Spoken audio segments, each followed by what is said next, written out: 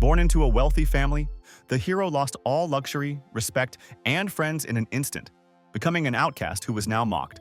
Recently, a powerful and well-to-do father was on the verge of death, and the doctor demanded $200,000 for saving his life.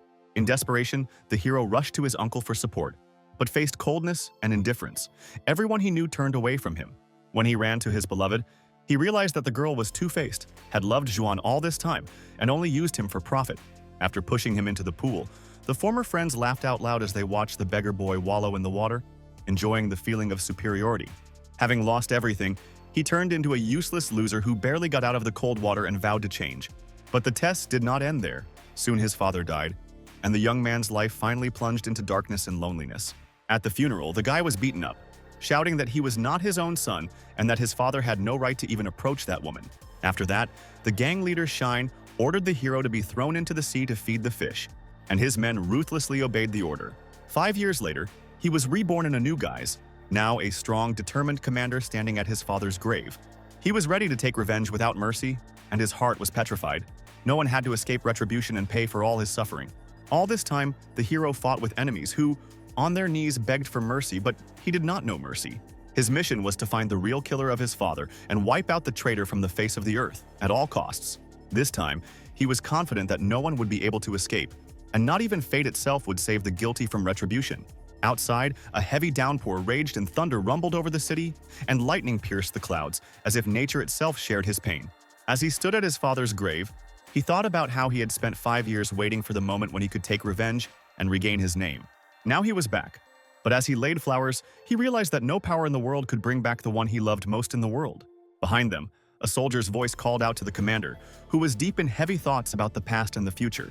Without turning around, the hero asked about business, and the latter reported that the top of the Shine had changed, and the trail of the old leaders had disappeared. Enraged, he ground his teeth, the last clue snapped, and with it, his slim hope collapsed. As he shouted for the investigation to continue, he realized that once he was back, he had to avenge his father's death at all costs. In the pouring rain, the sergeant came closer and said that he had more news that could change everything. Turning around, the captain heard that his wife had left her number, wanted to meet, talk, and possibly return what she had lost. When he took the card, he found out that she was now the CEO of a large joint stock company, which he did not expect at all. Clutching the card, he thought back to the day when he'd stood outside the operating theater, praying for a miracle that hadn't happened. Then the doctor coldly informed him that his father's heart would not survive without an emergency operation costing $200,000. He pleaded, explaining that the family's accounts were frozen, but he was ready to pay later, just to save the only one close to him. The doctor threw the papers in his face and told him with a cold smile that this was not charity and that there were no miracles. In desperation, he watched the medic go, realizing that he was completely alone, without help, support, or hope. The last bit of faith remained in his grandfather, and the hero's eyes lit up with determination as he headed towards the family mansion. It was a sunny day, but at the gates of the luxurious house the young man's hopes were shattered, and no one was waiting for him. The uncle smiled maliciously and said that it was useless to contact the old man. The entire fortune had long been recorded on him. Lighting a cigar, Tianming calmly declared that he would not give a penny, completely destroying his nephew's last hopes. The boy shouted, reminding him how his father paid for his uncle's gambling debts. But the man just grinned and said that it was a long time ago and the relative had the opportunity to do it. Calling the young man a useless trash, Tianming said that he would rather invest in dog breeding, considering it a quick and profitable business. Gritting his teeth like an animal, he could feel his blood boiling as his uncle's betrayal was the last straw of pain. Zhang held out his hands and shouted for him to hand over the money immediately, otherwise he wouldn't be able to answer for his actions. Not expecting such an outburst of rage, Tianming recoiled and thought that it was a good thing that there was a gate and a guard between them. Thinking him mad, his uncle ordered the guards to get rid of Jiang, and they mercilessly attacked the young man, beating him with clubs right at the gate. He collapsed to the ground, exhausted, and lay in front of the gates of the luxurious mansion that had once belonged to his father and the hero himself. Covered in blood and dirt, the boy had lost all hope of saving his father. But suddenly the phone rang in the silence. Uncle Wang was on the line. He had heard about the trouble and advised him to ask his girlfriend for money, saying that she could help. At this time, Ji's house was hosting a noisy pool party. The tables were full of treats, the music was blaring, and the guests were having fun. Rising from the pool, the girl felt the water drops slide on her skin, and the sun played with glare on the surface and was happy. Young people were enjoying the holiday. Some were swimming, some were sunbathing with a cocktail in their hand. Others were kissing, forgetting about everything in the world. Jiang, trying to force his way through the guards, shouted that he had to see the hostess, but was coldly told that entry was by invitation only. He held out his hands and called out loudly for Ji, but the guards blocked his path, pushing him back to the gate and preventing him from taking a single step. Hearing the commotion, Zhuan told his girlfriend to ignore it and said that it was her cousin who came to ask for money, as always. One of the beauties recognized Jiang and, with a mocking smile, asked why he had come because no one had called the janitor today. The angry crowd demanded that he leave, not understanding how he got here. But the guy insisted that he needed to talk to Ji. Laughing, the guests insisted that everyone had known about his family's debts for a long time, and they assumed that he had only come here to beg. Xuan stepped closer and angrily kicked him in the back, causing him to stagger and almost fall face first into the concrete. The force of the impact knocked Jiang off balance and he fell headfirst into the pool, splashing water in all directions. Scoffing, Swan said that he just wanted to help him freshen up, as he said he smelled like poverty and shame. Sitting on a chaise longue, the pink-haired girl coolly called Jiang a non-entity, as if denying his existence. He still managed to get out of the water, but the crowd continued to laugh loudly, pointing their fingers and enjoying the humiliation of the guy. After collecting the last of his dignity, the hero tried to explain that his father urgently needed surgery, and that Uncle Wang had promised to help. One of the guys, still jeering, asked if he really thought that the girl would give money or the man would come and force her. Jiang shook his head sadly. He didn't mean anything like that, just begged to save the life of the only person close to him. Jai stood up abruptly demanding silence, and after promising to give her some money, she said that she had to clarify something first. Holding a bank card in her hands, she confessed that she had always loved Zhuan and no longer wanted to have anything to do with the guy. With a cold smile, the girl added that his family had nothing left, and if it wasn't for her father, she wouldn't have helped even out of pity. Throwing the card on the floor angrily, Ji told him to pick it up and immediately disappear, so as not to annoy the others with his appearance anymore. Realizing that he was completely alone, the young man stood by the pool, motionless, as if petrified from pain and powerlessness. Listening to the taunts and scornful laughter, he couldn't believe that humans could be so cruel and inhumane. Clenching his fists, Jiang fought back tears and rage with the last of his strength, determined not to show weakness in front of the crowd. Finally gathering up his courage, he bent down to pick up the map and leave this cursed place as quickly as possible. But Zhuan suddenly put his foot on her and mockingly told her to wait, enjoying the humiliation he was inflicting on the hero. With a malicious smile, he told Jiang to get down on his knees and bark like a dog if he wanted money for the operation. Xuan taunted him and demanded that he follow his orders, saying that only in this way would he earn a handout and their mercy. As Jiang listened to the insults in silence, his eyes filled with flames of hatred and rage. After putting in all the pain and humiliation, he unexpectedly hit Xuan right in the face, cracking his nose open without a shred of regret. He lost his balance and fell on his back, blood spurting everywhere, and Ji ran towards him with a terrified cry. As Jiang ran away, he could hear her yelling at the guards to grab him immediately, and dozens of feet sounded behind her. As he raced forward, all he could think about was that his father had to wait, because the right amount was finally in his hands. The sun was slowly sinking as the haggard hero reached the huge hospital building, panting from exhaustion. Bursting into the doctor's office, he was trying to catch his breath, very much surprising the man with his unexpected appearance.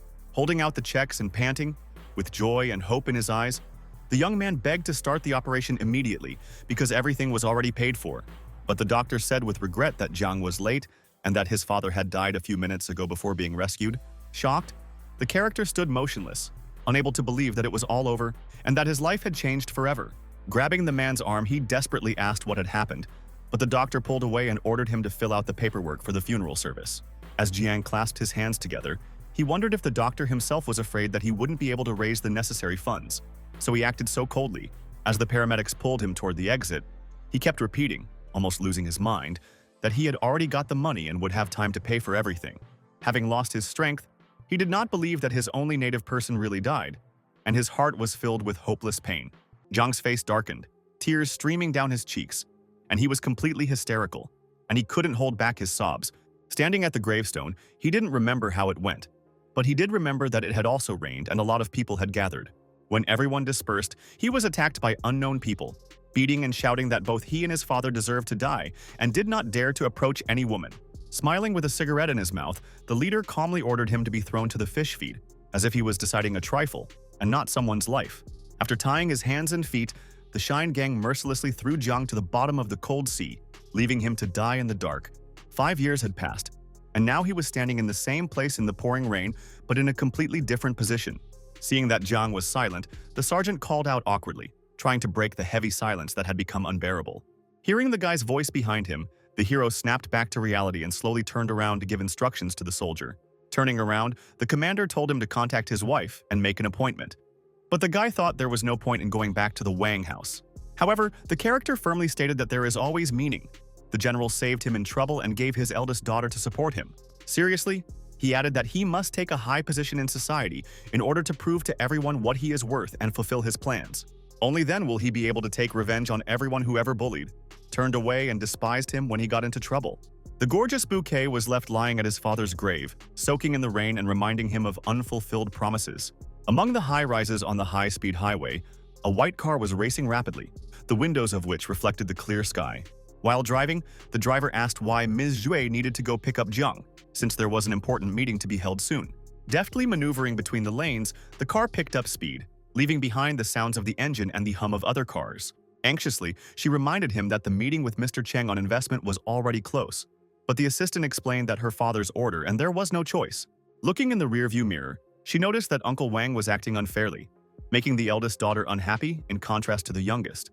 Listening to the accusations against her father, Sui silently pondered her fate, her head bowed and feeling hopeless. At this time, Jiang arrived at the airport, walking with a suitcase to the exit. He talked with his partner about the upcoming business. As the girls looked back at him, he listened to the man on the phone saying that he was always ready to help and had connections in Yunhai.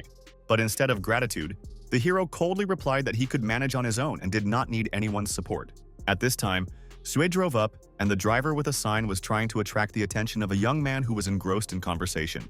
After hearing the promise to get information about the Daybreak Group, he decided to end the conversation and quickly dropped the call. Knowing that there was a long road of revenge ahead of him, he clutched his head, feeling the rage growing inside him and the desire to start acting right now. But when he saw his ex-wife with the driver, he immediately changed his expression to a friendly smile. While he waved at them, the girls irritably hurried him to sit down because they were already very late. Sighing heavily, Shui thought that 5 years of service had passed, and her ex hadn't changed a bit since that time. Suddenly, Chen called the driver to say that he had already arrived, and the woman promised that they would be there in half an hour. Turning to the assistant, she said that the head had arrived at her home and was now waiting there, and not in the office, as they had agreed earlier. Hearing this, the girl tensed, not understanding why the man went there because it was about a business meeting. The Wang family's country house looked luxurious, with stucco moldings and delicate patterns decorating the walls, emphasizing the opulence. In the living room, Chen bragged about his company's success to Sue's mother, and the woman enthusiastically advised him to take a closer look at his daughter. With a malicious smile, the head was ready to accept the offer, and she assured that she would force her to divorce Jiang in a short time. When the girl found them, she viciously asked what her mother was doing, and the latter replied with a smile that her daughter had come just in time to discuss important details. Ignoring the pleasantries, she clutched the folder in her hands and coldly announced that she was here to handle the company's business. Irritated, the assistant added that it was indecent for Head Chen to show up at her home uninvited. The man, as if reassuring, said that they would soon become one family, and the mother announced an investment of 10 million to help their company. Hearing such sums, Jiang behind him stiffened, his heart pounding painfully with shock and disbelief. To put it bluntly, Madame Wang thought that her daughter should get close to Chen and forget about the useless ex, and the hero understood that they just wanted to get rid of him. Pressing the girl, Chen reminded her sarcastically that Rizm needed money, and he didn't understand why he would refuse such support. Thinking that he was better suited for the role of son-in-law than Jiang, the leader grinned, and the mother rubbed her hands with satisfaction. Leaning over to Shui, the character whispered that he could also get 10 million, which surprised the girl. Hearing this, the head of the group grinned with a cigarette in his mouth, pursing his lips in disdain at the youth's naivety, thinking that the guy was just lying. Barely able to contain his laughter, he said that Jiang would have to save up all his life to collect such a sum, and his mother-in-law just rolled her eyes. Trying to justify himself, the hero said that his friends could help with money, but Chen laughed contemptuously as he watched. With a sneer, he added that they were from different worlds, and people like the guy were not allowed to go there forever, and everyone he knew was just as unlucky as he was. After hearing about Daybreak's investment for his company, Jiang looked up and challenged the smug CEO. Zhui, barely able to contain her annoyance, told her ex to shut up and asked Hexi to take him out of the house so as not to interfere with their conversation.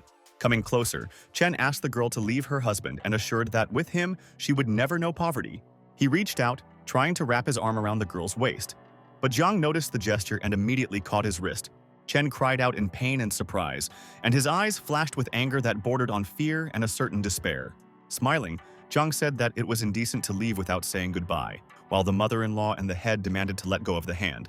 Obediently releasing his grip, the hero withdrew his hand, and the man, turning pale, rubbed his stiff limb and gnashed his teeth in anger. Enraged, Chen announced that he was withdrawing the investment and considered the deal terminated, while Madame Wang tried to calm him down in a panic. But the enraged man did not want to listen to an apology, considering that he was insulted in front of everyone, and this is not enough. Mother and daughter looked at each other in confusion, not understanding what to expect from the unpredictable guest now and what he really wants. Chen sat down on the sofa and muttered that the young man should crawl over and lick his shoes, also sign a divorce document, and beg for forgiveness. Enraged, Madame Wang told Jiang to immediately apologize to the head, but the character calmly replied that there was an important call waiting, and he didn't have time. At that moment, the phone rang and Chen ordered everyone to be quiet as important news came from the investor. Wang's eyes lit up with anticipation, believing that their company could be saved from collapse after all. Zhang watched intently, not understanding what the conversation was about, but he could sense the denouement approaching. Chen was thrilled to see that Daybreak's assistant was calling, not believing his luck and good fortune. He wanted to get the news as soon as possible. He pointed the screen triumphantly at Zhang's face, confident that he had proven his superiority and powerful connections in high society. Laughing loudly, Chen called the young man a boy, and Madame Wang was moved by her future son-in-law and the extent of his power. But when the phone announced the breakup of cooperation, the smile on his face instantly disappeared, replaced by despair and shock. Paling, the chief realized that it was all over now, and only debts and the collapse of his empire, which he had been building for many years, lay ahead. Stammering, he asked to contact the director. But he heard a terrible thing that he died last night and now it is impossible. Sweat was streaming down his face, his heart was pounding, and there was a real look of terror in his eyes. Chen didn't know what to do next. Then he lunged at Jiang, trying to grab him by the collar, as if hoping to regain the lost power that was slipping out of his hands. But the hero only smiled. And when the man heard the explanation, his eyes widened in shock that he had crossed the path of someone who shouldn't have. Noticing his reaction, the hero became alert and asked what had happened, asking if his investment request had finally been approved. Abruptly falling to his knees, Chen began to beg for mercy, repeating that this was all a terrible misunderstanding and he would fix it. Grabbing Jiang by the legs, he explained haltingly that he had worked for the sake of investment and vowed to do anything to be forgiven. Madame Wang, who was pale as chalk, held her head as she realized that it was over. Sui tried to calm her down, and Hexi was confused. Watching in horror, the girl didn't understand why the head was humiliating himself in front of her ex, wondering if he really did something wrong. On his knees, Chen beat his forehead on the floor, begging Jiang for mercy, muttering that he would give anything to save him. Gently touching his shoulder, the young man calmly said that he understood everything, and a faint hope of salvation flashed in the man's eyes. But then, as if a devilish whisper sounded behind the hero's back, he reminded the leader that they were from different worlds, and there would be no forgiveness. With frustration and despair, the man lowered his hands, listening to the cold words that there was no way for people like him to change. Realizing that he was losing everything he had ever lived for, Chen's mind raced, deciding that he had to act or he would be lost forever. Considering that Jiang was unable to control the company, he decided to talk to the right woman, leaving everyone at a loss as he left the mansion. Running into the room, Mrs. Wang shouted for an explanation of what the young man had done, but he insisted that he had done nothing wrong. Hearing this, she flushed with rage, but Zua gently asked her to calm down, putting it all down to chance, and Hexi quietly supported her. Jiang smiled silently, glad that Jiang had stayed true to his word and not revealed his secret even under pressure from the others. While her mother-in-law was fuming, the driver noticed that after such a disgrace, Chen was unlikely to become their ally again. Calling Jiang a slacker, Wang insisted that he was only mocking them, offering to help and feign participation in the company's life. Suddenly, a sharp pain shot through the hero's body. His hands began to tremble.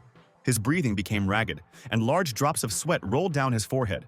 Realizing that the old wounds were starting to show again, Jiang decided to leave immediately before anyone noticed his weakness. Without saying goodbye, he said that he was tired from the road and wanted to rest, then quickly went up to the second floor.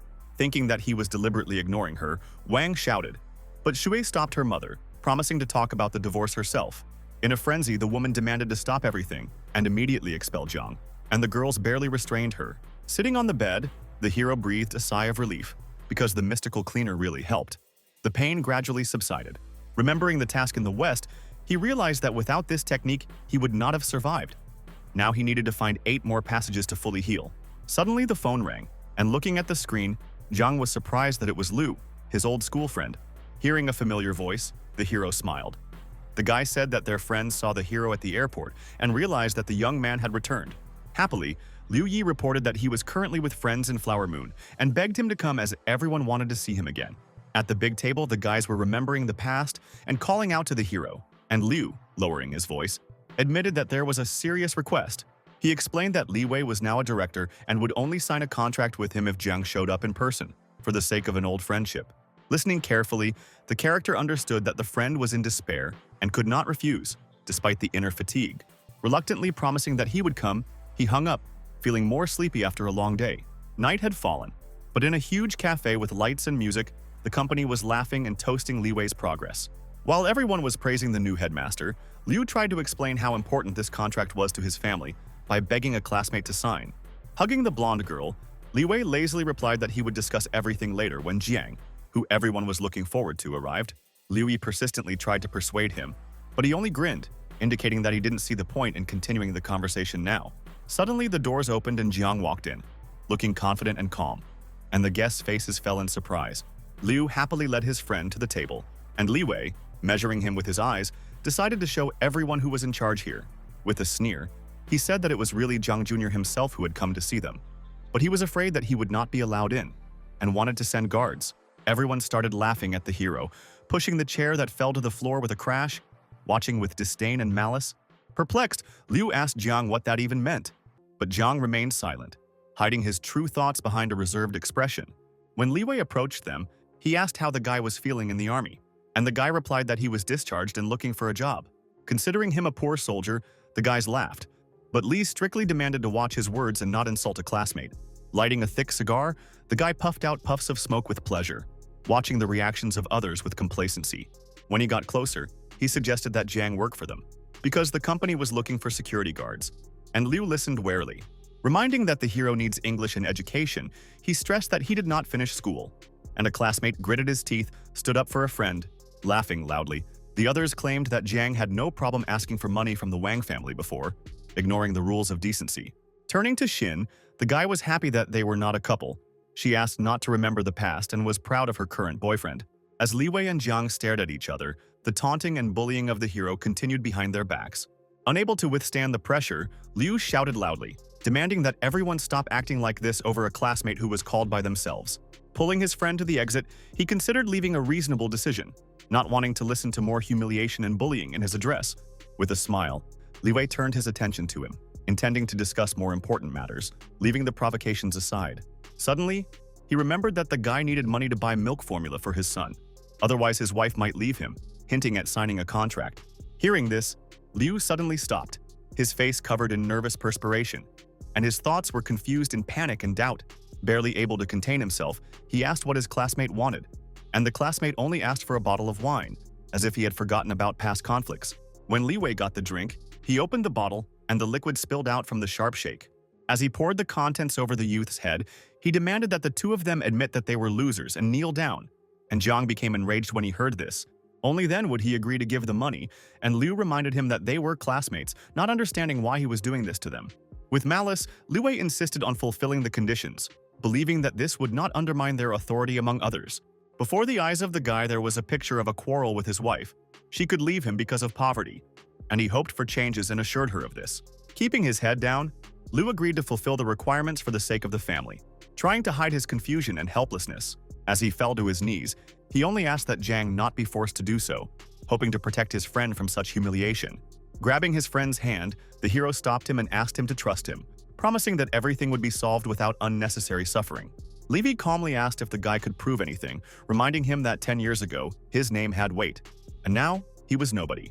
With one sharp movement, Jiang snatched the bottle from his hands, stopping his opponent from finishing, demonstrating his determination.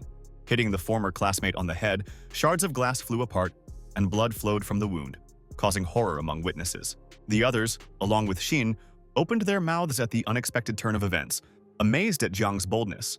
Looking up, Li Wei saw the gaping wound on his forehead and shouted out in indignation, not believing in the audacity of a weak classmate.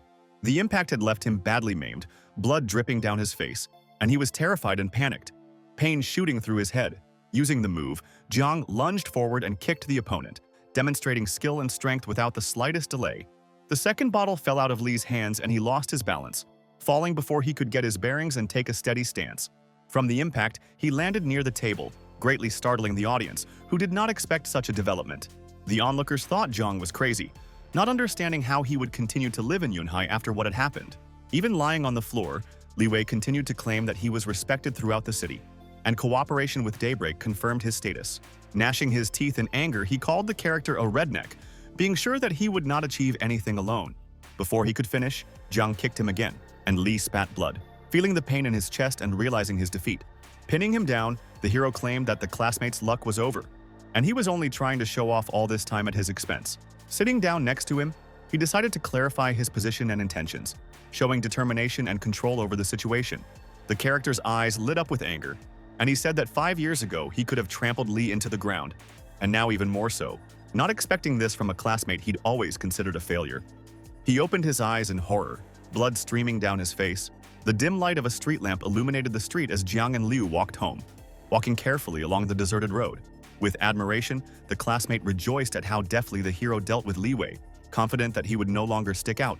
Overjoyed, he called his friend cool and admitted that if it wasn't for the investment, he would have gotten into a fight himself. And that was exactly what Jiang wanted to talk about. Without turning around, Li was happy to meet them, but asked them not to remember the sad things, trying to maintain the light atmosphere of the walk. Sitting down on the steps, he said that there was nothing wrong with the failure of his plan. It was a good day, because the offender got what he deserved. Realizing the gravity of the situation, Liu clutched his head in horror, not knowing how to go home and look his wife and child in the eye. Watching his friend, Jiang sighed heavily, but remained silent, hiding the emotions and concerns inside him.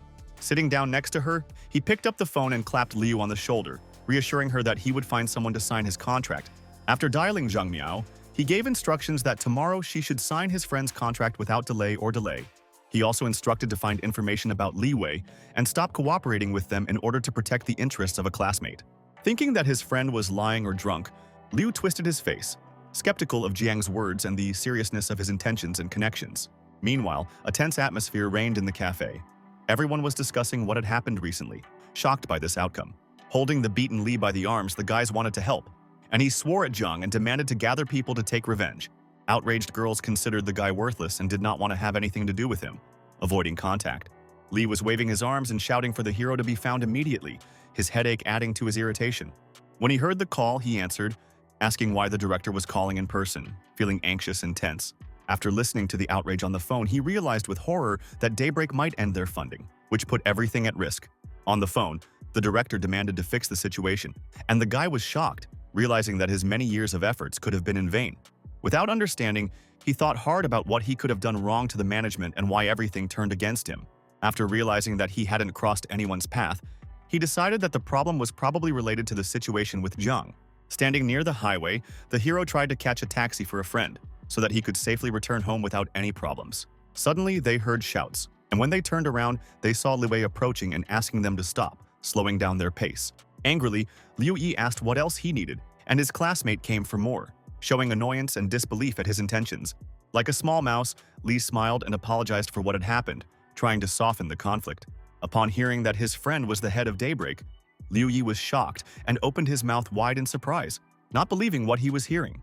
Jiang whirled around and said that he didn't need an apology, but Li was trying to keep the situation under control.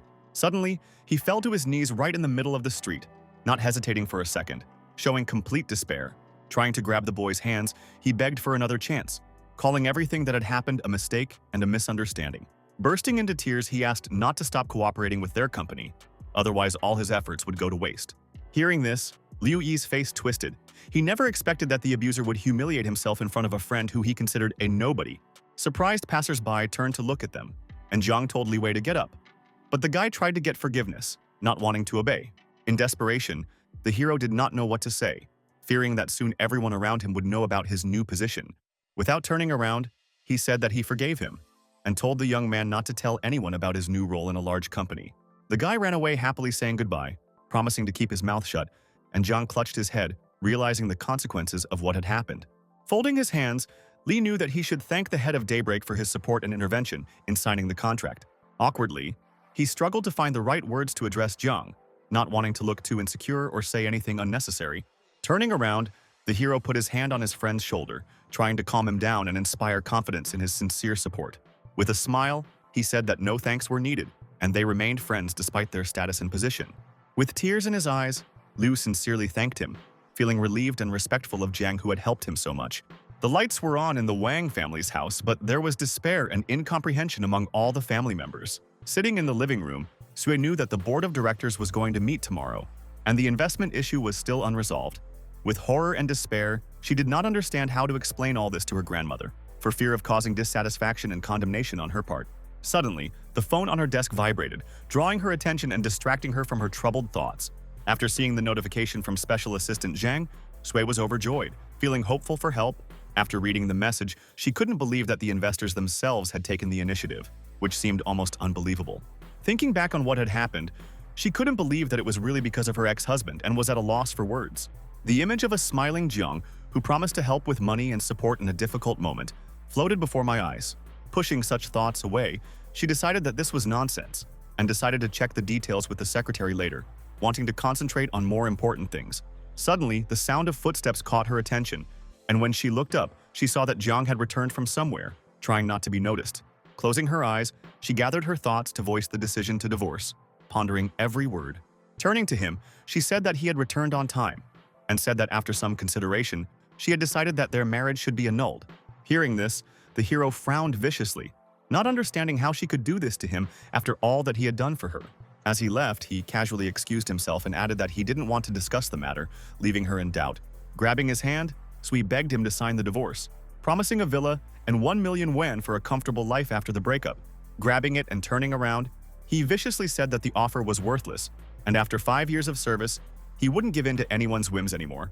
Looking into her eyes, Jiang knew that she was the one who had saved him years ago with her courage and care.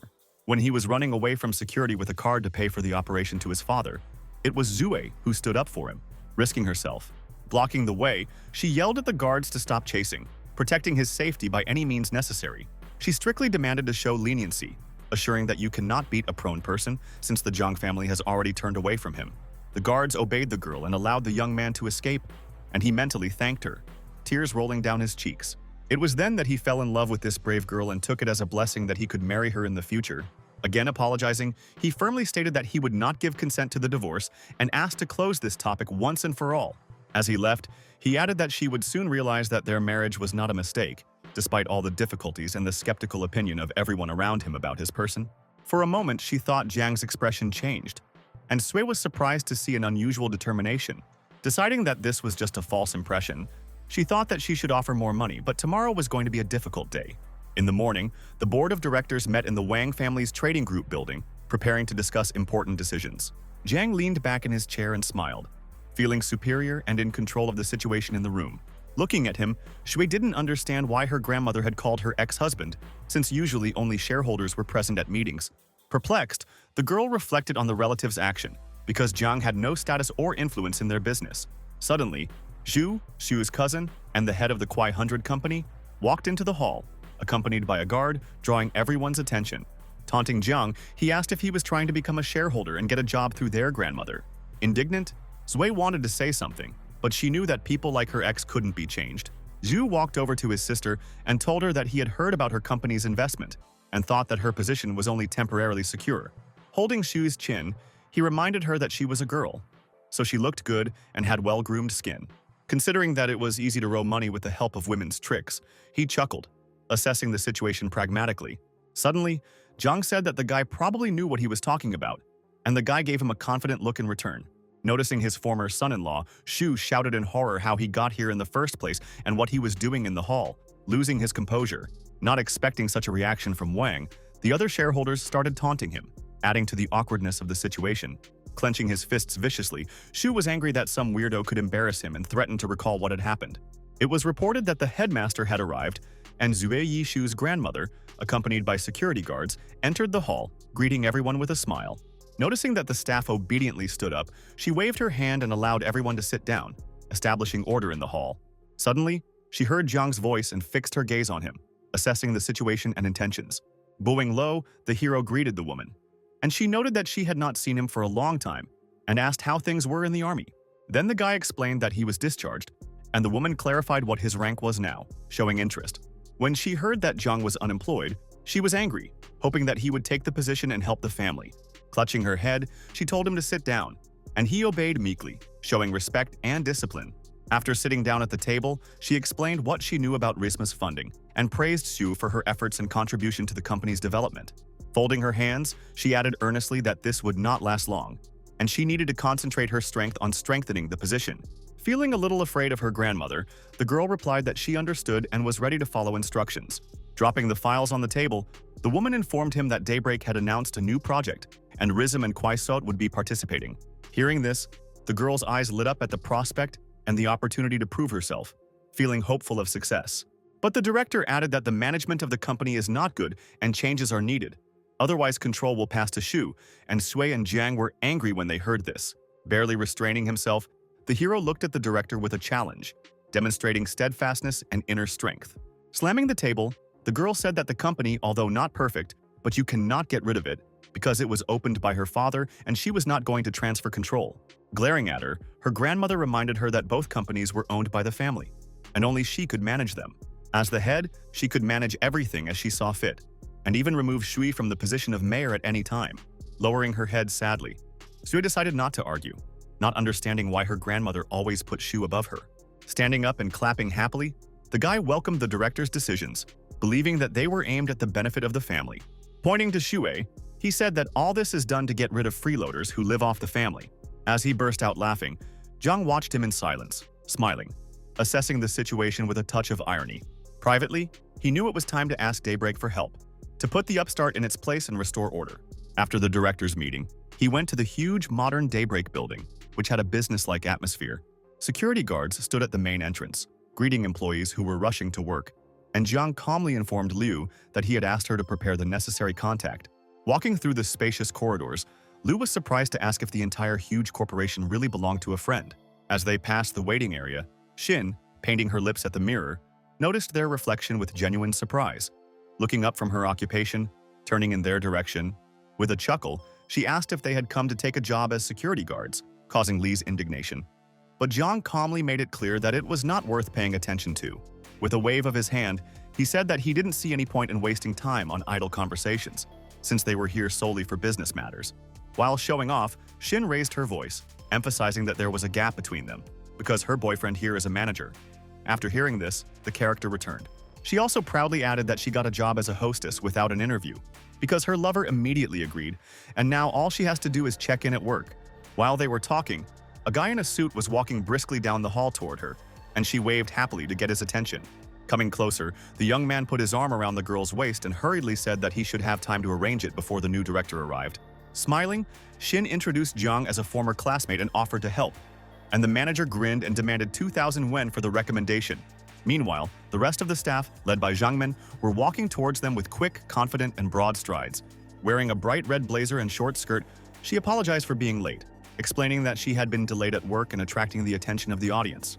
Walking closer, she bowed and joined the staff in greeting Jiang solemnly, congratulating him on his appointment as the new head. Hearing these words, Xin and her boyfriend froze, looking at him in disbelief, their faces pale and their eyes wide with shock. Calmly, the character told the secretary to conduct an internal investigation and bring Wang Lei to legal responsibility for abuse of office. Security guards grabbed the manager and the girl and led them out while pleading for forgiveness, and Liu couldn't hide his joy as he noticed that justice had finally been served. Later, in her office, Zhang Miao carefully handed Zhang a folder of documents and reported that the contract with Liu Ho had been successfully signed. Inside was a file cabinet called Spring Patterned Hall, where all the companies participating in the upcoming tender were described in detail. While studying the documents, Zhang noticed the Wang family's trading group among the royalty members, which caused him to be slightly surprised. Zhang Miao wanted to add something, but he closed the folder with a deft movement and said that it was not necessary to continue. Smiling enigmatically, he said that he already had completely different plans for the near future, beneficial for everyone. Meanwhile, the contestants gathered in the main hall of the Rizm Company, animatedly discussing the new owner of the Daybreak. Sue was worried, hoping that if her project won, she would be able to strengthen her family's position and increase the company's revenue. Suddenly, a familiar voice rang out from behind her. It was Zhu, who was surprised to note that he didn't expect to see his sister among the contestants. The guy himself thought that they were very lucky, because the Rizm Company was still funded. But with a grin, he added that this was clearly not enough to win. Laughing, he hinted that his sister might be planning to use her feminine charms on the new headmaster, and Zhui clenched her fists in anger. Soon, Zhang Miao walked up to the podium, elegant and collected, and greeted all the contestants. Introducing herself as the secretary of the director of the largest company, she said that the results of the tender had already been summed up.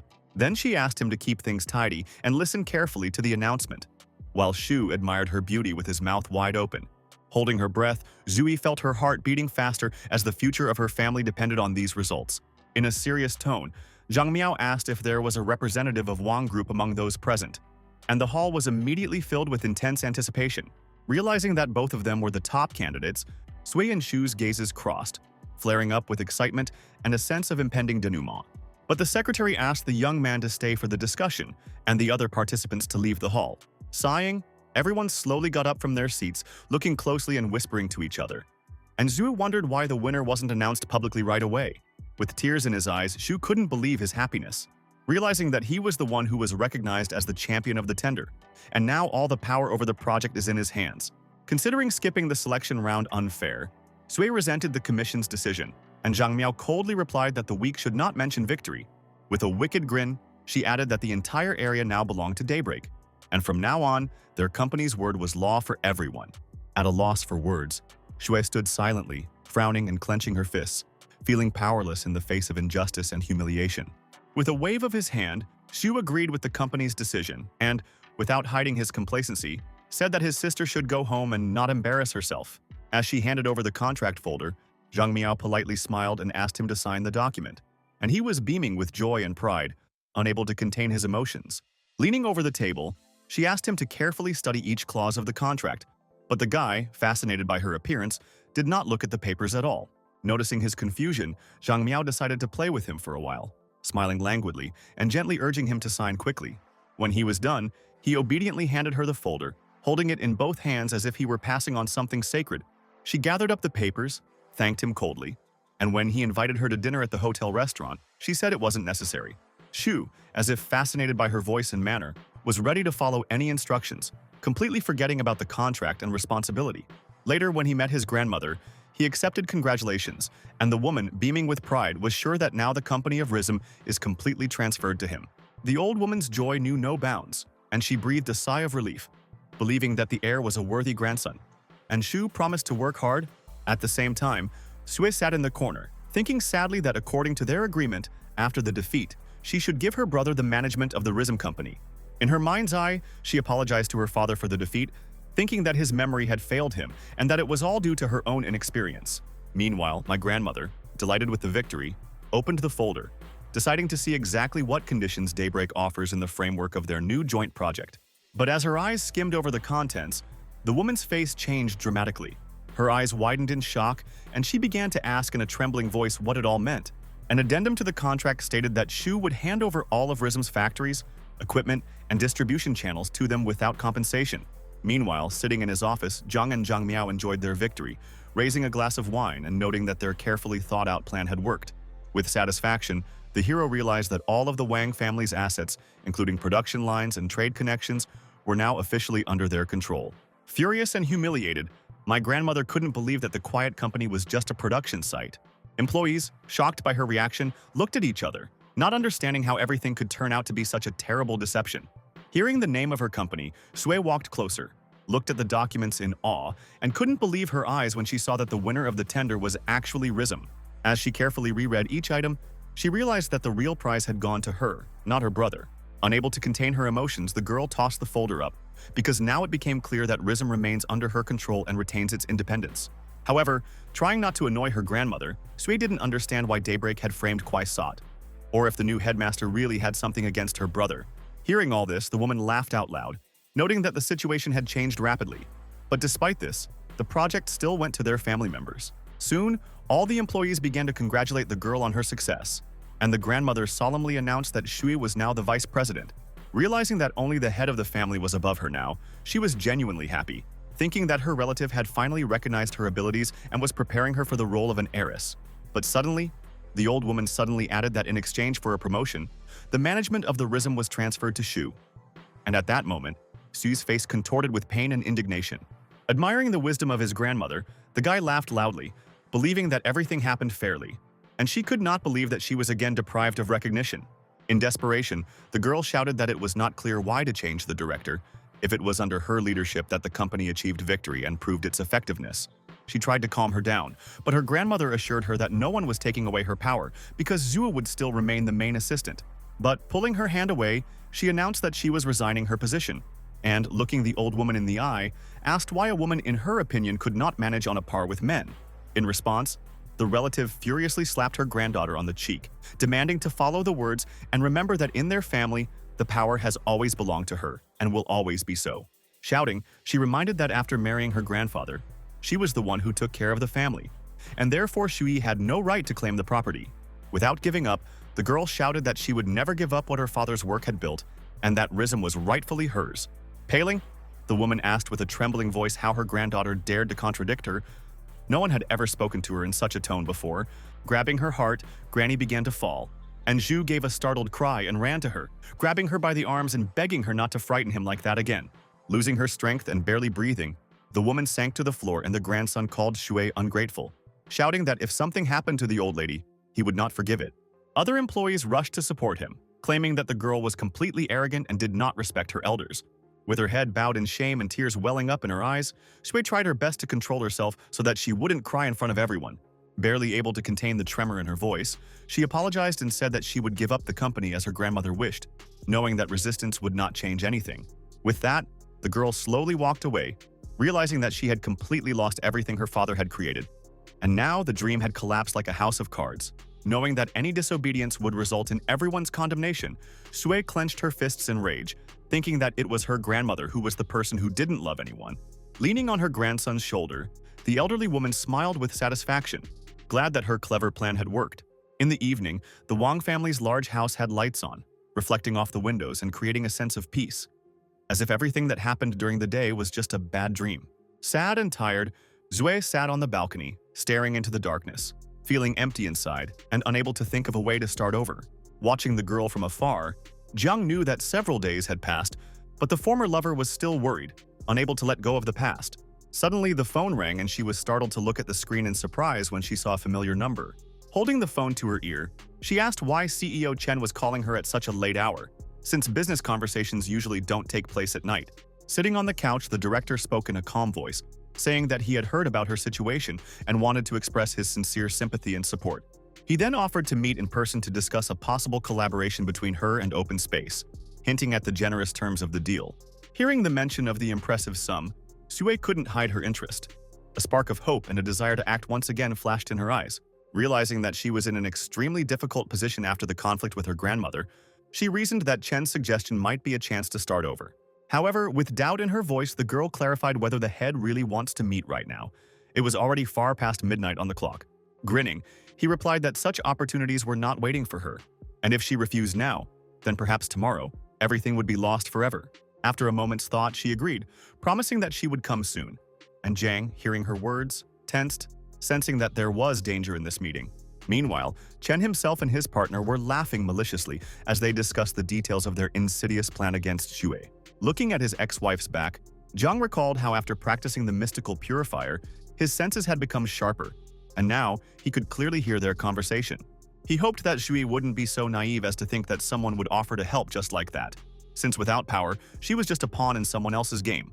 In a cozy cafe in the center of Yunhai, where even late at night it was crowded, two directors were quietly drinking wine while waiting for the girl to arrive. Liu Feng, the head of Open Space, was a smiling, mustachioed, middle-aged man who exuded ostentatious good humor and confidence.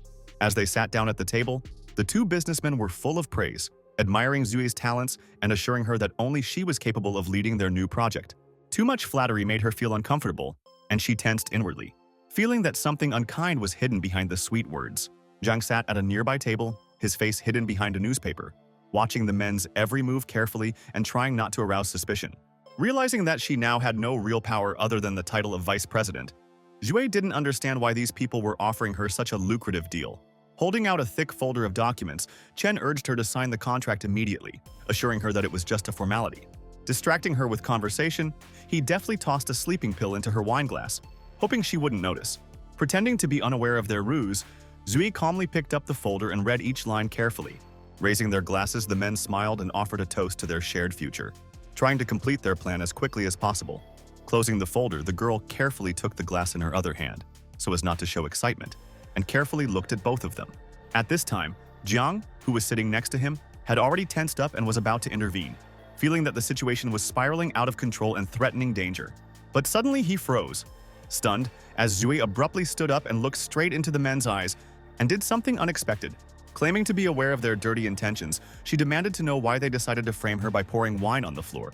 Realizing that their plan was discovered, the men were confused and froze in shock, unable to find words to justify themselves to the angry girl. Pointing his finger at her, Liu Feng cursed Xue harshly, telling her not to be conceited because no one needed her without the Wang family's support anyway. But he stopped abruptly, feeling a sharp pain in his stomach, and fell silent, realizing that he had drunk a poisoned drink. His face contorted with horror, he spat out the rest of the wine while Chen helplessly slapped him on the back, realizing that the trap had turned out to be a disaster for them. Placing her empty glass on the table, Sui coldly told the two of them to never get in her way again, and left the cafe with her head held high. As she left, she said coldly over her shoulder that if this ever happened again, she would call the police immediately, leaving the men in a terrible state. Watching from the sidelines, Jiang noted with a slight grin that he had a truly strong and dignified wife. Taking care of Liu Fen's condition, Chen assured him that he would definitely help teach Xu a lesson, since she had humiliated them and ruined their reputation. Realizing that the effect of the pill was too strong, his partner suggested that he find girls to relax after the stress. Before they could get up, however, they heard a familiar, confident voice behind them that made their blood run cold. Not knowing who exactly was addressing them, the two men looked at each other in disbelief, then recognized Jiang's figure in the shadows with horror. Looking at them sternly, the hero said that there was a great place nearby to cool off quickly, and his words sounded like he was passing sentence on them. Terrified, Chen and Liu both froze, eyes wide, knowing that there was no way they could escape. Walking away among the lighted skyscrapers, the young man chuckled and wished them all a good time, knowing that the lesson they had learned today would be remembered for a long time. At this time, in the alley, the ringleaders were sitting in a locked garbage barrel, jostling and shouting for help, not understanding how things had turned against them. Despite heavy rain and overcast skies, fireworks thundered over the city, lighting up the streets with flashes of light. On the way home, Xue thought sadly, is it really that difficult for a woman to open her own company and gain recognition?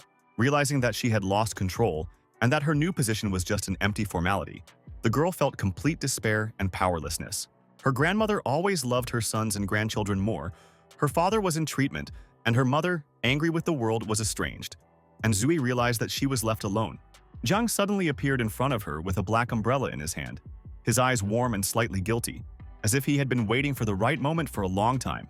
With a small smile, he told her that he had come to see her home, and she was startled by his sudden appearance and couldn't believe her eyes. Walking beside him in the still rain, she felt a strange mixture of sadness and warmth. Glad that he was there at this very moment and didn't leave her alone. To attract attention and break the silence, Sui lightly tugged on his sleeve, wanting to speak, but not daring to choose the right words. Finally, when she had gathered her courage, she confessed that now she had nothing and asked if he would like to find a job because she would have nothing to support him with. Instead of answering, Jiang lightly poked her forehead with his finger and said with a smile that he didn't need pity, which made her laugh in spite of herself. After a short pause, he added that he was already working on a case that would soon bear fruit, but could not yet disclose all the details and asked to wait a little. As if mesmerized by his calmness, the girl asked with interest what exactly he was doing, but Jiang only gave a mysterious smile, not answering directly. Their conversation was suddenly interrupted by a loud voice. It was the mother and grandmother who ran out in the rain, calling Xue, clearly annoyed and agitated about something. Rushing to her, the old woman sharply slapped her granddaughter in the face, calling her a traitor, and the girl's eyes froze with bewilderment and pain at such an injustice. In a rage, the old lady shouted that she had only asked her to replace Xu, and that she had brought trouble on him because now, according to her, the guy was kidnapped because of her. Outraged by the accusations, she tried to understand what she had to do with it and why all the troubles were being blamed on her again. But the old woman did not listen and swung again. Abruptly intervening, Jiang grabbed Grandma's hand and firmly demanded to stop, not allowing her to hit the girl. With cold fury in his voice, he said that conflicts are resolved with words, not physical violence. And even the kindred power does not give the right to humiliate others. Jiang then explained that he had told him the truth that Xu had lost a large sum at the casino, and that was why he was currently being held by creditors. Pushing him away, his grandmother scornfully asked him how he dared to interfere in the family's affairs, since he was no longer related to their home. Without holding back his irritation, the hero firmly stated that as long as he was around, no one would dare to touch his wife, and there was an unwavering determination in his voice. Trying to escape from his grip, the old woman became increasingly angry, not expecting that someone would dare to contradict her and question her authority. Surprised by her ex-husband's action, she felt hopeful for the first time in a long time. Maybe he really had changed and become different. But realizing that the situation was escalating, she tried to stop him because she did not want another scandal to lead to new misfortunes. Without loosening his grip, the young man firmly stated that his grandmother had no proof of Shu's guilt and demanded to search for the real reason for his grandson's disappearance. Then he added that if it turns out that the girl is not guilty of anything, she will have to apologize to her. Looking directly into the woman's eyes, not wanting to start a showdown in the pouring rain, everyone headed back to the mansion, where there was an uneasy silence and the lights in the main hall were on. Inside, unknown people were standing next to the bound Shu, who was crying and begging his grandmother to save him, assuring that he would not repeat his mistakes. Rushing to her grandson's side, the woman demanded that Shu immediately order the guy to be released, but the girl just stared at her in silence, not understanding anything. Surrounding everyone, the guards hoarsely asked if the old woman had brought the promised 300 million yuan, otherwise they weren't going to let the prisoner go. Stunned, the grandmother asked in surprise if it wasn't her granddaughter who had hired them to kidnap Shu, and this caused laughter even from those who were standing with weapons. Zhang, who was standing behind him, said wearily that it was already repeated, explaining that it was not about the abduction at all, but about the casino. He also added that his friend gave details. Shu lost a huge amount and took out a debt at a high interest rate to pay it off. While continuing to defend her beloved grandson, the old lady was still convinced that it was all Shu's fault and demanded that everyone shut up. Suddenly, an unidentified elderly man in a wheelchair told security guards to step aside to take a personal look at those who had dared to hire him to kidnap them. Recognizing the stranger as an influential gentleman, the grandmother asked in a trembling and uncertain voice, "Is this really a man named He?" Sitting confidently in front of her with a white small cat in her arms was the most powerful person in all of Yunhai. As he watched, in the crowd of Wang family members, he suddenly noticed his commander-in-chief Jiang. When he was about to address the young man, the hero motioned for the master to keep everything a secret and not reveal his status.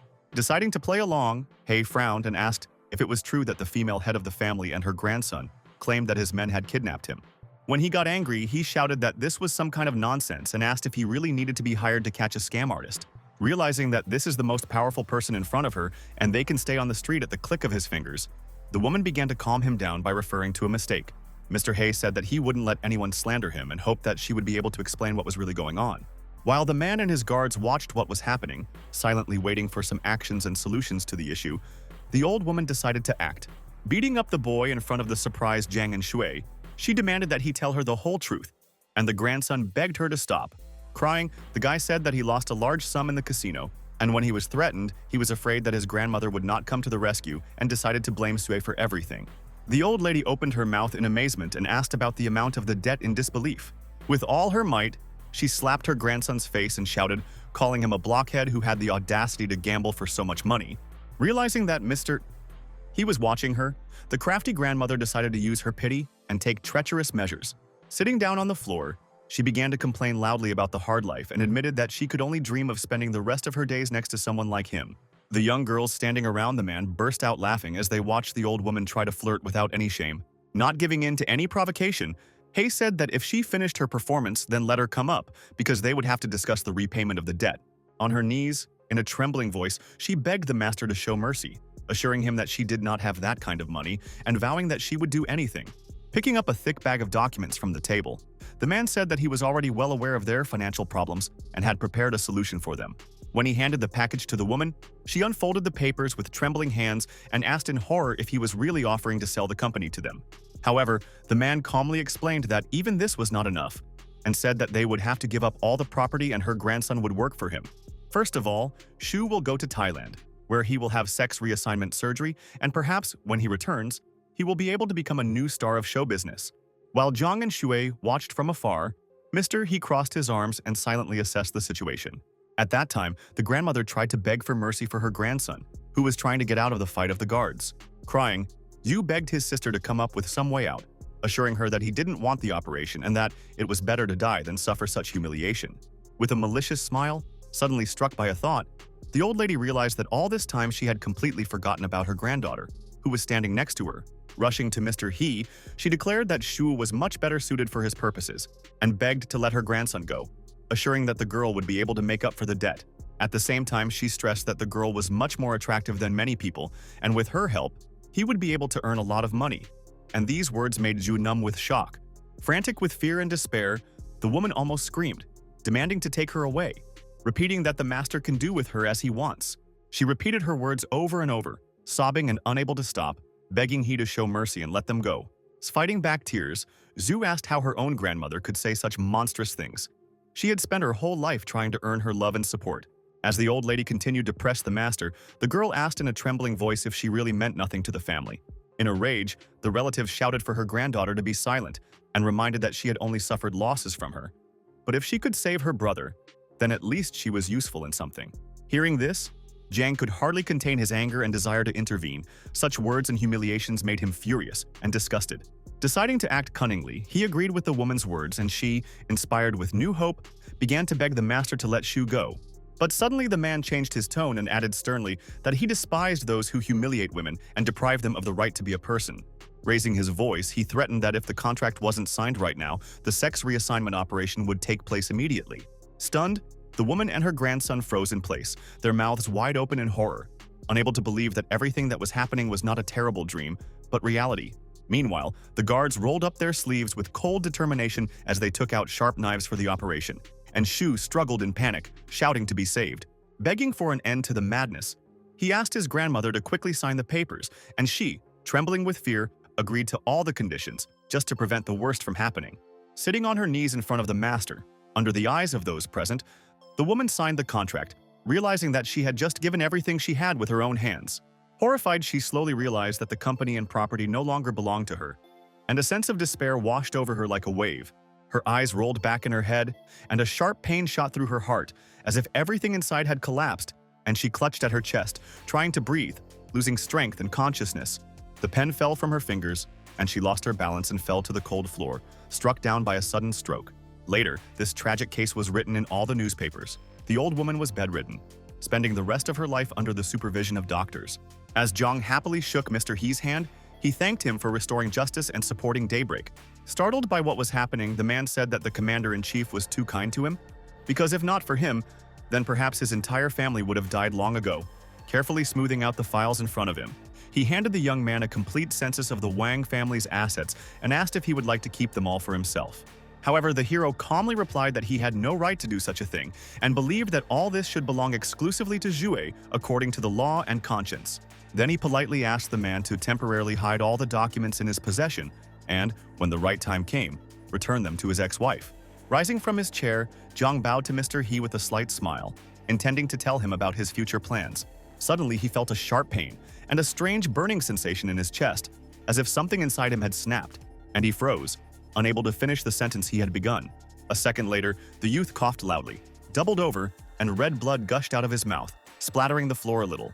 Fearing the worst, Mr. He anxiously asked if the commander-in-chief was okay, preparing to call for medical help.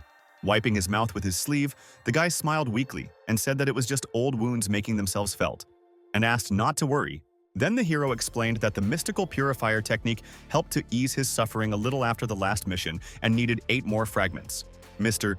He anxiously asked if Jiang would like him to introduce him to proven healers, assuring him that they would be able to get him back on his feet. But, gritting his teeth, the guy firmly said that all this was useless, and only the remaining parts of the mystical cleaner could save his life. Slamming his palm down on the massive table, the man promised that, if necessary, he would sell all his possessions to find traces of Father Jiang's killers. The heavy impact caused the Wang family's expensive jewelry on the table to clink and shatter. Suddenly, the young man's attention was drawn to a strange green pendant that glittered with a soft light that radiated ancient energy. While he irritably turned to the maid and rudely asked her why she didn't clear the table, Zhang silently examined the jewelry he found. Picking up the pendant, the youth said thoughtfully that there might be no need to waste their resources anymore and look for traces. The answer seemed to be right in front of them. After taking the find, he said goodbye, saying that he had to go home immediately, and silently reflected that the pendant radiated energy that could lead him to a solution. When he returned to the mansion and opened the doors, he called out loudly to his ex-wife, saying that he wanted to discuss something important and urgent with her. Meanwhile, Sui sat on the bed, hugging and comforting her sobbing mother, quietly promising that she would definitely find a way out of the situation. A puzzled Jiang asked from the doorway what had happened, and why his mother-in-law was crying so hard, feeling that something terrible had happened in the house again. Through tears, The women said that the father of the family was diagnosed with late-stage cancer, and now they did not know at all how to proceed. When he realized how serious the situation was, and that there was almost no time left, he realized that delay was unacceptable, and something must be done immediately. The memory of the hero came back to the huge planes that he used to play with when he was a child, not suspecting that one day life itself would throw up much harder tests for him. Ever since he was a child, Uncle Wang had treated him with warmth and care, as if he were his own nephew, and often invited him to stay with him. When everyone turned their backs on Jiang, only he did not remain indifferent, found out about his plight, and did everything possible to support him. He has repeatedly said that he sees Jiang as his own son, hoping that one day he will marry his daughter and become part of his family. While they were driving to the Langxiang hospital, Wei called to inform them of their arrival and begged the guy to go faster. As Jiang maneuvered between the cars and felt his heart tighten with anxiety, he mentally begged his uncle to wait for him alive. Soon, they found themselves in front of the tall building of the clinic, the windows of which reflected the cold sky and the hope that the hero was ready to cling to until the last. Without wasting a second, they ran down the long corridor filled with the smell of medicine and anxious voices.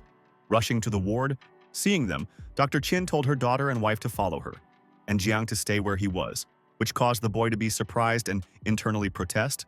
Confused and worried, he exchanged a puzzled look with Shui, trying to understand why he was forbidden to enter. Not hiding her annoyance, the girl demanded to know why the young man was not allowed to see his uncle, who called him.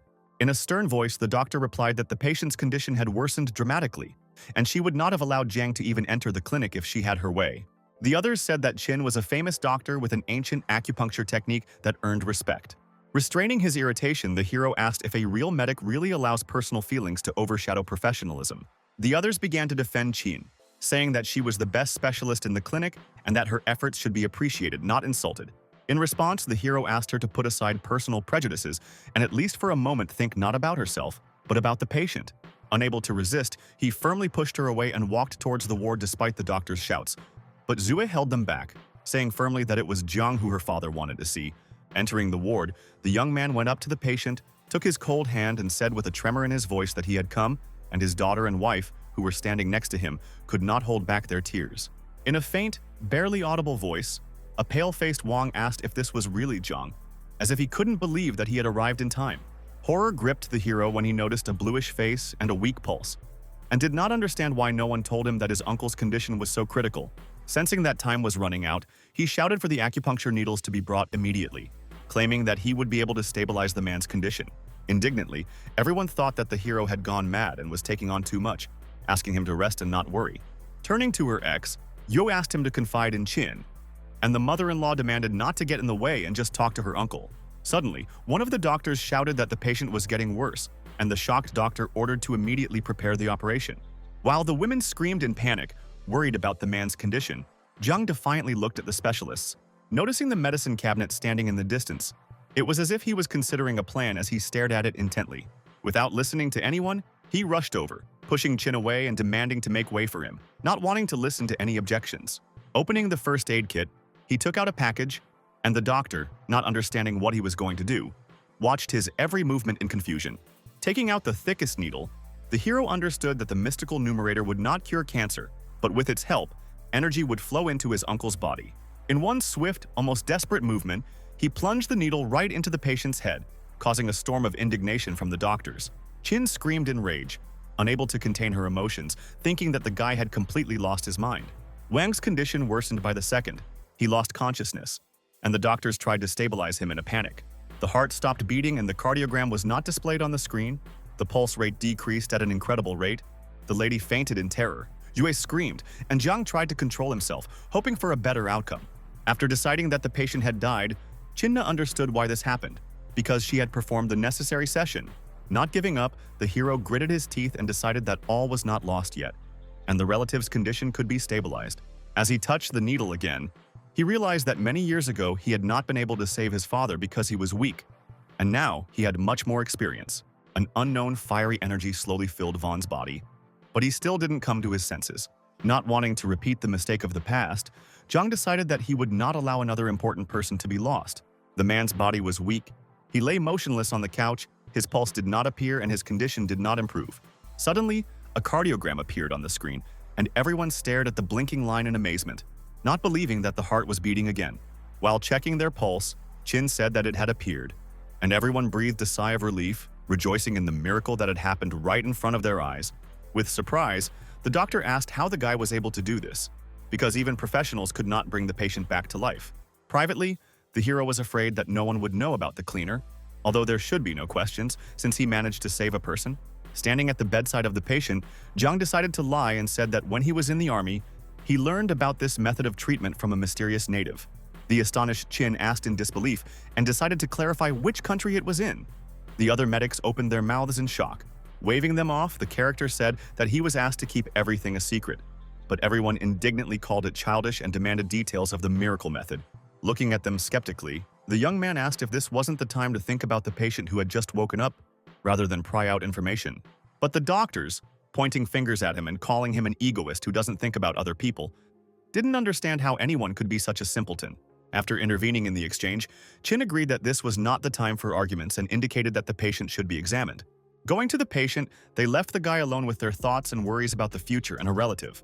Suddenly, the girl stopped in the doorway and called Jiang's name with a smile, as if she was going to tell him something. Then she noted that he was no longer the loser he once was, and the hero, lowering his head, asked not to overpraise. As she left, she realized that the other medics might have believed the story about the mysterious native, but not her, and decided to find out later. Walking up to his uncle, he saw his ex-wife in a depressed state and asked if she was okay, worrying. Abruptly, the girl rushed to him and hugged him tightly. Not expecting such a turn of events, the character opened his eyes wide in surprise.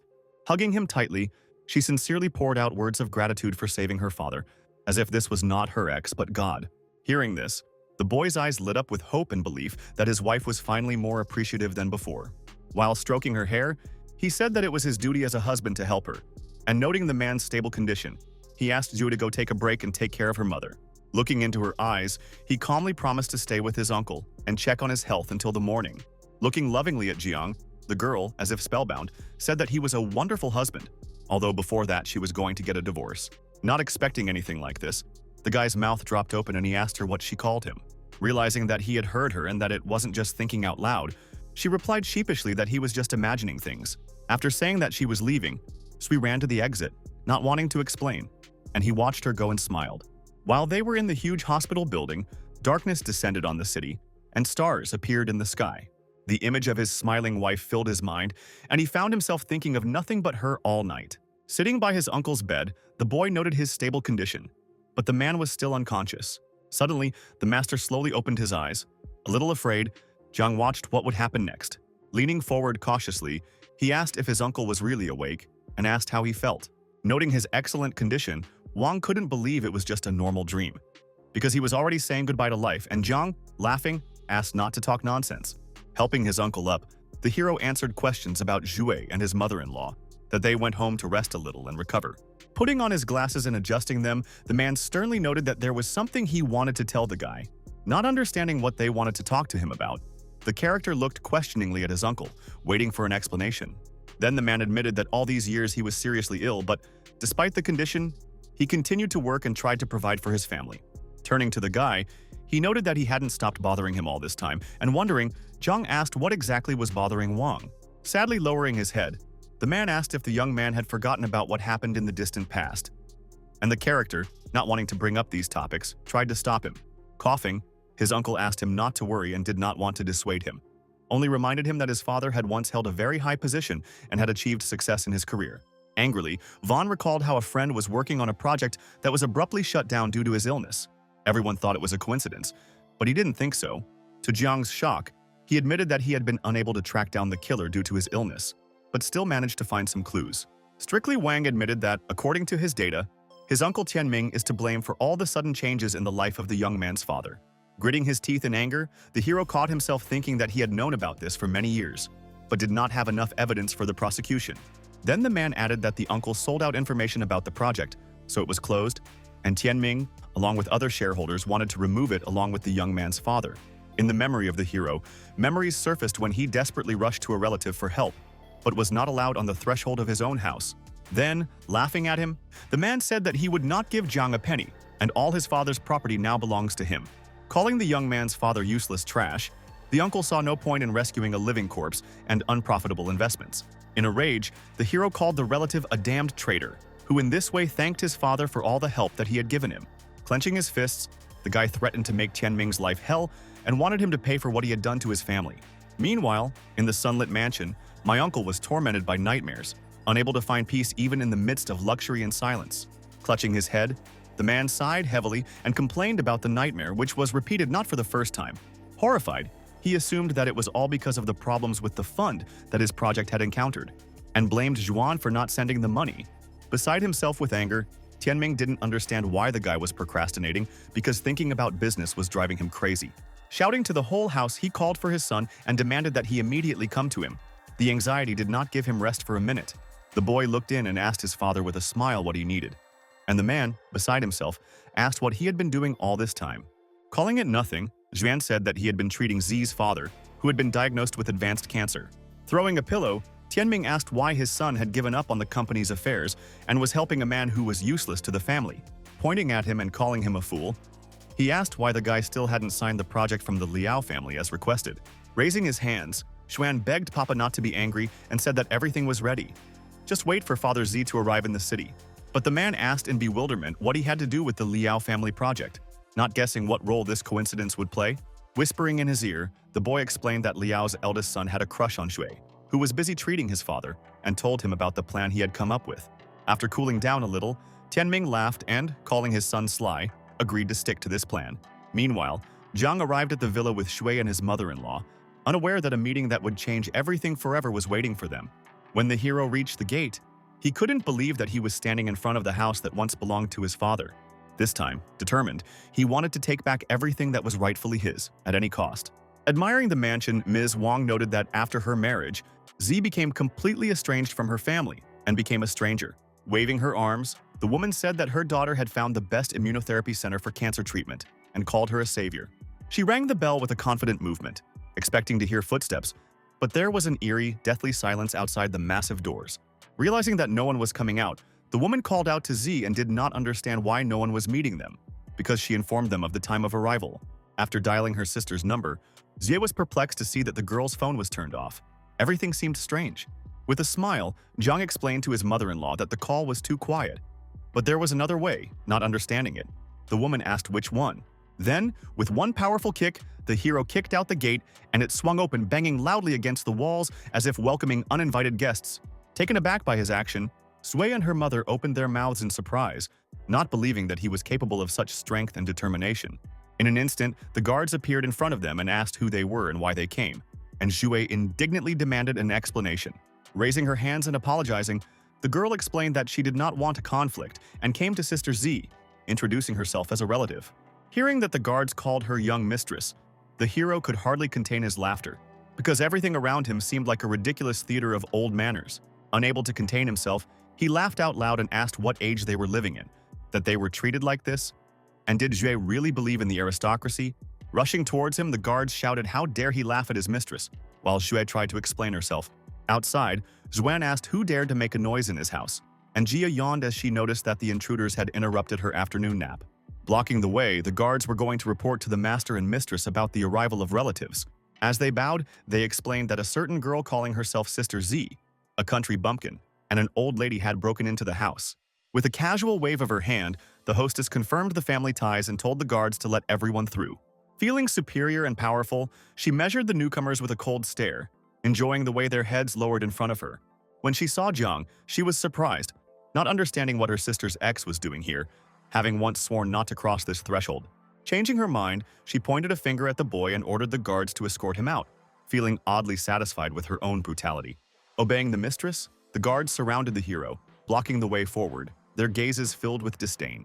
Enraged, Zui yelled out if her sister was sane, and why she had invited them if she wasn't letting her son-in-law in now. Waving their batons, the guards claimed that they wanted to teach the young man a lesson and had nothing against them, asking them to disperse. Zhang reassured his wife by telling her not to worry and to step aside. But when she caught the look in his eyes, she was even more worried. As he strode boldly forward, he noticed that they had come a long way, and her sister's husband and his dogs did not know the rules of decency. Rolling up his sleeves, he deduced that the guards had received a bad upbringing and wanted to be their strict mentor. Pointing a finger at the guy, they shouted that if he wanted to get close to the master and mistress, he had to go through them first. Using the move, Jiang kicked the commander right in the jaw, causing the other guards to open their mouths in surprise. Shouting at them, Zhuan asked why everyone had stopped dead in their tracks and gave the order to attack together. Watching the opponents closely, the character looked for their weak points and then delivered precise kicks, knocking the guards down. One of the guards tried to hit him with a club swinging, but the young man managed to catch his arm. Performing a tactical throw, he turned the man's body over and threw it to the ground like a sack of potatoes.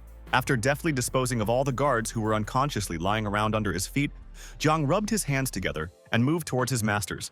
When they heard that they were next, Zhuan and Z opened their mouths in horror and froze on the spot like puppets whose strings were cut off. Laughing, they threatened the hero, saying that if he did something, they would call the police. And with his skills, he would be behind bars for a long time. With a malicious grin, Zhang noted that this was a good plan and asked to call the special service. Hearing this, the girl thought that he was crazy, but the gentleman, quickly dialing the phone number, decided to act immediately.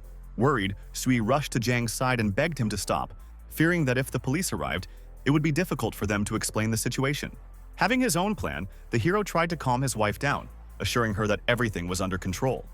Although deep down he himself felt alarmed, when Xuan got through, he shouted into the phone that some madman was destroying his house, and the service promised to arrive within 5 minutes. After finishing the conversation, the guy felt superior and hoped for justice, not suspecting that his world would soon collapse. With her eyes burning with vengeance, Z claimed that in a moment, the young man would be behind bars forever. Rubbing his hands, the character noted that this time would be enough to tear off their arms and legs, and then insert them back. The girl's face changed in dismay, and she indignantly called him an impudent man, trying to hide the fear that betrayed her eyes. Surrounded by a fiery aura, the hero quickly approached the owners, claiming that they were no match for him. Swinging his legs deftly, Zhuan asked if Zhang really thought he was the only one who knew martial arts and boasted a black belt in Taekwondo. Suddenly, they heard the sound of an approaching siren, and a police car pulled up to the gate, its lights flashing. Noticing the service, the hero let out a sigh of relief and smiled, realizing that this circus would soon be over. The opponent tried to hit him on the leg, but the hero managed to deftly dodge, and he prepared for the next attack. Waving his fists, Zhuan shouted for the guy to stop running away and fight him like a man, not hiding behind an ostentatious calm. Seeing his hands in front of him, Zhang thought with a smile that this was a great excuse to turn the situation to his advantage. Watching the battle, Zhui screamed in horror, worried for her ex-husband, her heart pounding wildly. Deciding to give in to Xuan, Zhang was hit and fell to the ground, badly bruised, unable to get up. Leaping out of the car, Sergeant Lin showed her police ID and demanded that the fight stop immediately. The bewildered master and mistress froze in horror, not expecting such a turn of events, as if reality had collapsed on their heads in an instant. Sternly, the police officer said that if he twitched again, he would immediately go to the station. Her voice sounded menacing. Rushing to the wounded Zhang, Lin noticed that there was a lot of blood, and the hero shouted that the guy wanted to kill him to death. Astonished, Xuan defended himself, claiming that he hadn't even touched it, and wanted to argue that the blood wasn't real. Abruptly, the sergeant pulled out a pistol and pointed the muzzle directly at him, without the slightest hesitation. It was obvious that the girl owned a weapon. Aiming for the guy's head, she demanded that he stop talking and put his hands up, not wanting to listen to any excuses. With a malicious smile, Zhang noted that he had cleverly managed to turn his cunning plan to his advantage. Once in jail, Zhuan shouted that the wrong person had been arrested and burst into tears like a child who had been unfairly punished. As he tried in vain to get out, the police car slowly pulled away from the mansion, leaving a trail of flashing lights in its wake. Calling Lin names, Z insisted that the wounds on Zhang's body could not have been the work of her husband, because he was barely able to stand on his feet that day. Grabbing the cheeky girl by the chin, the sergeant icily asked if she would like to switch places with him for a couple of days. They snapped their handcuffs and continued to argue over who was wrong and who was right, turning the interrogation into a theatrical scene of recrimination. At this time, the ambulance picked up the injured hero, and Zhui, choking with anxiety, asked the doctors endlessly about his condition. When he woke up in the hospital room, he slowly reached over to the nightstand and took out the business card left by Lin, who had visited him the day before. After reading what he had written, he was surprised. He did not expect that such a young girl, an officer, and even the deputy head of the police department. When she checked on him, she left her personal number, explaining that she couldn't stand to see innocent people being bullied. Slapping his face, the hero realized that he just wanted to put Xuan down and not make him feel sorry for himself, as if he was a defenseless puppy. Feeling like a gigolo, he stared at the card until a sudden rustle outside the door made him stiffen. The policeman at the door asked who had come to see the patient, and the secretary, smiling, said that it was the young man's uncle, the young owner of the mansion. As he approached the ward, Tianming ordered that no one be allowed in, no matter what sounds might be heard from outside the door, determined to teach his nephew a painful lesson. With the pipe clenched between his teeth, he still looked defiant, as if the years had left no trace on him.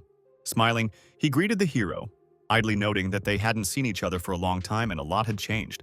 Walking over to the couch, he roughly stamped his foot on Jiang's blanket, indicating who was in charge and what his respect was worth. Chuckling viciously, Tianming noticed that the boy was not a blunder, and before he returned, he had already put his son behind bars, forgetting the last lesson. Looking at the relative's shoe, Jiang calmly asked if the relative was really going to teach him a lesson. Feeling neither fear nor pain, grabbing the youth's face, the uncle demanded that he withdraw the statement and personally apologize to Xuan and all his guards. Piercing him with a confident look, the guy coldly said that for him, Tianming is just a dung beetle who has long forgotten how to live honestly. Dumbfounded, he stared at the character, not understanding what the character was saying or why it came out of his mouth with such confidence. Letting his guard down, Tianming didn't have time to react when his nephew grabbed his finger and began to twist the joint mercilessly. Writhing in pain, the man screamed and tried to pull away, but the young man only tightened his grip, enjoying the feeling of control. Hearing the screams, the police looked at each other, not understanding what was going on, and decided to check the ward to make sure everything was in order. Deftly intercepting attention, the secretary explained that inside the guards were just singing, trying to entertain bored law enforcement officers. Inwardly, Jiang thought that everything was going badly. The boss was busy with education, and the police should be given an excuse not to come in, even if they sang louder. Slapping the guards on the buttocks, he chuckled and ordered them to sing louder, while the police watched in bewilderment at this strange scene. As Jiang continued to torment his uncle, he mockingly asked if he wanted to show respect if he came to plead for his son. Taking advantage of the moment, he said that he demanded to transfer all his property and his cousin to him, which threw Tianming into horror.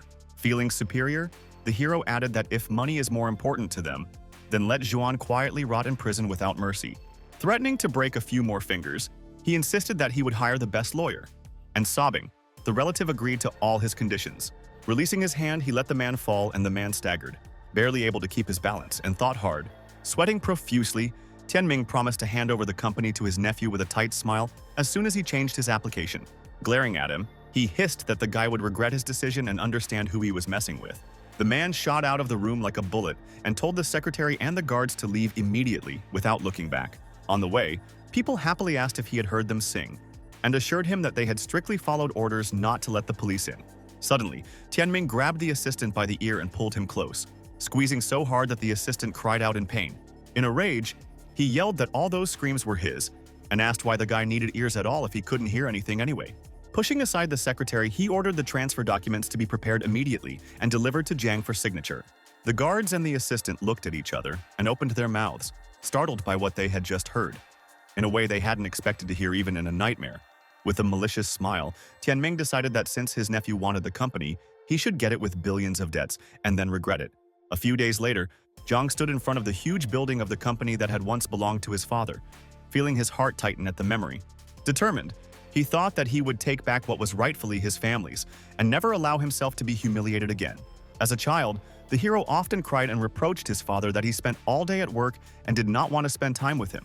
Not understanding the true reasons, hugging his son, the man gently said not to be offended because he must work hard to find his wife and return the boy to his mother. With tears, the kid asked that if his mother worked nearby, why they didn't come home together, but he didn't get an answer. Sighing heavily, the man only smiled sadly, as if he knew the truth would be too shocking for the child. When he left, he said that he had found a key that would help him find the woman, but the boy did not understand anything at the time.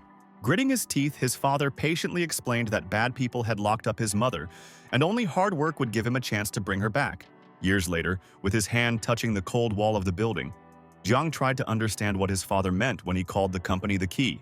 While he was thinking about the future of the firm and the mysterious words of the deceased, an egg suddenly flew in his direction. Barely managing to dodge, he looked around in confusion, trying to figure out who had thrown this at him and why.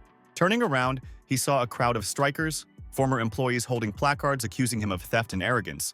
Immediately, reporters arrived, rushing to Jiang's side for an interview, as if smelling the scandal.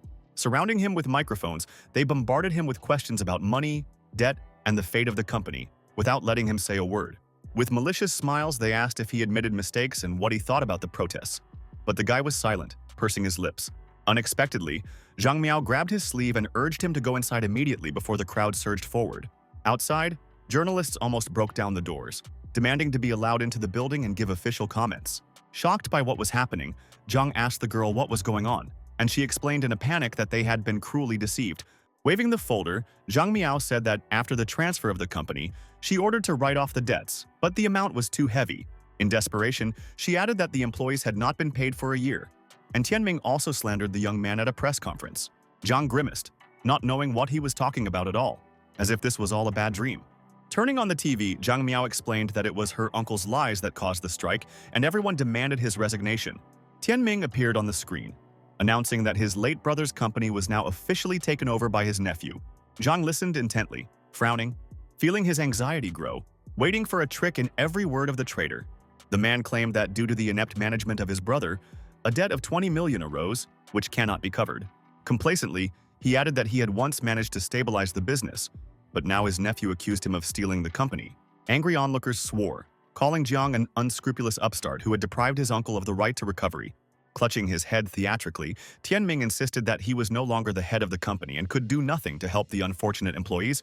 He clasped his hands and sobbed on the live broadcast, pretending to say how sorry he was that things had turned out this way. After watching it, Jiang calmly said that the show was great and stopped the secretary who decided to sue. Surprised, Zhang Miao asked if they would just admit defeat without taking retaliatory action. As Jiang stared at the screen where his honest uncle was being praised, he calmly formed a new, flawless plan in his head. Smiling, he said that he had long expected such a move and would repay Tianming with the same coin, but 3 times stronger. Opening the door, the secretary saw a crowd of angry workers. To resolve the conflict with them was a matter of priority. Pushing aside the journalists, the girl demanded to disperse and promised that later they would give a full explanation to the press. Employees did not listen to her, and waving placards, they shouted, demanding to return wages and justice. Sighing, Jiang apologized to Zhang Miao, saying that he didn't want to drag her in and would definitely make it up to her. Suddenly, he noticed a masked man in the crowd, and catching a strange look, he was wary. Suspecting an impending attack, the stranger clutched a gleaming knife in his hand, ready to strike, and approached faster and faster, hiding his rage behind a mask.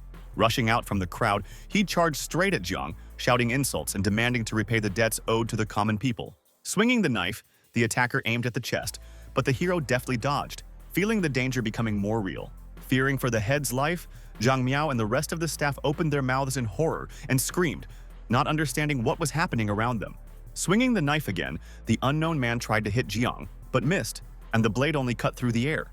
While the opponent was fussily attacking, the hero carefully watched every move, trying to find a weak spot in his defense. In one swift movement, he caught the attacker's arm and prepared to perform a combat move, leaving the enemy no chance. In horror, the unknown man's face changed, realizing that he did not have time to take any defensive actions and was doomed.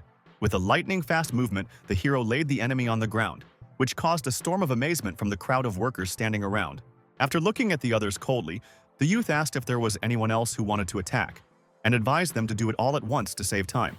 In an instant, the protesters lowered their placards and froze in confusion, not expecting such an outcome of events, and amazed at the guy's determination. After confirming the silence, Jiang announced on behalf of the company that all employees would be paid double the salary for their hardships. Then, he told them to line up at Zhang Miao's to make a list of employees who needed to pay back their debts and compensation. The dumbfounded people didn't believe the head's words and realized that Jiang didn't look at all like the one the sly Tianming had described to them. Abruptly snatching the knife that was being used to attack him, the hero calmly turned around and raised it up, showing it to everyone present. Jiang firmly stated that he always kept his word, and if he ever broke his promise, he would not defend himself even against the enemy. Startled by his words, Zhang Miao asked if he would forgive everyone, but the hero replied that the workers were just instigated by his uncle. At the same time, in the country house, Tianming and his son and daughter-in-law were celebrating.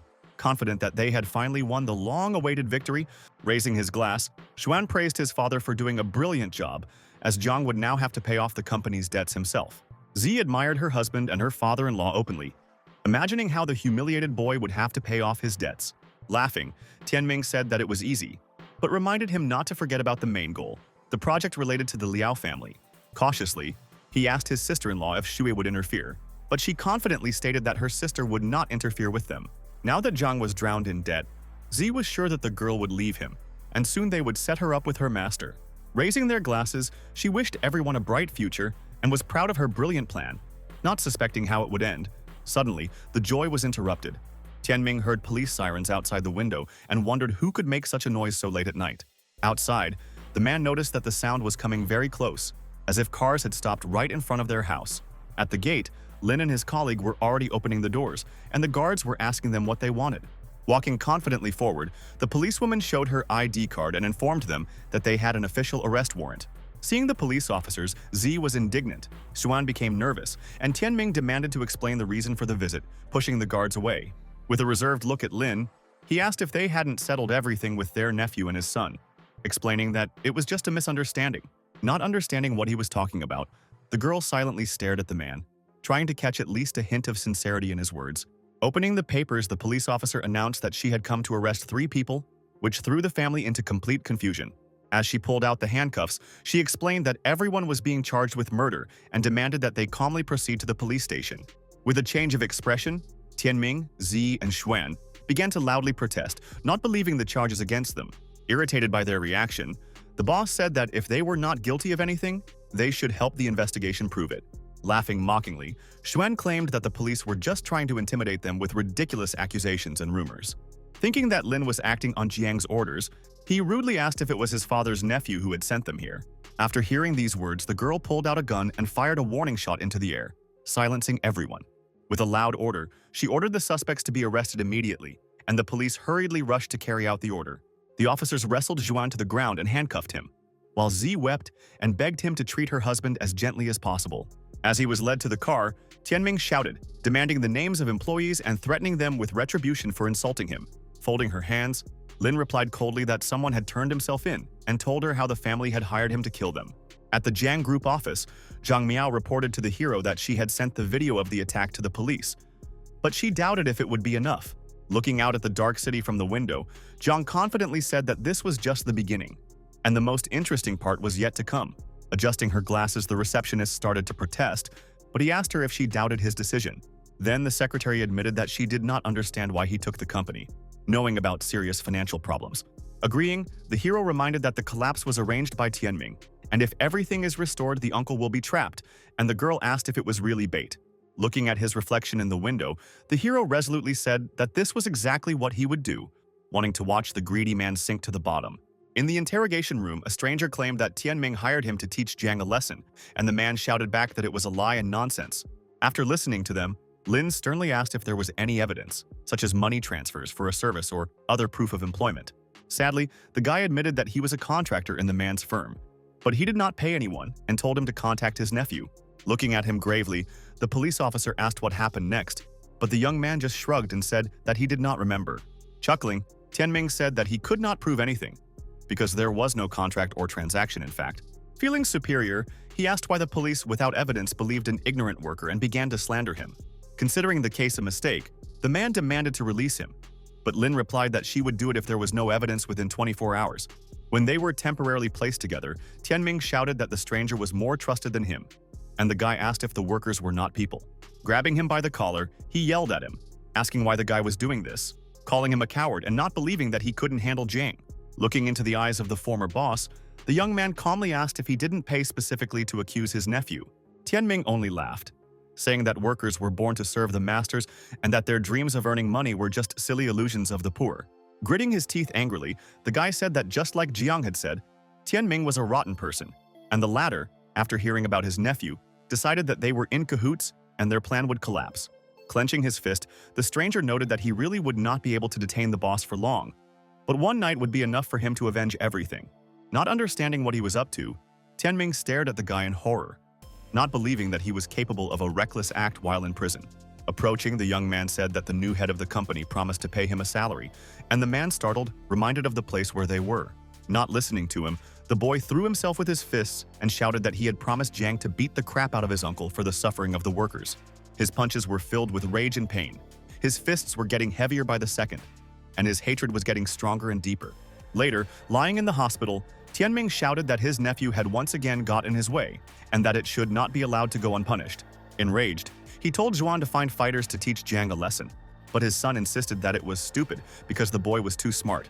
Looking at his father, he explained that reckless actions will only play into the hands of the hero and lead them to their own ruin. Enraged, the man asked if the young man was willing to accept, but the latter calmly replied that he had a plan related to Shui. He also remembered that the Liu family had foreign masters, fierce fighters that could be used against Zhang. With burning eyes, The guy claimed that even if the hero has abilities against the madman, he has no chance of killing foreigners. He wanted to make the hero watch as the guards took his wife to see Mr. Liao, and the girl would stay with him forever. Laughing, Tianming said that the head has a lot of connections, and if the character dares to go against him, the guy will start serious problems. Cautiously, he asked Z if she would help since Sue was her sister. But she said that her father-in-law was making things difficult and had already dialed her number to lure her to a meeting. When she heard the girl's voice on the phone, she invited her to visit her father and told her to take her husband with her so that he would not be left alone at home. Smiling happily, Xuan noted that now he could only wait for the guy to be caught and their plan finally completed. Meanwhile, Mr. Liao was sitting among the beautiful girls, and one of them asked why he was looking at someone's photo while spending time with them. Looking at the picture, the man said that this girl was the most beautiful in school, and he still can't forget her. Snatching the photo, the stranger asked who this beauty was, and whether it was true that she was better than all of them, unable to hide her jealousy and anger. On the card was a picture of a smiling Shui in an elegant dress and short hair. The picture looked almost alive. Startled by Liao's reaction, the other girls fell at his feet and begged him to forgive them, and one asked why they were bowing at all. After apologizing, she explained that she tore up the photo by accident and asked if he would punish her for this careless movement. Liao took the girl's hand and asked her if she had done it with her right hand, but she didn't understand why. After twisting her arm violently, he watched the bloodied stranger and, noting that he liked her, ordered the guards to take her away. Suddenly, the secretary came in and said that the Jiang family had come and brought the one he asked for. Hearing this, Liao decided to come out to meet them. The maid also added that her husband Jiang had come with the guest, and the owner heard this, froze in shock, clenching his fists in anger. When he was ready, he said that it was a good thing that the young man had come by himself, and now he would not have to look for him, as in his years of service in the army. As he left, he told Beastwolf, who was having fun with the girls, to give him some men. It was time to deal with one enemy. Soon, the sisters and their husbands found themselves outside the huge building of the International Cancer Immunotherapy Center. Marveling at the scale of the structure, waving his arms, Xuan explained that the company's owners were the richest people in Yunhai, the Liao family, and asked Shui and Jiang to go to the reception. While the girl was admiring the luxurious interior, the hero, hearing about the owners, tensed and began to look around warily. Suddenly, he was reminded of the strange pendant he had found just recently, and realized that it might have something to do with these powerful people. Deciding to show it to Mr. Wang, he asked where it was made, and the man replied that it was a magic jade from the Liu family's mine. Frowning, he thought that perhaps this company had something to do with the missing fragments of the mystic refining technique he was looking for. After entering the building, Zui cautiously asked why there was no one here. After all, the huge center should be full of employees and visitors. But they were alone. Sneering at them from behind, Z explained that only her sister and husband were invited today, and the employees had been notified in advance. All of a sudden, the doors were closed and the children were trapped. While the startled Shui asked in a panic what the relatives were doing in general, the attention of the hero and the girl was attracted by the light bulb on the elevator, which turned red, and figures appeared from the shadows. Noting that they had not seen each other for a long time. Outside, accompanied by foreign security guards, Liao stressed that he hadn't spoken to his classmate in several years, but that she was just as beautiful as when she was at school. Seeing him, Sui couldn't hide her astonishment and timidly asked what the guy was doing here, because she didn't expect to meet him in such an environment. Tensing, Jiang asked who this young man was, and his wife replied that he was her classmate from high school, clearly not happy about this meeting. Smiling maliciously, Liao emphasized the girl's cruelty, reminding her that everyone thought they were the perfect couple in class. Rushing to Zhui's side, he grabbed her by the arms as she tried to pull away, while her husband rushed to help protect his wife from the unexpected attack. Suddenly, a huge guard appeared right in front of him, catching him by the shoulder and blocking his path, showing his strength and quick reaction. Not expecting such a turn of events, the hero opened his eyes wide and felt the tension that bound his body. Shouting that the boy must die, the Arab swung his huge fist at him, ready to attack. Trying to dodge the blow, Jiang almost lost his balance and fell to the floor, but he still managed to hold on. The second guard lunged at them, but missed and fell face first to the ground, sending up chunks of rock and causing everyone around him to freeze for a moment. With a frown, the character realized that these Arabs were not ordinary people. They exuded the energy of cultivation, which made him wary. Meanwhile, Liao was dragging Sui to the elevator, and she couldn't understand what was going on. And in a panic, she asked Zhang to help her, feeling that she had fallen into a dangerous trap. Realizing that his wife was in trouble, the hero rushed to save her, not thinking about anything else, looking for a way to overcome the obstacles that arose on the way. Blocking his path, the Arab threw a punch but missed, hitting the floor directly, splitting it under the guy's feet and making him jump from the force of the blow.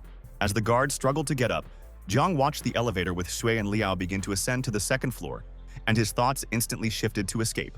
Looking at his opponent, the hero sternly said that blocking his path was like asking to be killed. Leaping onto his partner's shoulder, the Arab laughed, remarking that the Chinese thought too highly of himself, and asked if he knew who he was dealing with. At the entrance, Zhuan was laughing, hoping that Jiang would come to an end, but Zi noticed that her son-in-law was not weak, and asked if Liao's subordinates were sure they could handle him. Smiling maliciously, her husband assured her that although they were strange, they were very strong and would easily defeat the guy.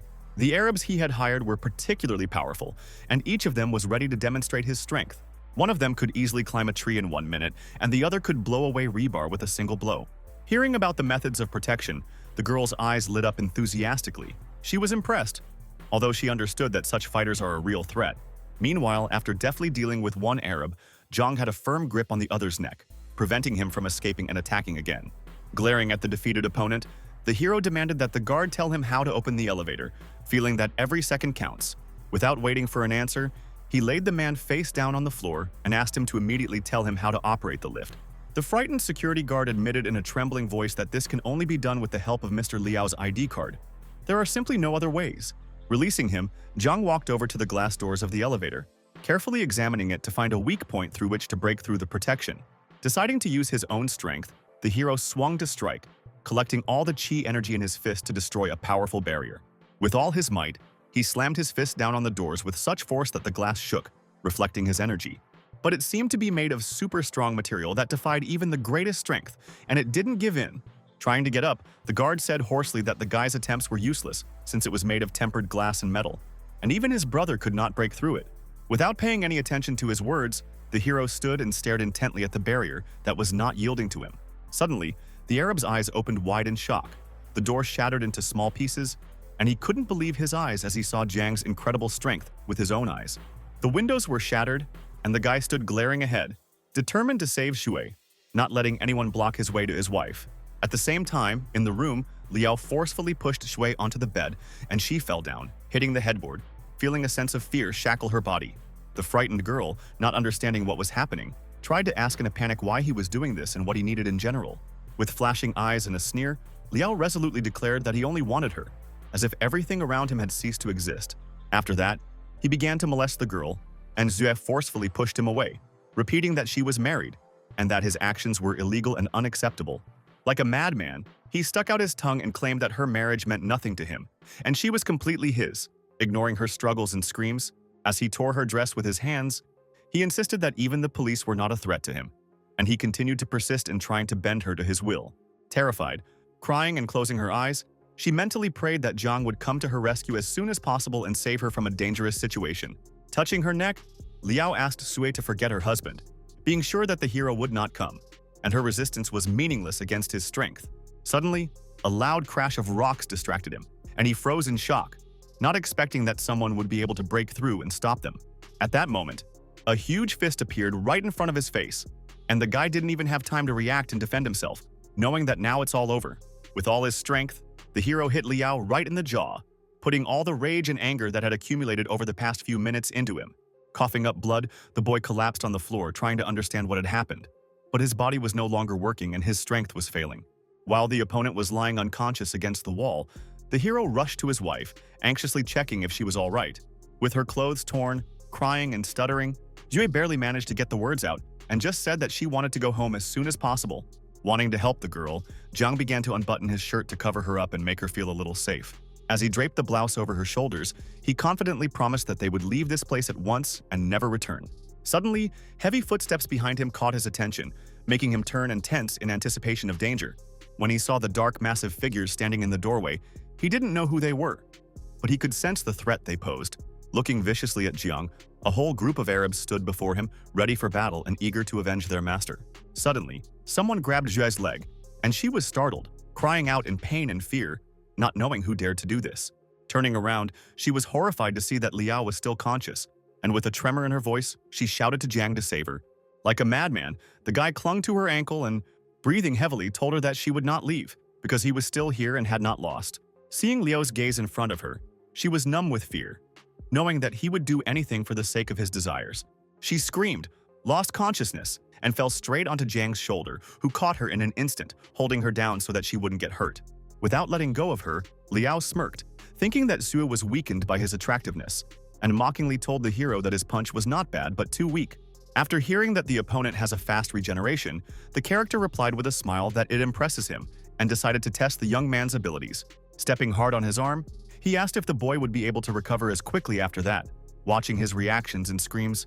Looking at Liao's twisted face, Zhang knew how quickly his wounds were healing, and this gave the young man an advantage in battle. Since the fracture soon disappeared, the hero assumed that the rest of the mystical purifier was in the family's possession. Inwardly, he thought that Tianming had come up with a plan to deal with him. But thanks to this, he was able to find the location of the missing pieces of equipment. Turning to the Arabs, Liao shouted out why the beast wolf was standing still, and gave the order to finish Jiang off immediately, showing his power and brutality. Pushing the guards in different directions, a guy with bright eyes and a mohawk on his head came forward, showing readiness for battle. Feeling superior, Liao claimed that Beast Wolf was one of the best killers in the Middle East, and claimed that the young man would have nothing to oppose him.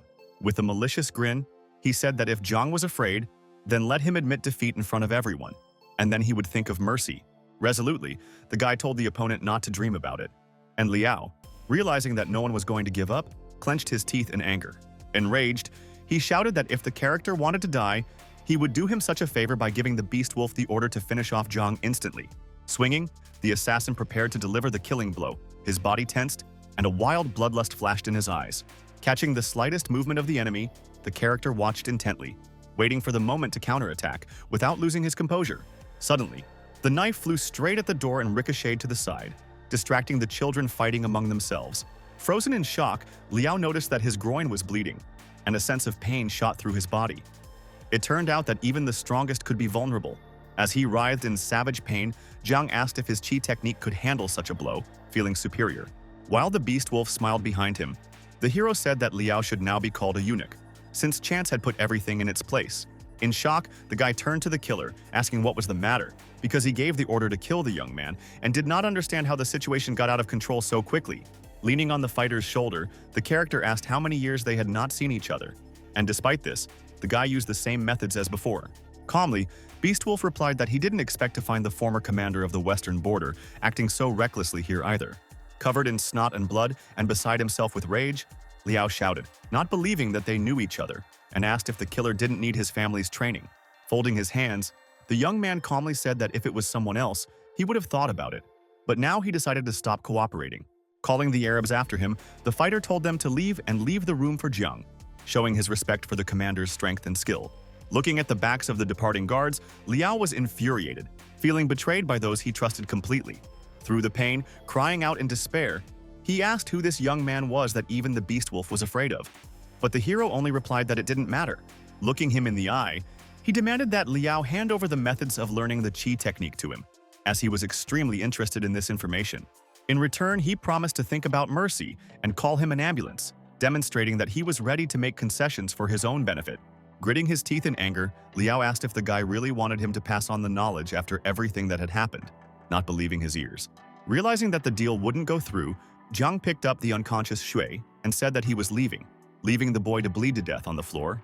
Crying out in pain, Liao begged him not to leave and agreed to give everything the hero asked for, hoping that the guy would call him an ambulance. Later, when looking at the Qi technique sheets in his room, the character realized that this information definitely refers to the mystical purifier, but it is not complete. As Shui slept beside him, he knew that even with this data, he would be able to heal his injuries and save Uncle Wang from a terminal illness. With a sharp cry and wide eyes, the girl sat up in bed, not immediately realizing where she was, her body trembling from the nightmare she had experienced. Zhang gently put his arm around her and comforted her gently, explaining that it was all over and they were safe now, at home, where they were safe. With tears in her eyes, the girl whispered that she had trusted Z and couldn't understand why her own sister had betrayed her so cruelly. Taking her by the shoulders, the hero seriously told her that he had learned the truth, that a relative had used her as bait to get the Liao family project. In disbelief, the stunned wife asked if her sister had really traded her away for business. Patting his wife on the head, Jiang told her not to worry, assuring her that all those responsible would soon get what they deserved and pay for the pain they caused. Emphatically, he said that if everyone needed this project so badly, he would make sure that they could never get it. Later, he again went to the hospital to see Liao, but the guards blocked the way, fearing to let in the person who caused harm to the owner. Seeing him, the pale-faced boy asked in a trembling voice why Jiang had come, since he had already given him everything that Jiang had asked for. With a smile, the hero offered to make a deal, reminding that the beast wolf usually uses poison for weapons, and even after treatment, Liao may have problems. Terrified, clutching at his groin, the young man asked if the character could help him, and whether he should trust his words, sensing the danger in this contract. With a malicious grin, Jiang demanded a new project in exchange, and Liao, nodding in fear, assured him that he would do anything to get rid of the effects of the poison. A few days later, the news reported that the Jiang Group company had obtained a $500 million enterprise and had become the new leader of Yunhai. Beside himself with anger, Tianming shouted in his office, not understanding how this could have happened, and demanded an explanation from his son and daughter-in-law. Slapping the table, he asked them why Jiang wasn't killed and how it was that he got the project instead of their family. Perplexed, Xuan and Zi claimed that they didn't know how it happened because they were acting according to the plan, and Liao now didn't even answer their calls. Calling them incompetents, Tianming headed for the exit, saying that his son could not be trusted with anything but small tasks. Leaving, he said that he would personally go to the hero's office and return everything that rightfully belonged to him and his family. Soon, the car stopped in front of a huge glass building with the Jiang Group logo shining in the sun. When he got out of the car, he saw a guy among the workers and with ostentatious politeness asked him to come over for a personal conversation. Not expecting to see his uncle, Jiang asked in surprise what brought him here, and the latter furiously accused him of being in prison because of him. Coldly looking at the relative, the hero asked if he really came to settle scores with him and try to humiliate him again. Waving his arms and raising his voice, Tianming said that since the guy was his nephew, he was willing to forgive him for his previous grievances. Folding his hands, he demanded to transfer the company to him in return, claiming that the character has no experience and without his help everything will collapse. Smiling, the man offered to appoint him as an executive director, transfer the shares, and leave only the dividends to Jiang himself. Realizing what a clever plan his uncle was planning, the character only smiled silently as he watched him sink deeper into his greed. Suddenly, an egg flew into the man's head, and the liquid white flowed down his face, causing laughter among the workers standing nearby. Enraged, Tianming shouted for the name of the person who dared to do this, but all that could be heard was restrained laughter and dissatisfied remarks. The workers, not hiding their contempt, shouted that he should not even dream of becoming a director, to which his uncle began to threaten everyone with dismissal. Snatching the rebar, the enraged men rushed in pursuit of the former boss, who ran away in a panic. Hidden in a dark alley, he breathed heavily, trembling with fear, while a crowd of workers were still searching for him nearby. Suddenly, someone grabbed his shoulder tightly, and Tianming asked in a trembling voice who dared to touch him. There were men in black suits standing around, and one of them coldly said that Mr. Liao wanted to talk to him in person. Once in the guy's house, Tianming saw him having fun with the girls, and the owner himself said with a grin that he had been waiting for him for a long time. Sitting down across from him, the man admitted that he also wanted to meet, and asked why the promised project did not go to him, but to Jiang. Frowning, Liao said that he was not throwing words away, and explained that the young man beat him up and blackmailed him into signing documents. In disbelief, Tianming asked in amazement, did his nephew really beat up the guy and take the project? Studying the papers, Xuan noted that the Liao project is really worthwhile, but it is too expensive and risky because it is related to nuclear power. But Tianming insisted that his son should think bigger. A loan could be taken from a bank, and modern technology has long gone ahead. Confident of the easy benefits, Tianming insisted that no one wanted his nephew's project. Although Xuan and his wife looked at each other with obvious concern, after gathering his resolve, he still agreed with his father, deciding that Jiang's taunts should not be left unanswered and that he should act. Clenching his fists, the young man decided to immediately apply for a loan in order to get the Liao project and turn the hero's life into a real torment. Running up to Zi, he demanded to give her a branded bag and jewelry to exchange for money, which shocked the girl. Soon, news of Tianming's new company and nuclear power project spread through the city, causing people to regret buying Jiang's shares. On the screen, a man talked with pathos about new technologies and urged everyone to invest in their long-term project. While watching his uncle, Jiang in the office asked Mr. He to give him a small but very important help once again. Turning around, he said that he would soon ask for an errand to complete, and the old man immediately agreed to any conditions. A few days later, Xuan came to Tianming's office with the news that the richest man in Yunhai wanted to see them. He said that the businessman allegedly intends to withdraw investments from the Jiang project and invest in their company, which made Tianming very happy. Rushing out to meet the guest, the man greeted he with a big smile, hoping to make a huge profit and make a good deal. But the old man stopped him, saying that a handshake was not necessary and that he had already studied the details of their project, and Tianming was waiting for a decision.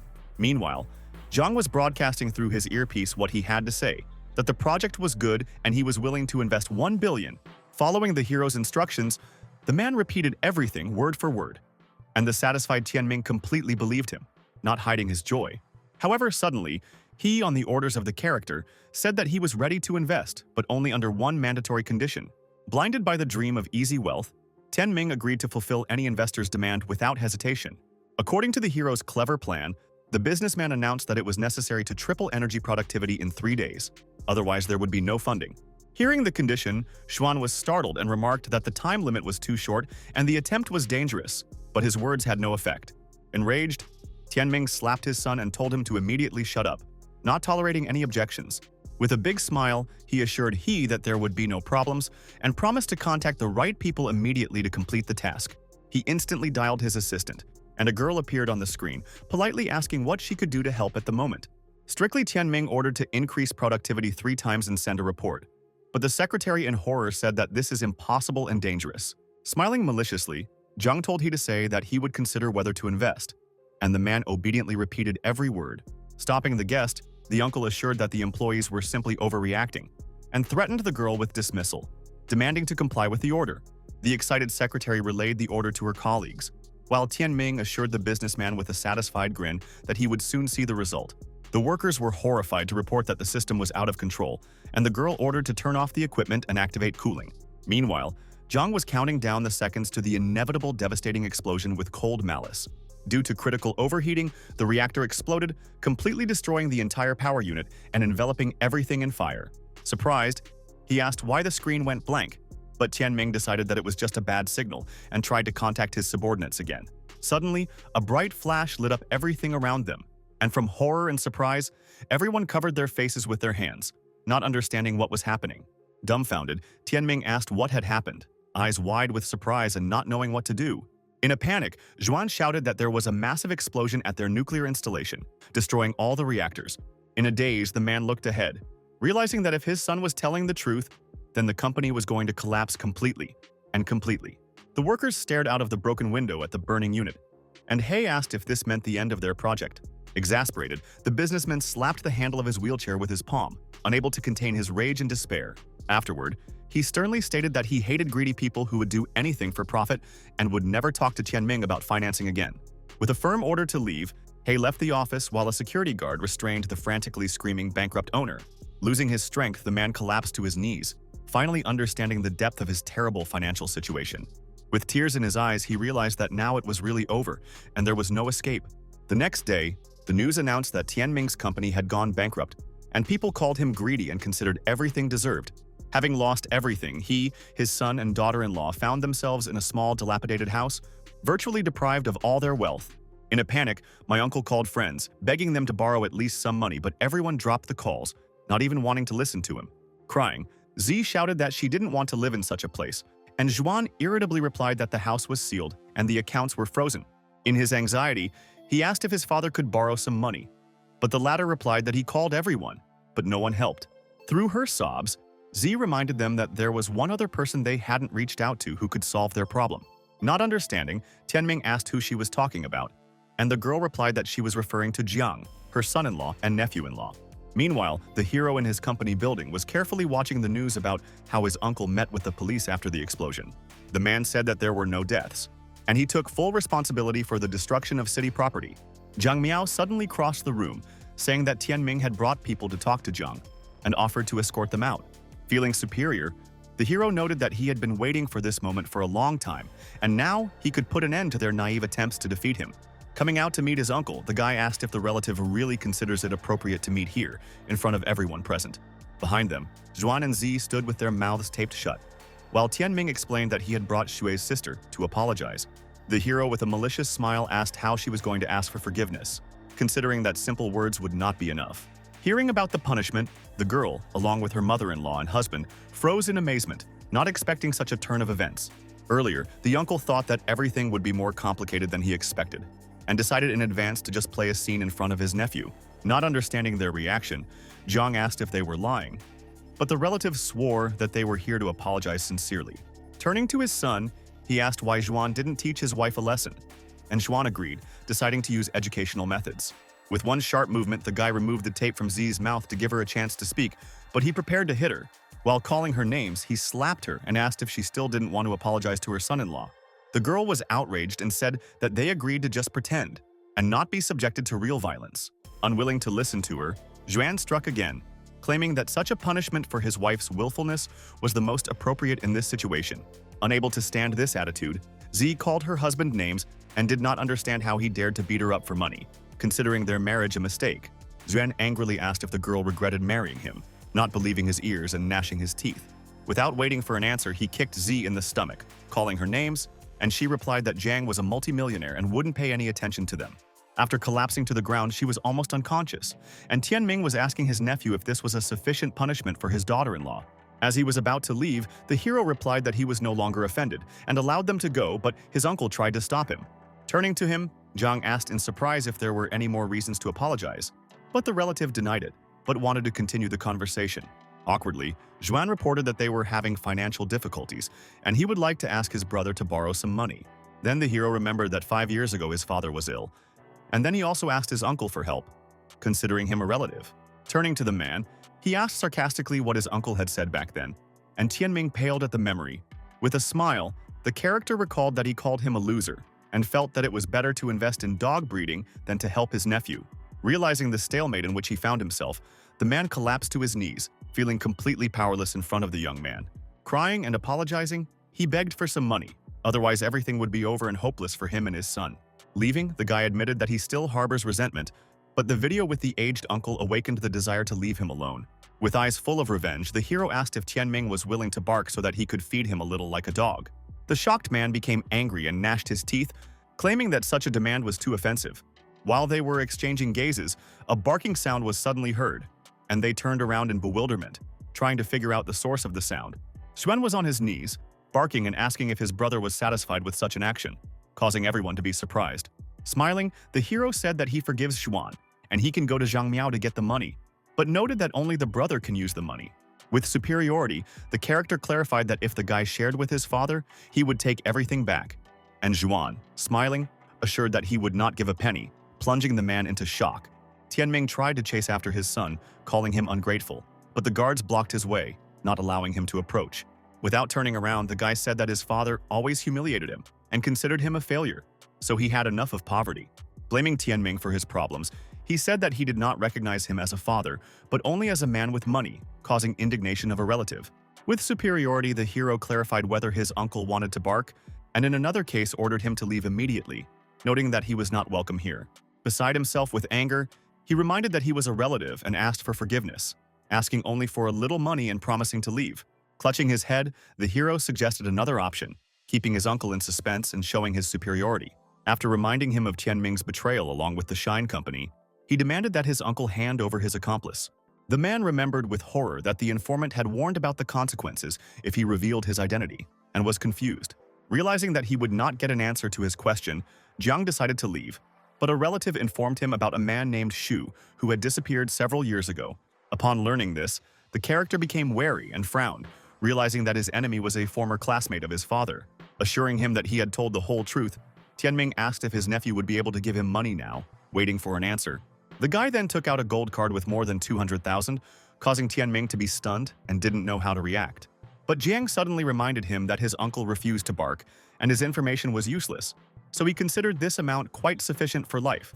Getting to his knees, the man arched like a dog and howled, wanting more money and hoping for his nephew's leniency. Feeling superior, the character turned around and excused himself, saying that he already had a dog named Xuan, so he didn't need a new one. Not believing that the guy had cheated him again, Tianming was beside himself with anger and shouted that the amount was too small for the former owner of a large bank. Security held him back, and he said nasty things to the guy after, asking why he couldn't share his big earnings. Suddenly, the police appeared nearby and handcuffed him, preventing him from resisting or running away. With a deft movement, Lin showed an arrest warrant for forcing employees to break instructions and asked them to follow her, but her uncle denied any wrongdoing. Zhang noted with a smile that he had provided the prosecutor's office with a video of his participation that morning, and the relative's mouth dropped open in shock. Feeling superior, Zhang claimed that now his uncle would not become rich, and he would spend the rest of his days in prison. A few days later, the enthusiastic employees in Zhang's company were surprised by the military man's arrival. Not expecting such a sudden visit, the happy girls couldn't hide their admiration for the stranger's long legs, while also imagining their director in a military uniform. Kneeling on one knee, he handed the commander-in-chief a folder of documents and informed him that Xu Wenhui's investigation was complete. He also added that 5 years ago a large sum of money was transferred to the man's account, after which he betrayed the young man's father and is now hiding under a fake name. While listening to the report, Jiang carefully examined the papers, trying to remember the face of the traitor in more detail. Since the name seemed familiar, he clearly recalled the appearance of his enemy, who had haunted his memories for many years. Back then, at his father's funeral, Xu's men beat him up, claiming that he was an illegitimate son, and they didn't dare approach any woman and now they deserve to die. A former classmate not only betrayed his father, but also gave the order to throw the guy into the sea to feed fish, wanting to get rid of him as soon as possible. He was a young man who felt power and superiority with a pipe in his mouth, and Jiang remembered his face and betrayal. Enraged, the hero said that after the banquet in honor of the new coal project, he and Zhao will go to Jiangnan to search for the enemy. As he left, he said that he wanted to personally deal with Wen Hui and everyone behind him, and the military accepted the commander-in-chief's instructions. At home, Madame Wang scolded Shui, demanding to put pressure on her husband to unsubscribe part of the shares. But the girl thought that this was too wrong. Not wanting to listen to her, the woman insisted on her own, claiming that the success of her son-in-law was entirely due to her daughter, and if she did not take anything, she risked being left without anything. When Shu heard about Jiang's possible affair with Zhang Miao, she held her head and reassured her mother that they were not that kind of people and would not do such a thing. Suddenly, the door opened, and the hero entered in a formal suit, saying that the banquet would start soon and he had to go. Putting her hands on her hips, the mother-in-law said that her son-in-law had arrived on time, and they wanted to discuss a few issues regarding the property with him. All of a sudden, she shouted that during the banquet, Jiang should announce a census of all Shui's assets, shocking the girl with her behavior. Hearing the statement, the hero asked in surprise, not expecting that his mother-in-law could behave so brazenly and claim his company. Beside herself with rage, the woman shouted that the young man originally came with nothing, but he was accepted as a son, and now he must share. Unable to withstand the pressure, Shui slammed the table, demanding that her mother stop talking nonsense and declare that she would not divorce Zhang. Hearing this, Mrs. Wang's expression changed in surprise, and the hero was no less startled by his wife's abrupt decision. Not wanting to listen to her mother's complaints, the girl abruptly grabbed her husband's hand and resolutely headed for the exit to get to the banquet as soon as possible. Leading him, Sue confidently walked forward, ignoring the shouts and warnings of her mistress, focusing on her decision and goal. Furious, Wang screamed that her daughter had been bewitched and would regret her decision in an attempt to regain control of the situation. With a smile, Jiang said that his mother-in-law was right, and since they were married, he needed to transfer most of the property to Shui, honoring the obligations. Frowning, the girl sternly replied that she did not need her husband's money, and she would earn it by her own efforts, relying on her own abilities. Patting her on the cheek, the guy said that she should think about it as a help, because he does not know how to manage the large sums that he got. He also wanted to touch her for support, but Zhu pulled her hand away, showing that she was capable of making independent decisions. Brashly waving her hand, she replied that since Jiang insisted, she agreed to the offer, showing confidence in herself. Taking the stage in front of the employees, the character announced that he was transferring most of the property to his wife, causing envy and surprise among colleagues. Suddenly, Zhang Miao called out to her master from behind the scenes, giving him important news that might affect his future plans. While Zhu happily waved to her colleagues, the receptionist told them that Mr. He had something important to discuss with the young man and requested a meeting. The excited hero went out to the old man with Zhao, asking if the old man really called him for an important conversation. Turning around, we wondered where her husband had gone. Not noticing how quickly he disappeared, she wanted to dance with him and searched with her eyes. Suddenly, she saw Jiang next to an unknown master, and her face lit up with hope that she would be able to hold a dance with the guy. As if spellbound, she started walking toward him, not noticing the strange man in black behind her, who looked like a bandit and was watching her. Meanwhile, he said that he needed the young man's help on an important matter, and introduced the daughter of the company's CFO Fenkation, the Fen girl. Extending her hand, she introduced herself and greeted the hero, expressing hope for cooperation and trust in his abilities and skills. The master then explained that the girl and her father had recently been assaulted, and asked Jiang to send a good guard to protect them. Fen said that she had heard about the hero's connections with army people, promising a decent financial reward for providing reliable employees. Meanwhile, the stranger in black was approaching, and Jiang noticed the danger in time and shouted to Zhao to act immediately. Abruptly attacking the criminal, the sergeant used a combat technique, hitting the hand, and the employees in a panic began to run away, trying to hide. Without waiting for a retaliatory attack, the partner caught the attacker off guard and delivered another strong blow directly to the shoulders. Suddenly, someone shouted that there was another one here, and Jiang froze in surprise, realizing that the situation was escalating. Putting the muzzle of the gun to Zhu's head, the attacker said that if the hero wanted to save his wife, he should immediately kill Fen. Having changed in the face, the character turned pale, realizing that it was necessary to take some actions and save the girl. Horrified, Fen shouted that there was no doubt that these unknown people had come for her. With a sneer, the criminal said that he would count to 3 and then shoot Zhui in the head if Jiang didn't follow his orders. While the bandit counted down the seconds, the character, gritting his teeth, realized that it was necessary to act immediately, without wasting a second. In one sharp move, he grabbed Fen as a hostage, holding her down and trying to buy time to develop a plan. He whispered in her ear that the situation was critical and asked her to play along to confuse the attackers. But she didn't understand exactly how she should act. Then the hero unexpectedly kissed Fen, and she did not resist helping him in this way and not knowing how to react. The shocked attackers, Sui, and staff all froze in shock, their eyes wide open in surprise and not expecting this turn of events. Furious, the criminal called Jiang names and reminded him that he had ordered the girl to be killed, not kissed, while Zhao was preparing to attack. In one sharp movement, he struck directly at the back of the attacker's head, rendering him harmless and preventing any further threat to everyone present. The unconscious man collapsed on the floor, letting go of Shui, and the hero excitedly rushed to his wife, checking her condition and safety. He picked her up and asked her if she was okay, trying to make sure she was all right after the shock and threats she'd endured. Without a word, she whirled around and slapped him hard across the face, expressing annoyance that he had kissed someone else. Smiling, the hero asked her not to be angry and explained that there was nothing between him and Fen, and this was a necessary measure to save everyone. After replying that he didn't have anything to worry about, an exasperated Zhu left, and the guy asked in surprise where she was going. Cautiously, Zhao pointed out that the commander should go after her, but Jiang only ordered a few people to be assigned for her safety and surveillance. He also asked to calm the guests down and apologize for the inconvenience, and to prepare a private plane for him to go to Jiangnan and settle accounts with Xu. After a long flight, he found himself in the town, and the ramp pulled up to the runway to meet the hero who arrived. As the young man walked through the airport, he asked Zhao how the Fen investigation was going, so that he could understand who was behind the recent attacks. The guy reported that all the attempts were organized by Shine, who wanted to control the business district of the city and eliminate competitors by any means necessary. Realizing that the opponents were trying to monopolize the entire market, Zhang smiled maliciously, assuring that he would destroy them and restore justice. Suddenly, the character's attention was drawn to the screams of Kun fans who had come to meet the idol and were spreading out the red carpet, blocking the way. With a megaphone and placards, fans demanded that other people go through another door, creating chaos and hindering traffic. Walking around them, everyone said that they were crazy fans who interfere with work and prevent the free passage of visitors. While the girls laid out the paths, an old man calmly descended the stairs, trying to stay on one side so as not to interfere with what was happening. Pushing him, the girl shouted that this path was meant for Kunkun and demanded that the old man go away. From the collision, the man did not stay on his feet and fell head over heels down the stairs, causing panic and surprise among the people present nearby. Not feeling guilty, she ordered the guys to immediately drag him aside so that he would not interfere and not frighten the idol and guests. Obediently, the boys went to pick up the old man and carefully remove him from the stairs, ensuring order on the red carpet for the fans.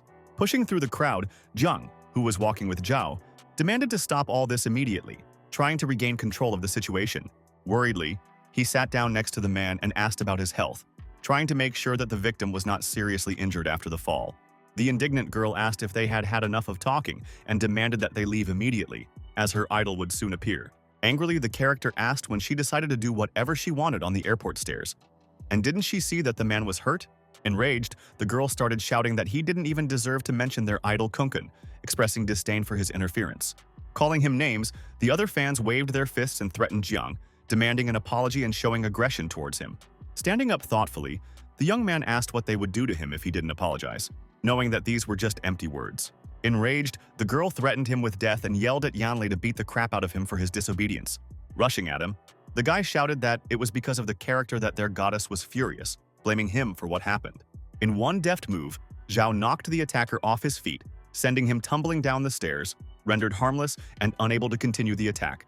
In horror, the guys could not believe that Yanlei, who is engaged in taekwondo, managed to overcome and did not understand who these strong and prepared people were.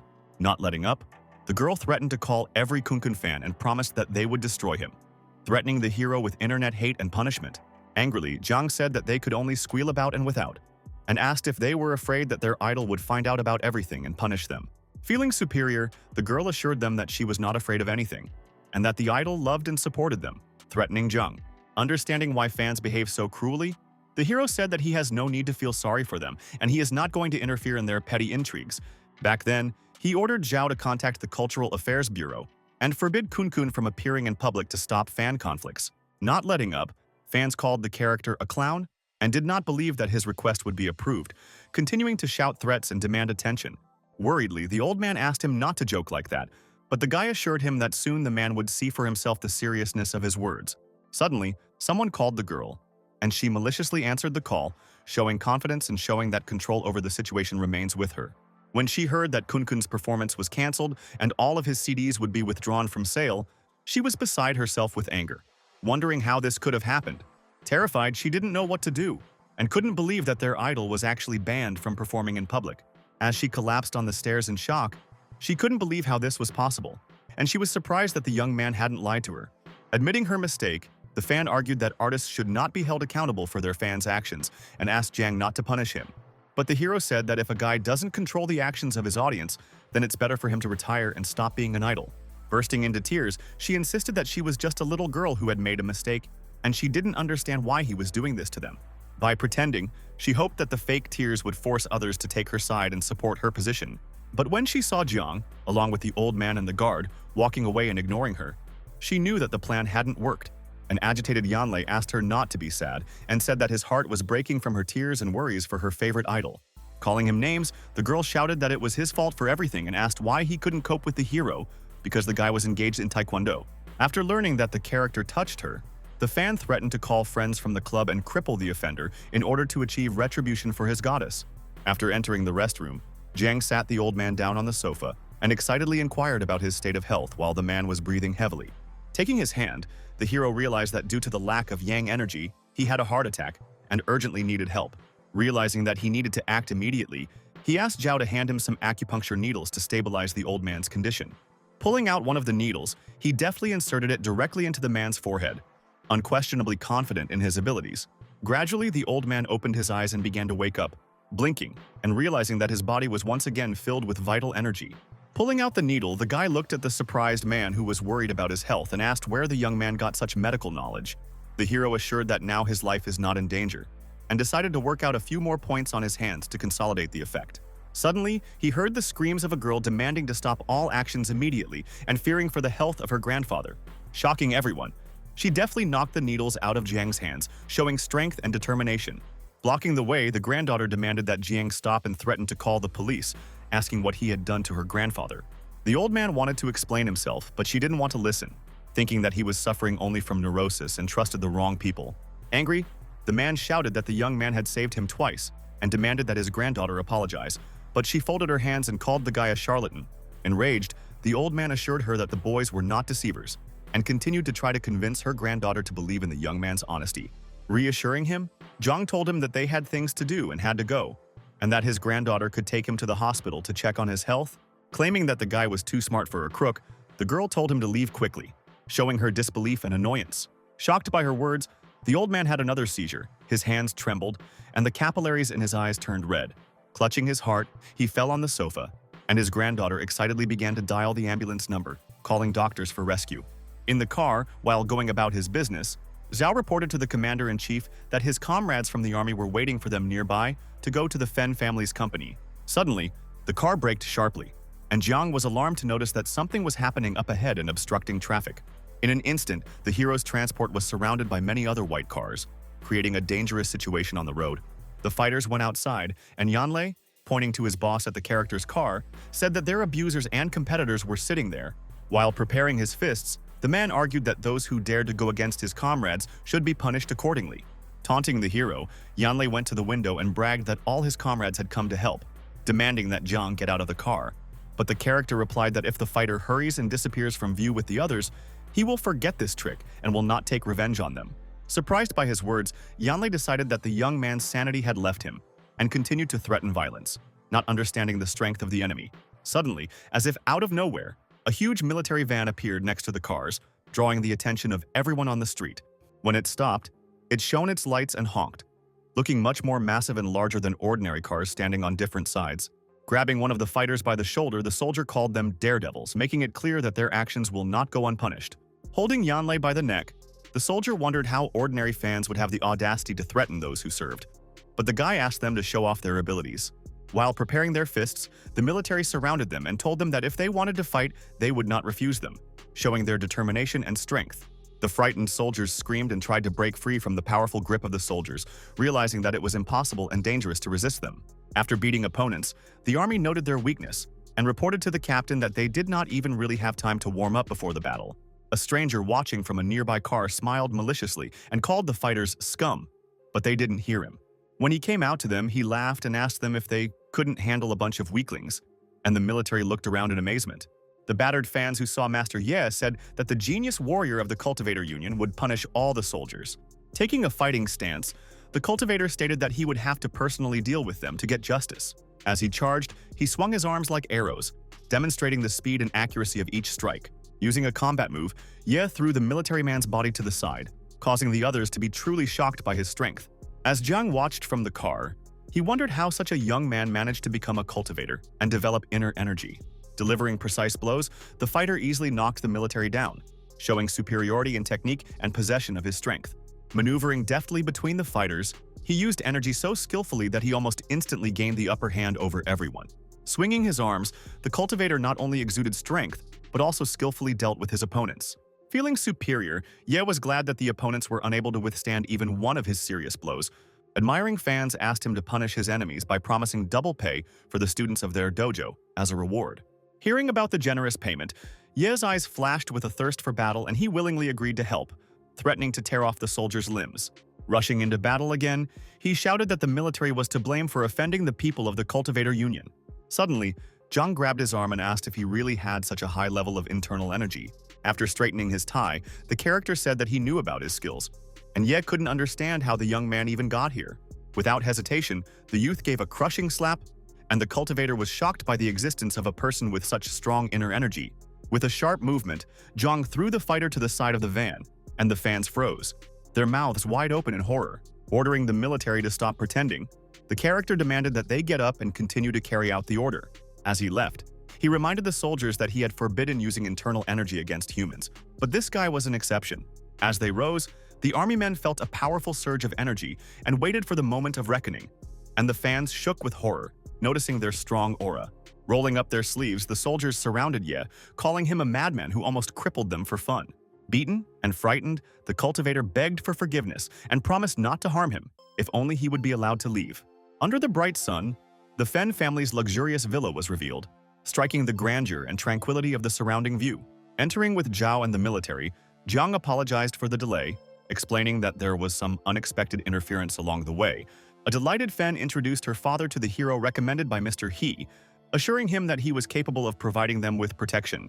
The two men shook hands and exchanged warm words, while Keishan admired the young hero's extraordinary talent.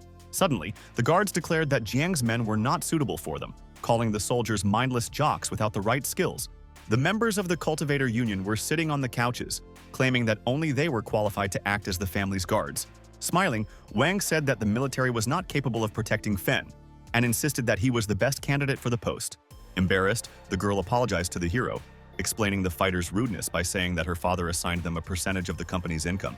But she insisted that she would vouch for him and do everything possible to ensure that his visit would not be in vain in the eyes of her family.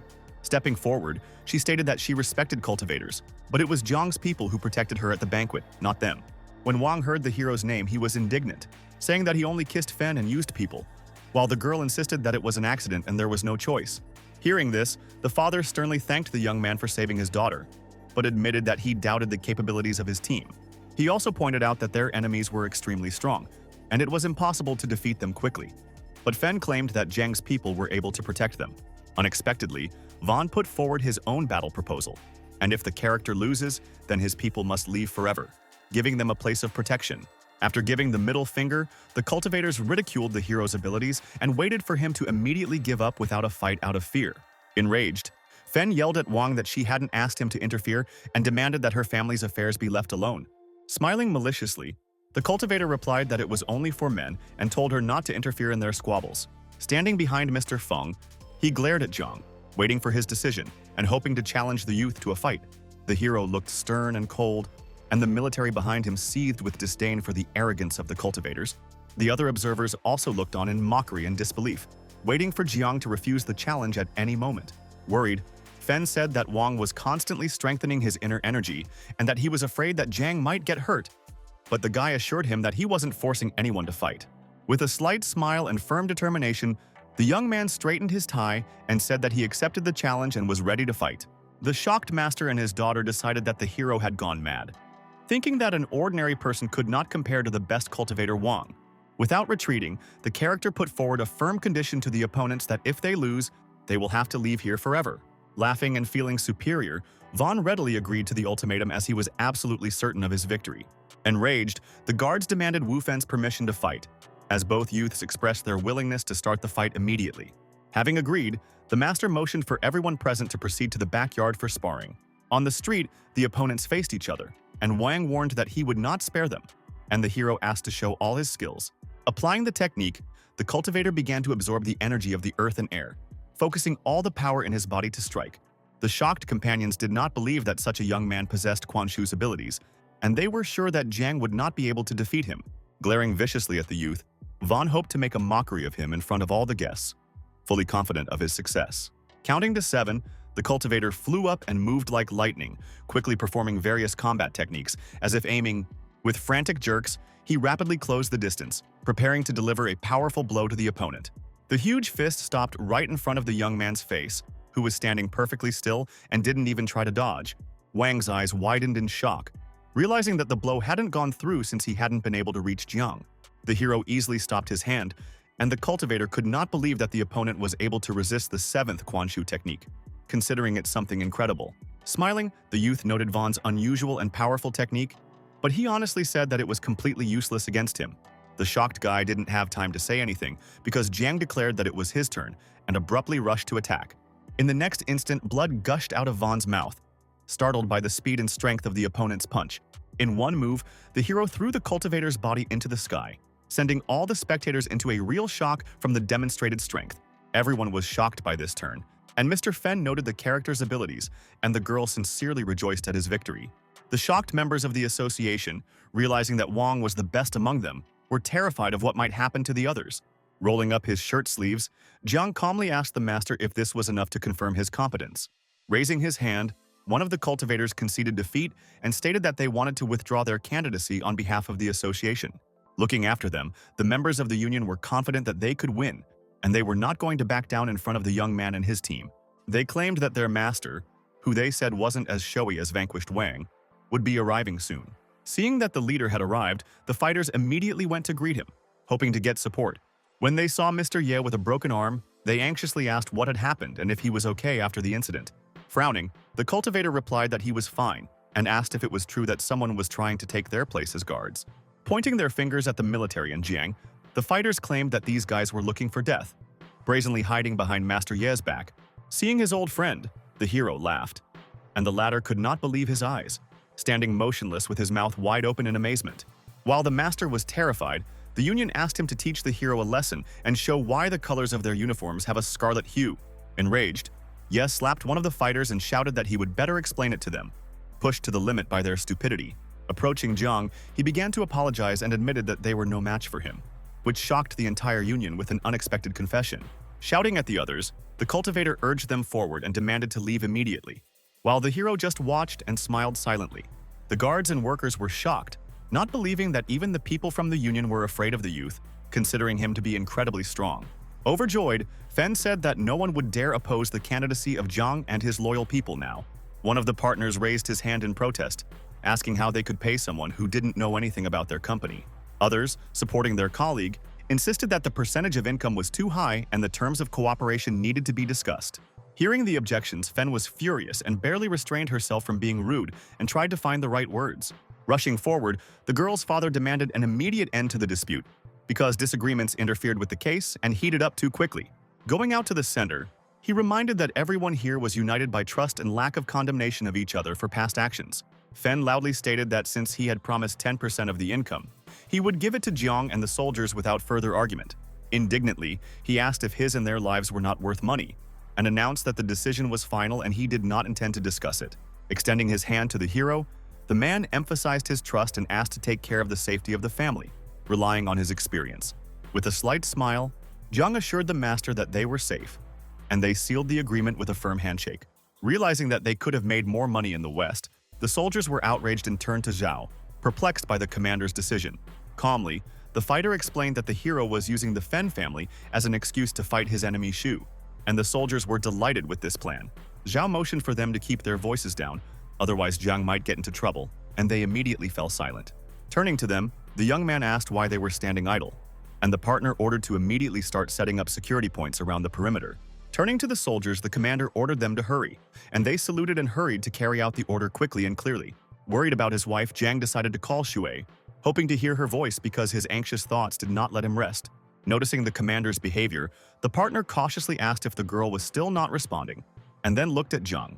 While the military took up positions around the mansion, the hero realized that he had to settle everything personally and asked Zhao to find out Suo's location.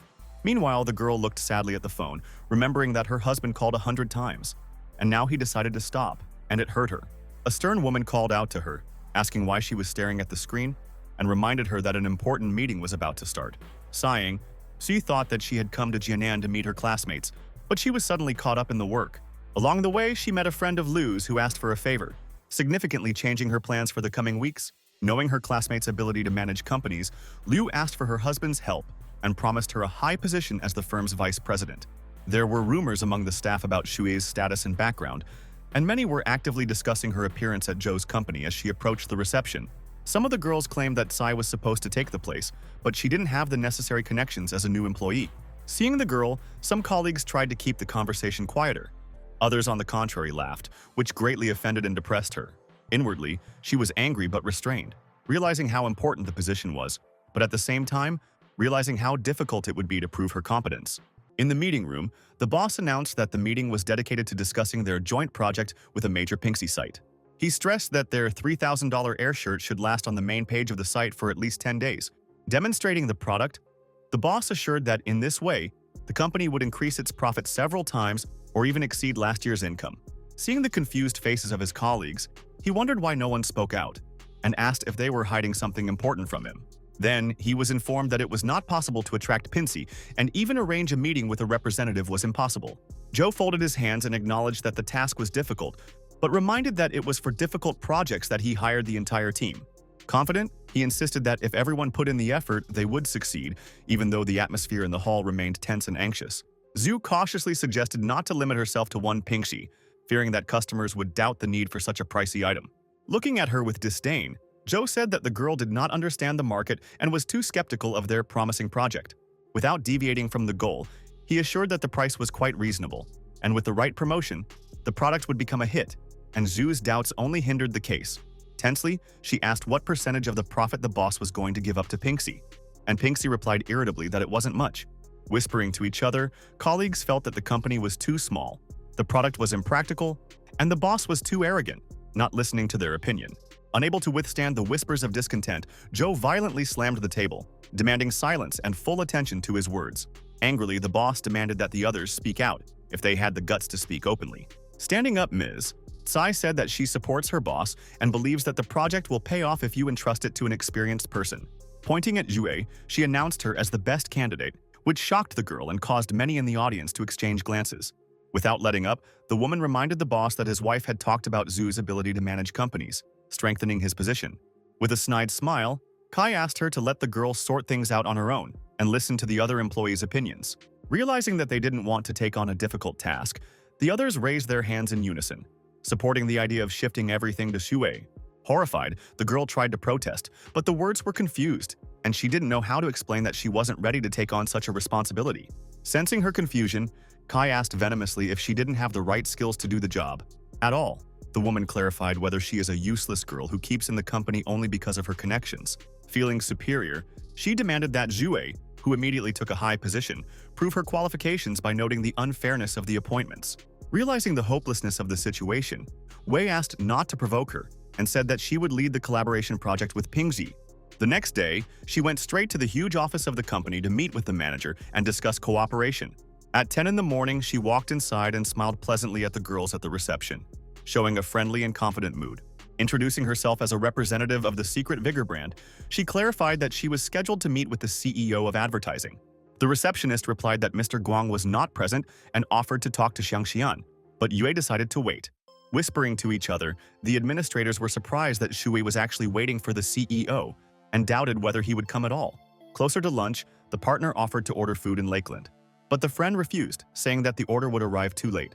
Suddenly, their attention was drawn to the loud voice of the delivery man who had brought the order to Shui, who was still waiting for the director in the corridor. At the reception, the girls were indignant and thought about asking someone to send Sui off, not understanding her patience and determination.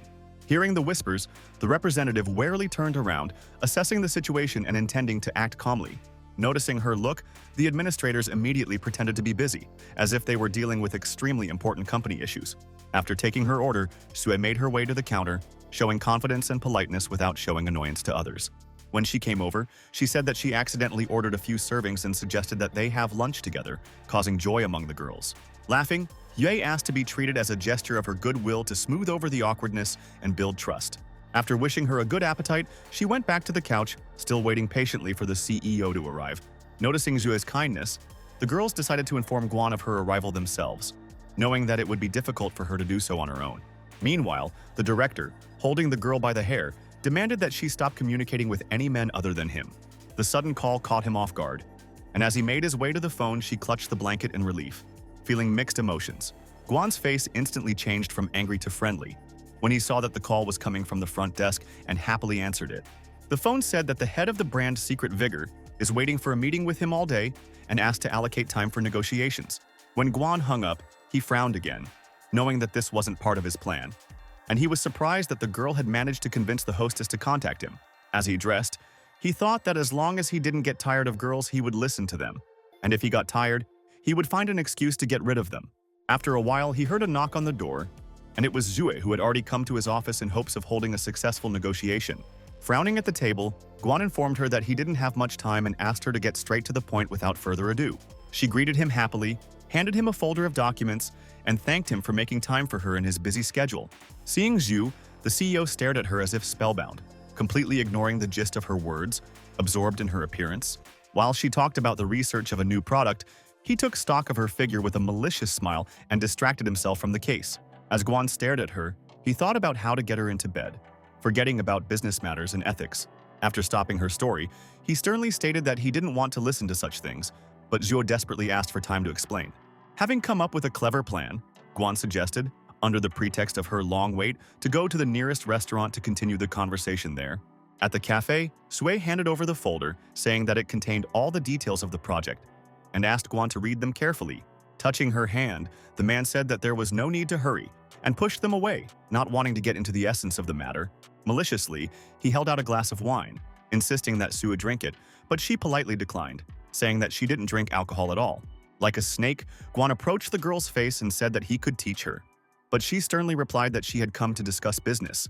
Considering her impolite, the man forcibly poured the drink directly into her mouth, ignoring her protests and following his cunning plan.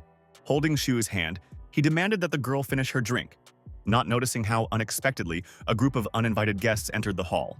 Along the way, the hero grabbed a plate of pasta, preparing to use it as a weapon, demonstrating his determination and not giving the man the slightest chance to defend himself. In one sharp movement, he grabbed Guan by the neck, turning him to face him, and Guan froze in complete shock, not understanding how it all happened so quickly. By throwing a plate of pasta right in his face, Zhang made it clear that he wasn't going to put up with such impertinence. When Zhu saw her husband, she was glad that he came to her with a caring attitude, and she realized that he really wouldn't leave her in the lurch. Catching her gaze, the hero looked at her sideways, showing both concern and confidence. In one motion, he threw Guan's body directly against the wall, and the man fell to the floor without strength. Rushing to his wife, Zhang indignantly asked how she could go drinking with an unknown person, and Zhui demanded to immediately explain how he found her. Surprised by his wife's accusations, the hero froze in place, and the stranger rushed to him trying to explain the actions of his friend.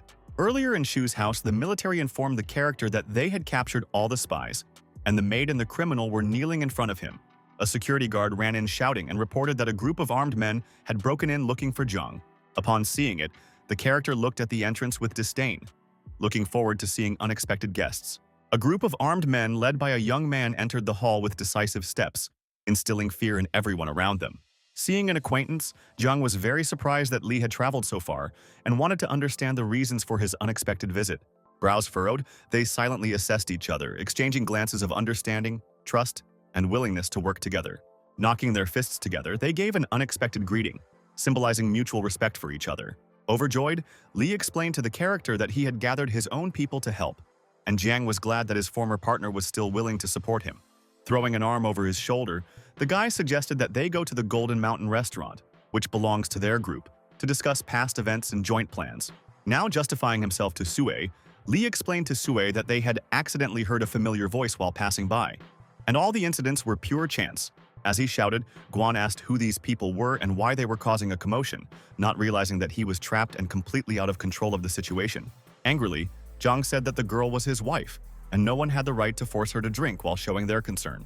Getting even angrier, Guan started shouting that nothing gave them the right to get rowdy here, claiming that this was just a business meeting.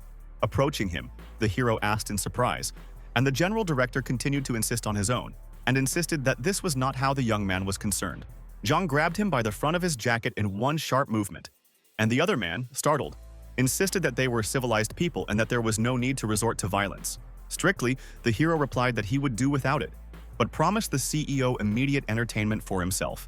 Without letting go of his grip, he dragged Guan towards the door, while Sui remotely asked where her husband was leading the enemy and why he was acting so abruptly.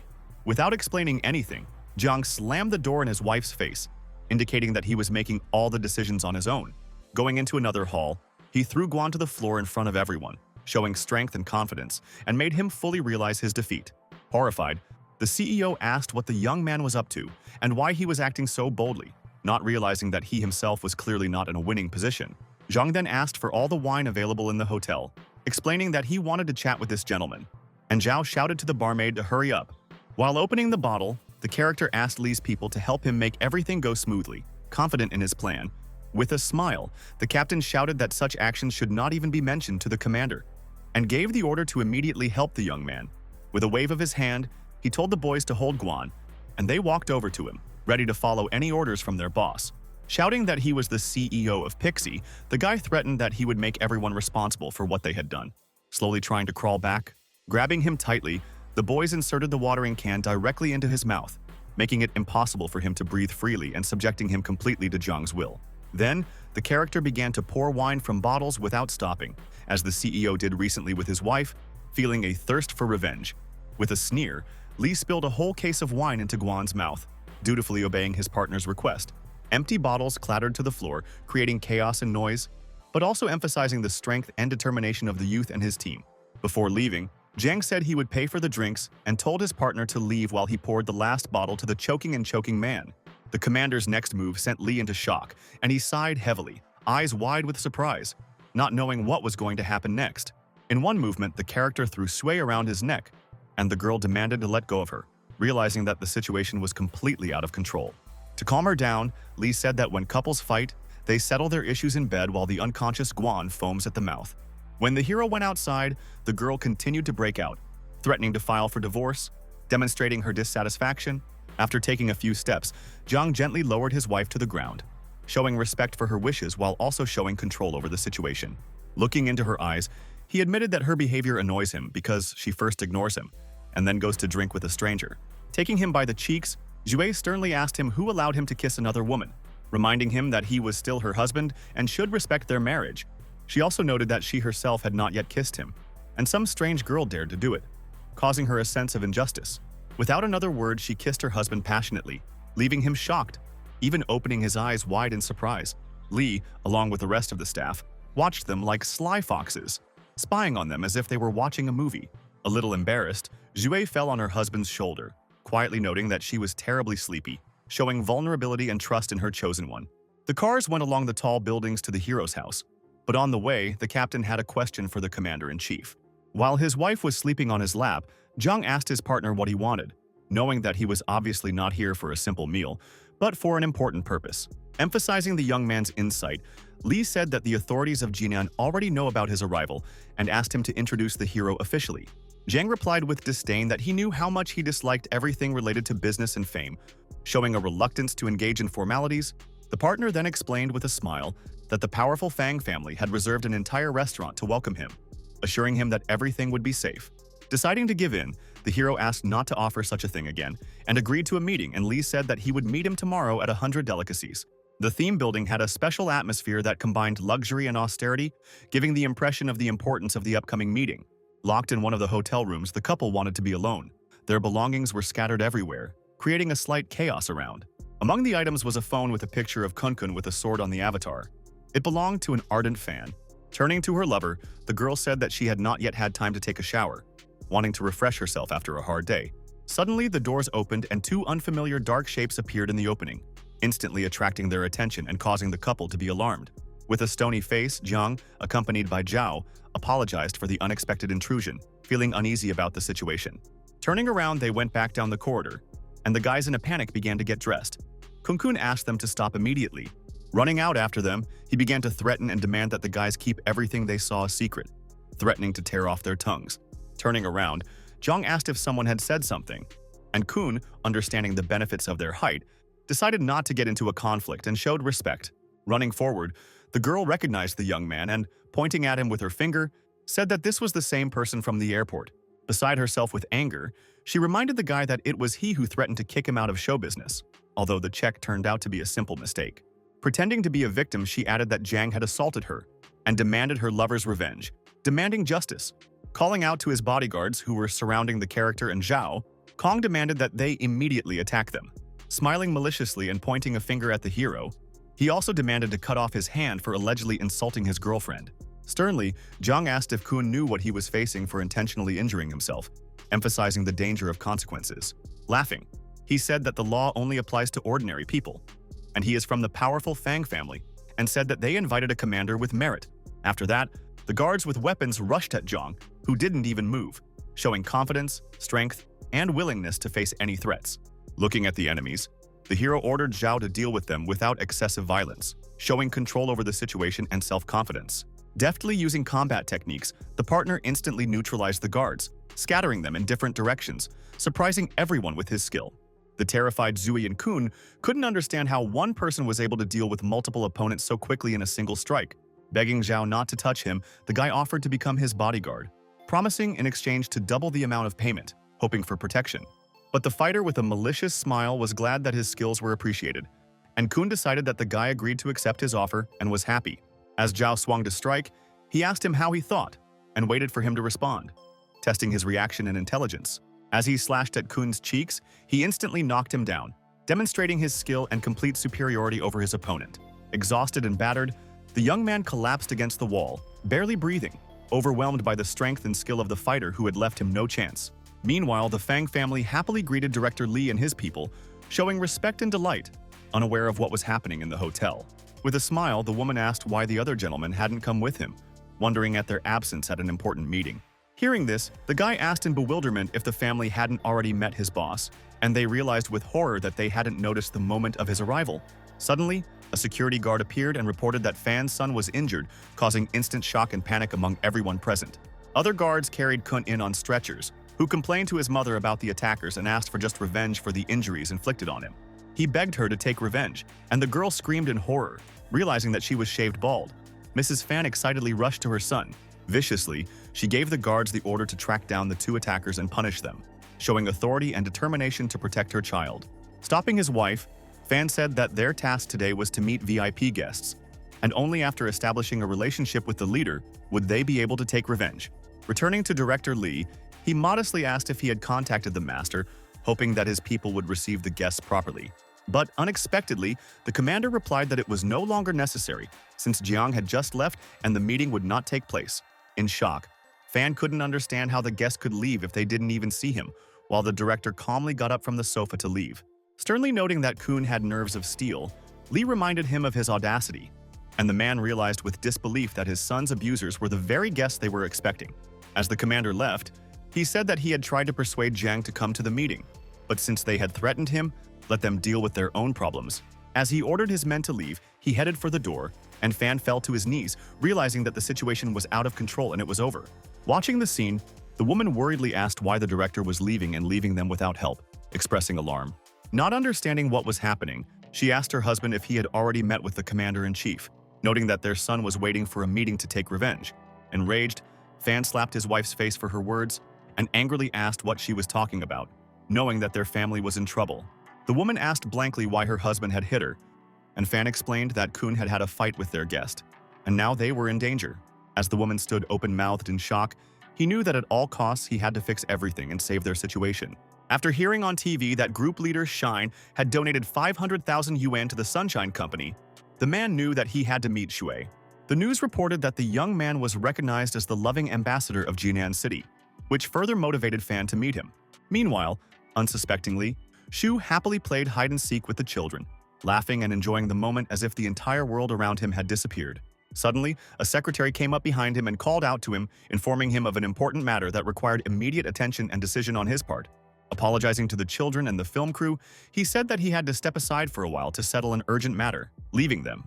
Sitting down, Shu irritably picked up the coffee glass and asked what was the matter, showing a mixture of fatigue and interest. Seriously, the girl reported that the people they sent to deal with the Fen family had been caught, which came as a complete surprise. She also added that the enemies received support from the military, and their actions are under reliable protection and it is impossible to reach them. Holding out the paper, the secretary showed a photo of the commander of the group, causing Shu to be surprised. Zhang was standing proudly at the head of the soldiers in a formal suit, which startled the man and made him think about the youth's incredible survival rate. Looking carefully at the image, the head of Shane could not believe that the young man was alive, remembering his past and considering him dead. The image of the small defenseless boy he had once known came back to him, and now the difference was overwhelming. Feeling fearful and tense, Shu wondered if it was possible that the hero had managed to survive despite all the events he had experienced. To calm down a little, he looked at the bright rays of the sun and the children playing nearby, trying to distract himself from his anxious thoughts. Sarcastically, he said that it was time for the cultivators from the Alliance to exercise a little, but the girl reminded them that they were too arrogant and would hardly agree. Remembering, he added that students are their main value, especially E, and the secretary, understanding what the boss was driving at, obediently went to follow the instructions. When she went to the Alliance, she met guys who laughed at her, demanding payment for their services. Not suspecting that they were waiting for a cunning plan of the girl, deciding to lie, she said that the master had purchased the island and asked to explore it, promising a generous reward. After hearing a tempting offer and the possibility of recreation, the guys gladly agreed, and the girl promised to invite several more beauties for entertainment. Smiling, Ye didn't want to wait any longer, looking forward to the adventure and fun, hoping that this venture would bring them pleasure and an unforgettable experience. Shouting with joy with a broken arm, he told the guys to throw a party on the island, and the secretary thought to herself how stupid and naive these young men were. The sun was shining brightly outside as she headed towards the cultivator's main building, preparing for the important task and difficulties ahead. The secretary knelt down and reported on an important matter, hoping that the Alliance would accept it and agree to help eliminate the threat. Handing Jiang a picture, she said that she hoped for their support, and explained that it was necessary to get rid of a dangerous person who threatened the safety of their students. One of the cultivators objected, reminding them that the Alliance was willing to perform any tasks other than those related to killing people. The leader strictly told the girl to remember an important rule and advised her to turn to others with a similar offer. Showing a photo of the beaten Ye and the other cultivators, she asked what was more important to them, the life of the disciples or the fragile rules, causing outrage among the warriors. When they saw this, they stormed out of their seats, asking how it happened and what they were going to do with their wards.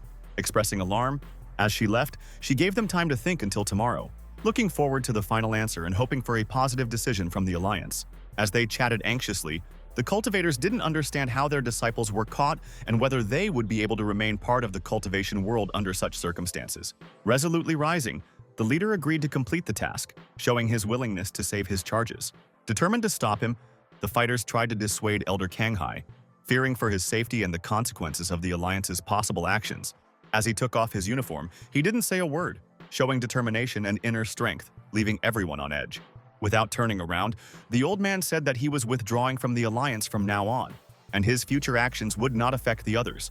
Meanwhile, unsuspectingly, on the island, a girl in a bathing suit deftly played with a ball, slyly winking at the guys. Swinging Beauty gave a pass directly in the direction of the guys who were standing near the field, playing for another team. As if mesmerized, their mouths opened at her beauty. They were ready to fulfill any of her conditions.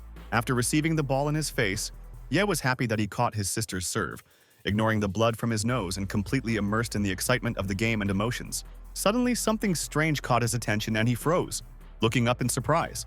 Looking up at the sky in fright, the cultivator saw that the clouds were gathering, and he wondered why his heart was so anxious. A thunderstorm had begun. Bright lightning streaking through space, pouring down torrential rain, and the buildings around them were slowly sinking into darkness. While Jiang was playing with his phone in the backseat of the car, Zhao noticed the oddities with the tires and decided to check them out by stopping. Suddenly, something strange caught the hero's attention, and he looked up from the screen, focusing on what was happening around him. Strange shouts were heard at the gas station, there were vending machines with toys, but there were no people in sight, which increased the anxiety and bewilderment. When Zhao went down to check the wheels, he unwittingly witnessed the conflict, but did not see its participants. Hearing the shouts and threats, he became alert and listened, assessing the situation and preparing to intervene. Two teenagers beat up the old man, demanding money from him, showing aggression and disrespect for the elder, which caused an immediate reaction from Zhao. Like an arrow, he rushed towards them and knocked the attackers down with one blow, instantly neutralizing the threat and saving the man from further violence. Worriedly, the guy asked the old man how he was feeling, and received thanks, realizing that he had intervened in time. As Zhao was about to leave, the stranger abruptly grabbed his arm with force, demanding his attention and wanting to tell him something. Noting the youth's unusually strong bones, the old man decided to sell him a copy of the sacred book for 1,000,000 yuan. The attackers shouted at Zhao's back that the old man was a crazy con artist and insisted that the brochure should belong to them, and the guy was horrified to understand the reason for their behavior. Handing the old man 5,000, he said that there was no more money and asked them to return their property to the guys and stop such deception in order to avoid further conflicts. As they watched, they were shocked by Zhao's actions, and their mouths dropped open in shock, unable to understand why he had acted so nobly. Gradually, they surrounded the old man and moved forward again, and he was afraid that the money belonged to him, and no one had the right to take it so easily. Suddenly, Zhao Zhao sensed a strange vibration in the air and felt the appearance of a powerful aura of inner strength that was rapidly advancing. An unknown cultivator flew from above directly onto the roof of the car, emitting an incredibly powerful stream of energy that made the air tremble. Fiercely, he smashed through the top with his sword, the glass shattering as his strength never wavered. Cursing in horror, Zhao ran to the car, realizing that the commander-in-chief was still inside, and realizing the danger that could happen to him due to the cultivator's attack. The old man's wrinkled hands radiated powerful energy, and he clenched his fists so tightly, showing his willingness to fight. Rushing to the attack, Zhao tried to hit the opponent, but he skillfully parried each attack with his weapon, acting quickly. Furious, Kai realized that the young man also had an inner strength, and realized why their alliance had been asked to intervene in the conflict. With a powerful punch, Zhao smashed into the ground, and the old man flew up, sending a cloud of dust and rocks flying into the air. In an instant, he flipped over in midair and landed on a tree branch, balancing himself as if he had learned a similar skill long ago. From above, he looked coldly at the young man and said that he did not want to kill an innocent person, advising him to stay away and not interfere in the conflict. The enraged Zhao was emitting streams of energy that resembled flames. He wasn't going to give up and only wished for the old man to disappear. Trying to break through the energy shield, he fiercely charged at Kai with his fists, hoping to destroy the defense and deliver at least one meaningful blow. Every minute, the young man's strength increased, and it became more difficult for the cultivator to restrain him as the streams of energy pressed harder and harder. Realizing that the situation was bad and no compromise was possible, he realized that he had to act. Otherwise, the situation would get out of control and lead to tragic consequences. As the old man continued to defend himself, a desperate cry was heard from behind, and he whirled around, surprised by the sudden interruption. Young people and an old man who was standing nearby were hit by a powerful energy explosion, and the fire threw them back. As the cultivator carefully examined the injured, he realized that there was no time to waste and that he needed to finish the battle as soon as possible. Sensing the danger, Zhao ran towards the old man, trying to protect him by covering him and using all his remaining strength to stop another strike. Suddenly, he felt an unbearable pain that shot through his entire body, and blood gushed out of his mouth, making it clear that the injury was serious. Unable to stand, the young man fell to his knees, bent over in pain, which shocked Kai because he did not expect the young man to withstand the blow. Inwardly, the cultivator realized that the youth had only developed energy in his fists and couldn't distribute it to his body to block the attack of his sword. Sternly standing over him, he said that Zhao would have been safe if he hadn't tried to save the beggar, and demanded that he no longer stand in his way. Enraged, the fighter shouted that he would not allow anyone to harm the commander-in-chief, and charged again. When he stood up, the cultivator pierced his body with his sword, knowing that otherwise he would not be able to stop the resistance and end the dangerous confrontation. Realizing that the boy hadn't heard his warnings, Kai decided to kill them both to stop any further attempts at resistance. With that, he yanked the sword out of Zhao's body, and blood gushed out from the wound, spreading on the ground, and the youth's breathing became ragged and weak. Swinging for the final blow, the cultivator said goodbye to the young opponent, believing that this way he would end the fight and restore the broken order. Suddenly, an unknown jerk stopped the movement of the sword. A hand gripped the blade tightly and held it, not allowing it to complete the deadly maneuver. Dumbfounded by this unexpected intervention, Kai opened his mouth wide, amazed that someone was able to stop his attack. Holding the bag in one hand while holding back the blow with the other, Jiang said that the old man clearly wanted to die prematurely, since he dared to touch his man. Gnashing his teeth, the cultivator asked how the hero managed to get out of the car, because he was sure that the character was still inside. Glaring at him angrily, Jiang replied that he immediately noticed the danger and was able to get out before the opponent could strike. Throwing the bag, he threw a precise punch straight at Kei's stomach, knocking the cultivator down and sending the old man flying away before he could defend himself. The incredible power sent the cultivator flying far to the side, feeling pain and confusion from the fact that the opponent was stronger than he expected. Feeling uneasy, he thought that the blow was so unexpected that it was impossible to react or dodge. Rushing towards the opponent again, Jiang asked why the old man froze and tried to figure out what hidden power had stopped him. With all his strength, the hero slammed his fist directly onto the blade of the chi sword, creating a vibration that almost knocked the weapon out of the cultivator's hands and shook the air. Barely restraining the youth's powerful attacks, Kei's body tensed up, and each blow felt as if the character's energy was boundless. Horrified, he realized that Jiang's inner level was completely commensurate with his own strength and was not inferior to even Zhao. Not expecting such a turnaround, seeing that the sword was cracked by the impact, he was confused, not understanding how the youth had such inner strength that clearly surpassed his own. Cursing inwardly and losing his balance, the cultivator realized that he had to resort to a ruse at all costs. Otherwise, he wouldn't be able to hold back the onslaught and would lose the fight. Noticing that the energy flows might hit the beggar, Zhao used all his strength to tell the old man to leave the dangerous place as soon as possible. With disdain, Zhang asked the opponent about the repetitive trick and noted that the opponent obviously also knows how to properly release his own energy. Leaping high, he unleashed his telekinetic powers, sending a powerful stream of power at the opponent who was struggling to keep his balance. The impact caused an explosion, sending chunks of asphalt flying into the air, and the old man barely had time to cover his face with his hands to protect himself from flying fragments. Realizing that the moment was right, Kai decided to use this advantage to attack the enemy and deliver the most devastating blow. He swung his weapon furiously, slicing through the air around him, but he never managed to hit Jiang's body. The blade didn't leave the slightest trace despite the cultivator's strength, causing him to be confused and bewildered. With amazement, the old man did not understand why he could not hit the enemy, because the blows were accurate and fast, but they did not bring any effect. As he watched the young man approach, he realized with horror that Jiang had pumped energy all over his body, and the young man himself confirmed the opponent's guess. Catching the blade of the sword, the hero said to himself that now it was his turn to act and use all the opportunities to complete the battle. Drawing his weapon, he forcefully punched Kai right in the stomach, and the force of the blow knocked the cultivator back, leaving him on the verge of losing consciousness. In an instant, the cultivator's scarlet blood sprayed out in all directions, displaying the devastating effect of the attack. Finishing off the opponent with a powerful stream of energy, Jiang shouted that this was revenge for the attack on his subordinate and for all the injuries inflicted earlier. Looking at the defeated enemy, he sternly asked who sent him to him, trying to find out the cultivator's motives and find out the name of the customer. As he bled to death, the cultivator confessed that he was just following orders, and he didn't know anything about who exactly gave the orders.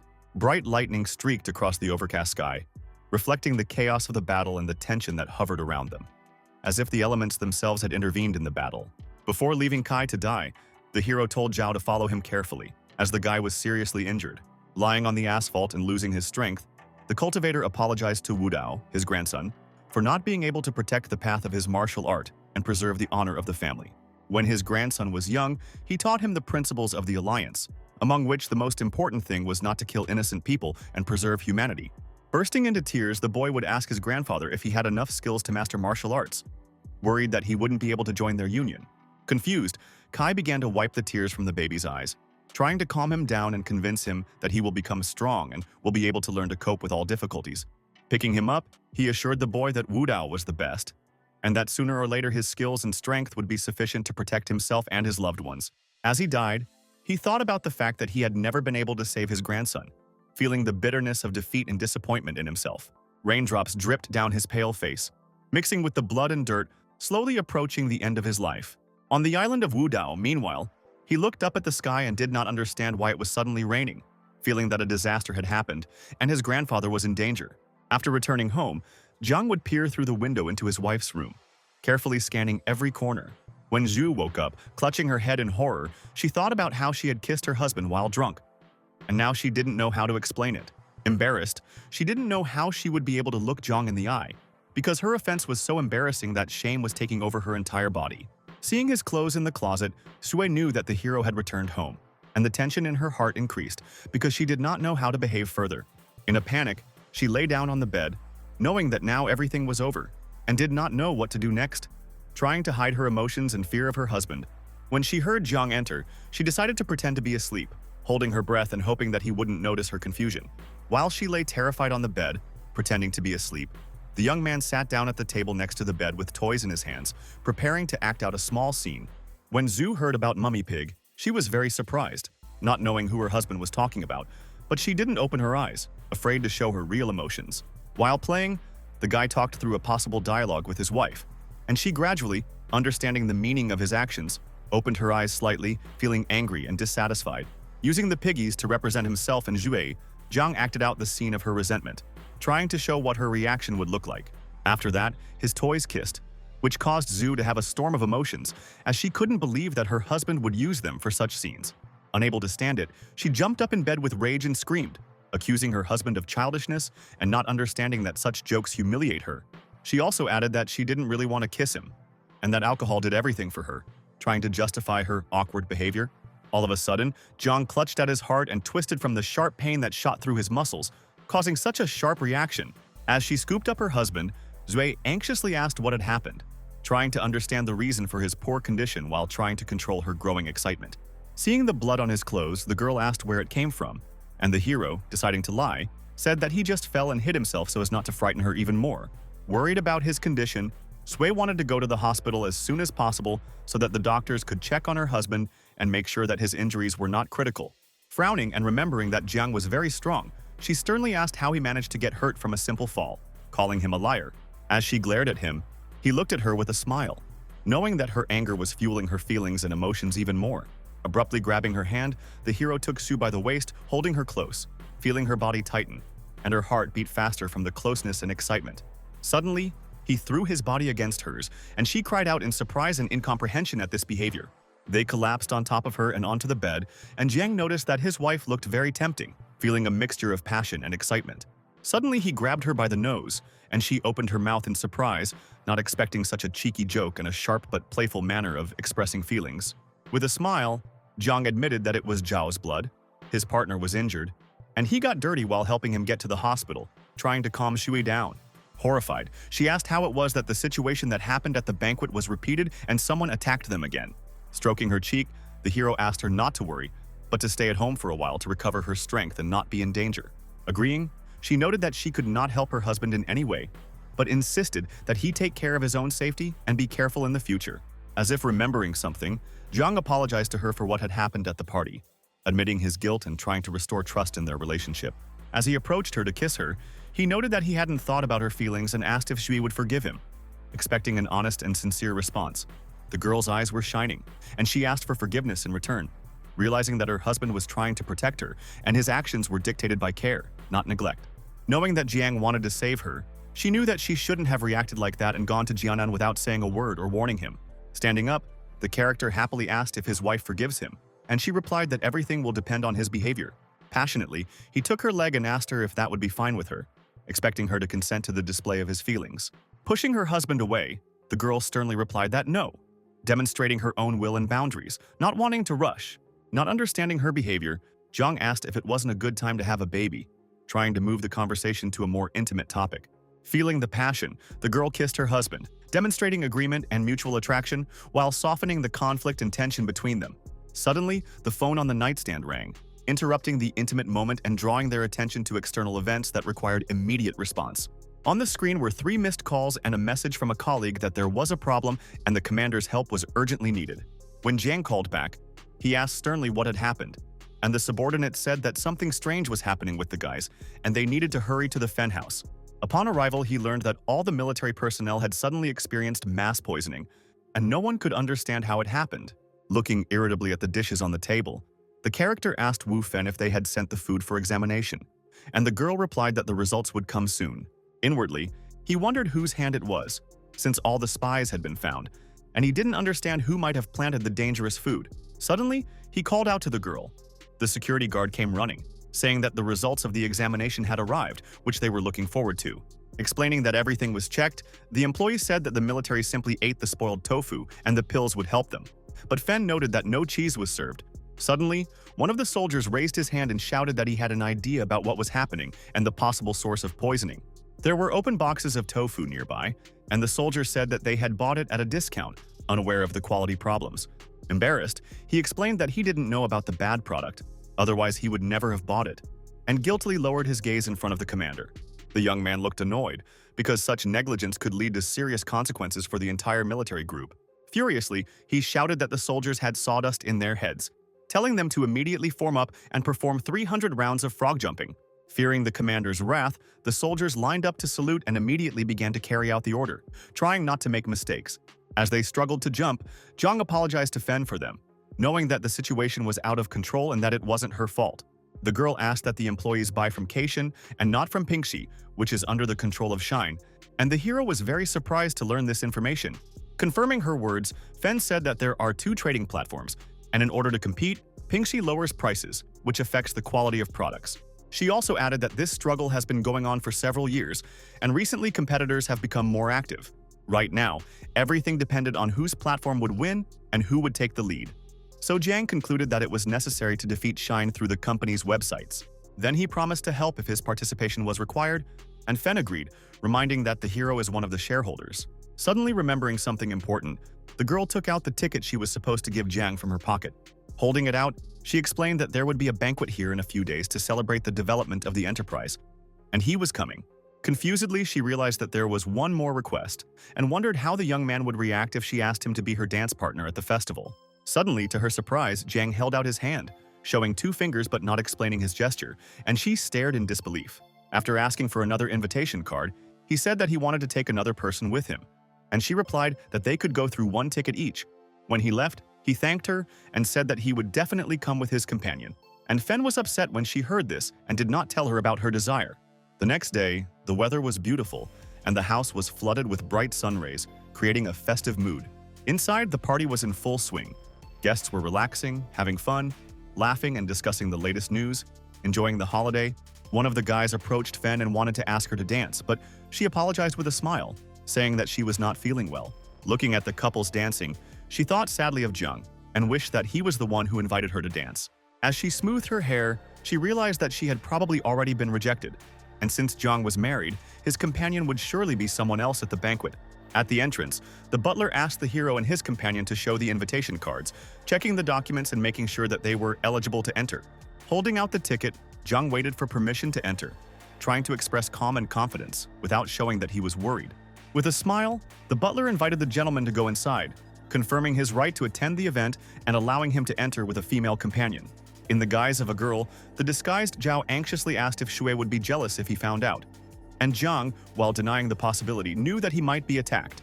Suddenly, someone shouted at their backs that they had dropped something, drawing their attention, and they stopped warily. From the ground, the girl picked up a strange fruit, not understanding where it could come from at a banquet full of all sorts of goodies.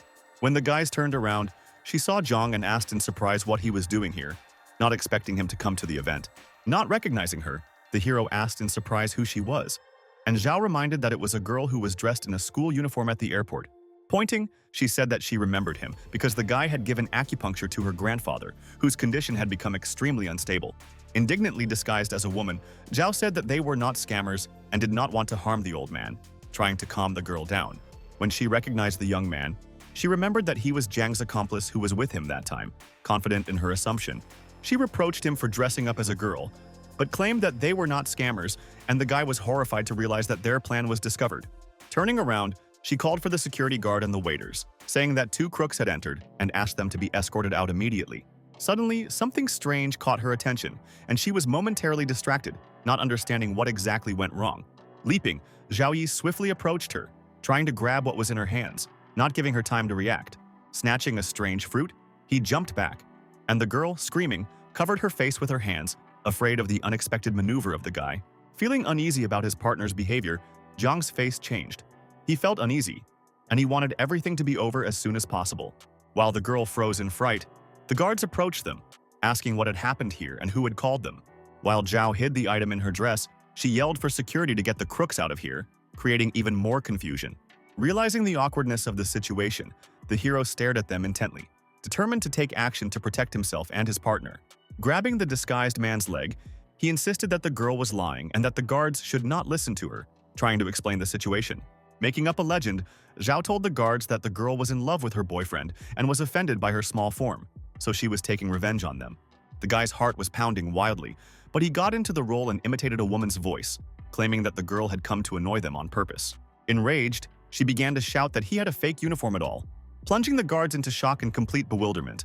To play along with his partner, Zhang said that his companion had undergone a form augmentation operation, but he still didn't understand why the girl was bothering them. Furious, she tried to convince the guards, but they believed the guy's legend and were not going to interfere in the argument, considering it false. Pointing at them, she told them that they were lying, and told them not to listen to them, trying to defend their own truth.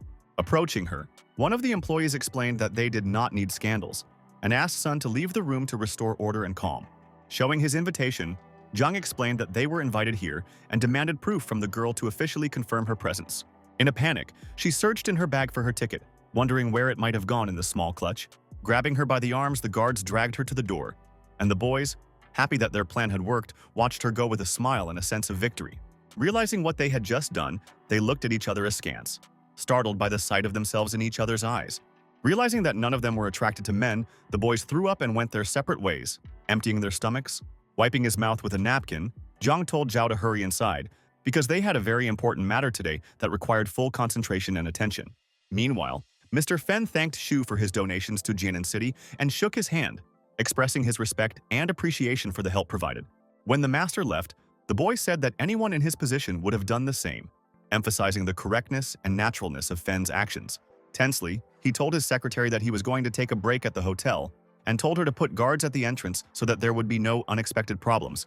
Obediently obeying the boss, the girl went to the corridor in search of employees but saw no one and began to look around anxiously.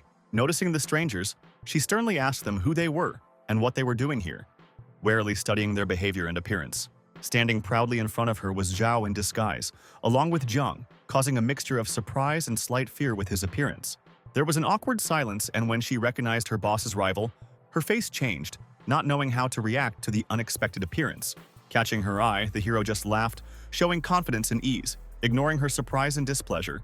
In the room, Shu thought about what the character had gone through over the years, because even the best master in the city couldn't beat him. While he was looking at the photo of the guy, he suddenly heard a noise outside the door, which made him get up and go to the door. Afraid to resist, the receptionist, accompanied by Zhao, called out that someone wanted to talk to Shu, and froze, waiting for the boss's reaction. In a displeased tone, the man opened the door and asked her if he hadn't told her to send off anyone who asked for an appointment. Showing some severity, seeing an old acquaintance, Shu froze in shock, eyes wide with surprise, not expecting to be found here so quickly. While Zhao was holding the secretary hostage, Zhang noted with a smile that the master was a big shot and asked if he wanted to let him in after all. Meanwhile, Sun was angry on the street, not understanding how she could have been kicked out and believed the two liars who managed to convince the guards. Waving her arms, she threatened to come back here with those who would leave no stone unturned, so that everyone would understand who should be trusted and who was lying. Suddenly, when she saw the strange scene, she opened her eyes wide in disbelief, trying to understand what was happening. Grabbing Shu's neck, Zhang held him above one of the balconies, showing off his superiority and strength. Shouting that the guy was crazy, the head of Shine noted that security cameras are everywhere, and if something happens to him, the young man will have to answer. With a smile, Zhang said that it was much more important for the opponent to die, and everything else didn't matter at the moment. Dismissively, he said goodbye to his enemy, rolling his eyes a little in pleasure as he was about to let go of his hand. Begging the boy to stop, Zhu shouted that he didn't want to hurt either him or his father, and that he was just forced to do this act. Not wanting to listen to excuses, the young man lowered his hand, and the man flew straight from the balcony, feeling horror and knowing that the end was near. While he was cursing in horror, the character managed to grab his wrist, preventing him from falling, demonstrating amazing strength and instant reaction. Looking at the defeated opponent and feeling superior, Zhang laughed right in his face, showing him who was now in control of the situation. While the man was hovering just above the road, he viciously asked who made him do this, but Zhu asked to be put in his place and calmly discuss everything. With a smile, the character noted that in this case, he may not have the opportunity to return the opponent here. Enjoying the moment of power, unwilling to compromise, he started counting down, making the enemy feel fearful as every second brought his death closer. Realizing his desperation, Su tried to push the guy and started swearing again, hoping for the slightest chance to convince Zhang to stop. But the young man was unwavering and continued to count down, giving no opportunity to justify himself and showing absolute control over the situation. Then, the owner of the shrine shouted that it was the man to whom the guy's mother was engaged, and it was he who hired him to perform the task. Claiming that he did not know the names, the man spoke about the power of the stranger and that he could kill him at the snap of his fingers, so there was no choice. Hearing about his mother's husband, the character opened his eyes in surprise, not expecting this turn of events at all. Closing his eyes, Shu shouted that he wasn't lying, and if the hero didn't believe him, then let him let go of his hand. Feeling desperate and having no more arguments, the character's face changed as he thought about what to do and whether to believe the enemy, assessing the credibility of what he heard and the possible consequences. With a sharp movement, he lifted the man's body back onto the balcony, slightly surprising his partner behind him, who hadn't expected this outcome. Throwing it directly at the feet of the disguised Zhao, he wanted to know the answers to his questions, demanding an honest explanation. Angrily, Zhang asked who his mother was, who she married, and why they wanted to kill him and his father, wanting to get all the information about the secrets of the past. As he stared at Shu, he demanded that he answer honestly and not hold back a single word as he watched Shu's reactions and gestures. The shocked head of Shine, his eyes wide with surprise, tried to find the words to tell the whole story and reveal the secrets hidden for many years. Then the man explained that this happened many years ago, when he and the hero's father entered the university and there met his mother and fell in love. But later they found out that the girl was the eldest daughter of a rich and powerful family, and that she was engaged. Then the man lost all hope. Recalling all this, Shu frowned, but went on to say that in order to be with the young man's father, his mother left home after quarreling with her parents. Then, they literally disappeared, running away from their pursuers with little Zhang in their arms, but it was naive to think that they would be able to oppose the power of his mother's family. Covering his face with his hands, he added that it wasn't long before they found the girl and took her home, and the father and the boy returned to the family home. In desperation, Shu said that his mother decided not to kill the hero because their blood flowed in him. But the family of the one to whom the woman was engaged did not think so. Explaining, the man claimed that in any case they would not turn a blind eye to the fact that their daughter-in-law gave birth to another man, considering it a threat to their family. That was why they contacted him and asked him to get rid of Zhang and his father, using old connections and influence over the young man. After hearing all this, the hero was silent, his eyes wide open, unable to believe what he heard and trying to comprehend the complexity of the situation around his family. Suddenly, the sound of a police siren coming from the street caught his attention, and he knew that the situation might get out of hand. It was Shin who called the officers, shouting that Zhang was a criminal and tried to throw the man out of the window, waving his arms and demanding to be checked. The hotel's excited patrons looked around in confusion, not understanding why the police had arrived. They knocked on each room and questioned the residents, asking if anyone had noticed anything strange or suspicious on the floors. Hoping for a rescue, Shu said the police arrived on time, asking what Zhang was going to do while he was holding the gun to his head. Then the hero turned to Zhao and calmly asked him to show the man one thing that could change the situation in their favor. With a smile, his partner turned on the tape recorder, which clearly recorded Shu's speech, confirming his involvement in everything that happened. Claiming that the head of Shine is a favorite of the city, the character said that the man should not make his past public, but rather obey him when the police come. Shouting that they were investigating, the patrol again knocked on the door of one of the hotel rooms, demanding to open it immediately. Looking anxiously, the officers were already preparing to kick down the door. Thinking that the delay could cost the life of one of the residents, they pushed them hard and rushed inside, weapons ready, expecting to see a dangerous criminal or signs of a struggle. However, what they saw threw them into shock, and the officers only looked at each other in bewilderment, not believing that they were witnessing such a strange sight. The two men stood with their arms around each other in bright, extravagant underwear, looking at the police officers who entered, as if they didn't understand the reason for the intervention. Realizing the awkwardness of the situation, the officers were confused and immediately hurried out, thinking that they had the wrong room. When they entered the next room, they saw two girls just sitting on the bed, surprised by their sudden appearance. Disappointed, the police went out into the corridor, realizing that they had already checked many apartments but found nothing suspicious anywhere. They were knocking on another door, asking to be opened, explaining that they were investigating, when they suddenly heard slow footsteps. The disguised Zhao greeted them with a respectful bow, while Shu and Jiang feigned a friendly fight, creating the appearance of a game. Trying to look genuinely confused, the hero carefully looked at the police, feigning incomprehension on his face. Smiling sweetly together with Shu, he asked if something had happened. After all, they were just making noise while doing harmless training. While examining the room, the police explained that they had received a report about a possible killer on the upper floors, so they were conducting a check. Trying to show surprise, Jiang said that the news was frightening, but they didn't see anything strange, and Shu confidently confirmed his words. After apologizing for bothering them, the officer said that they were continuing their rounds, and the hero wished them luck and waved goodbye. The door slammed shut, and Zhao stood there, exhaling a little heavily after that tense scene with the cops. With a sneer, the character told Shu not to look so indignant and reminded him that he was the one who tried to drown him in the sea 5 years ago. Putting a hand on his shoulder, Jiang told him not to worry, because he considered killing the enemy in this way too vile and unworthy of him. Opening his eyes like a madman, he declared that he would destroy Shine first, and then deal with Shu himself, leaving him no chance.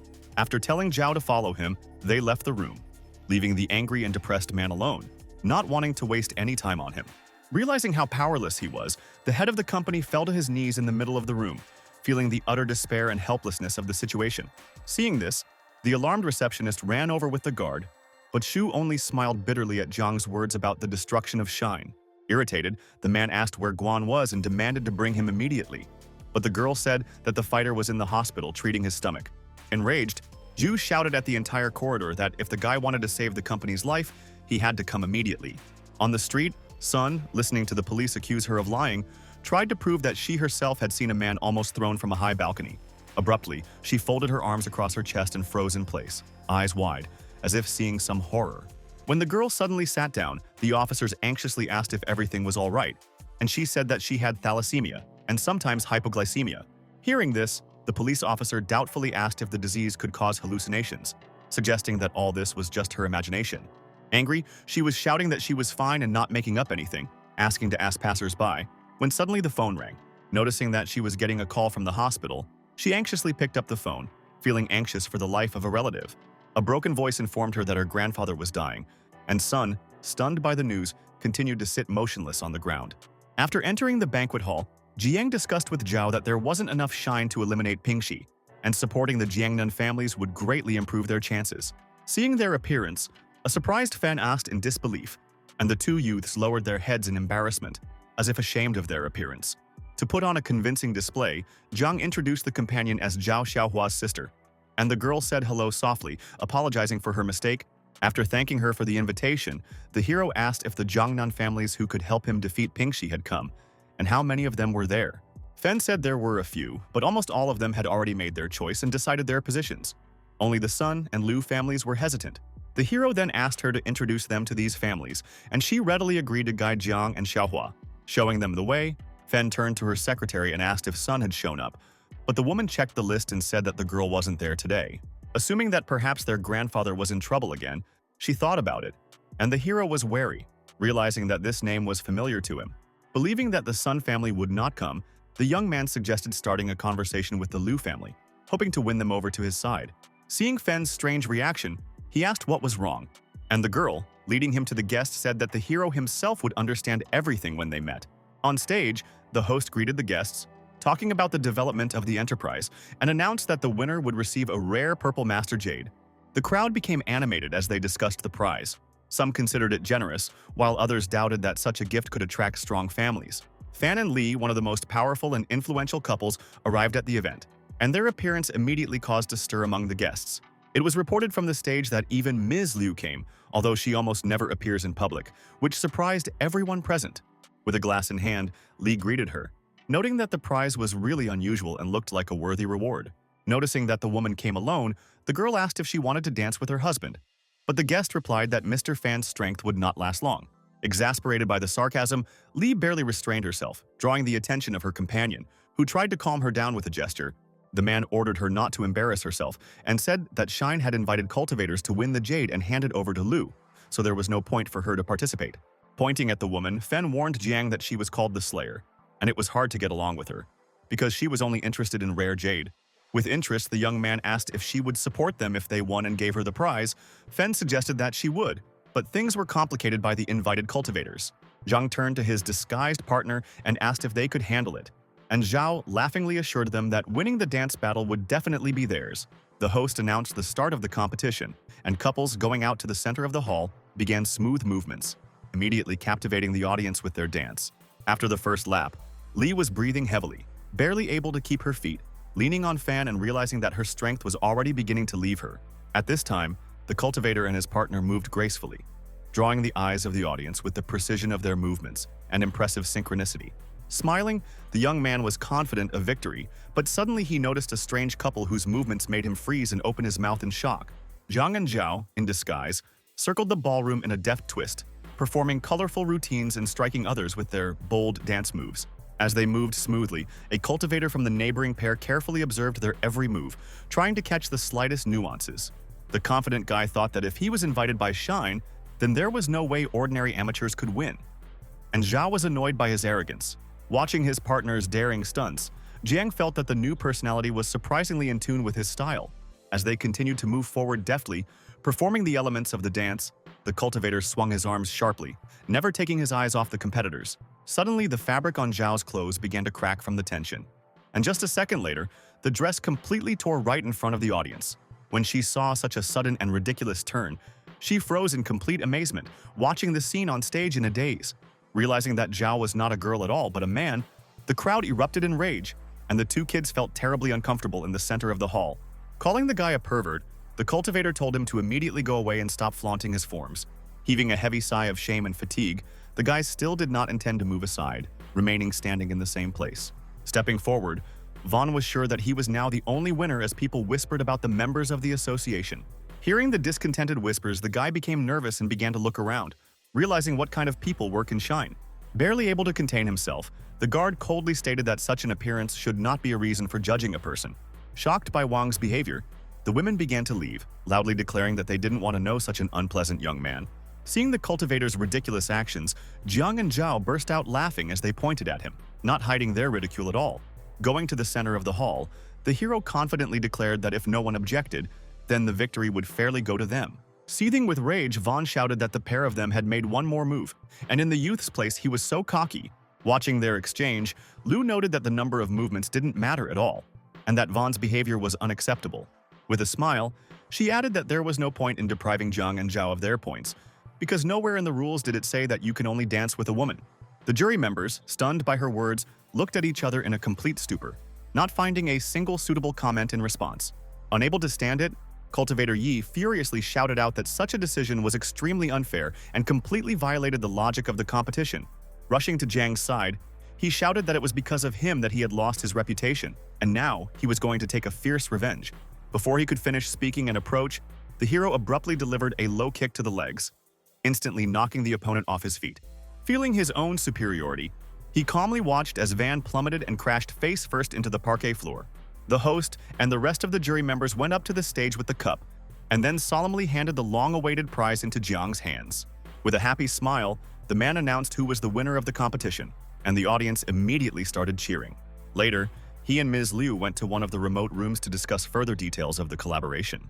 The woman noted the youth's beauty and talent with a soft smile, also mentioning that she was very familiar with Fen and her family's situation. Liu also added that if the hero expects to get her help, he should not rely only on a rare jade. With a sly smile, she laughed, but Zhang coldly asked her to show more respect and observe her manners. Waving it off with a slight grin, Liu lazily walked to the side and noticed that the young man was too serious and boring. Pointing a finger at Zhao, she suddenly announced that she was taking him, which caused the disguised bodyguard to be completely taken aback. The family's luxurious mansion shone under the bright sunlight, reflecting the brilliance of the stone walls and creating a sense of wealth. As they walked away, Liu confidently said that as long as Zhao was with Zhang, they would definitely be able to negotiate and resolve all the important issues. While his partner sighed heavily with excitement, the hero was glad that he had managed to get the long-awaited support of a powerful family. In the spacious living room, Zhang reflected that he now had to enlist Sun's support, figuring that the mystical purifier technique would be just right. Suddenly, the news reported that the head of the family was seriously ill, and his granddaughter made a commotion in the hospital. Trying to break through to her grandfather, the girl desperately pushed everyone around, shouting that she didn't believe what she was hearing, and several guys barely held her back. One of the boys grabbed her and tried to explain that life didn't last forever, begging her not to be reckless. But she wouldn't listen to him. Smiling, the hero finally understood why the girl's name seemed familiar to him and realized who she really is. Turning to Zhao, he asked his partner to perform an important task, and the latter was surprised at what the commander himself would do. With a malicious smile and a coin in his fist, Zhang confidently stated that he was going to personally go to the Tianqian house. 3 hours after hearing about my grandfather's diagnosis, the hospital looked calm outside, as if nothing serious was happening. But inside, Sun gathered all the doctors, demanding immediate treatment for the old man and promising them honor. But they waved their hands helplessly.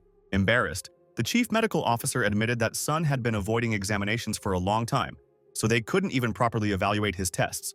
He also added that the grandfather refused treatment all this time.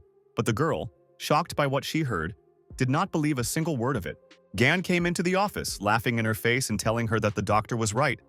Adding that everything else was not her concern, the guards came in behind him, trying to stop Sun, and the man explained that the old man wanted to leave her an inheritance, but he had no choice but to deal with it.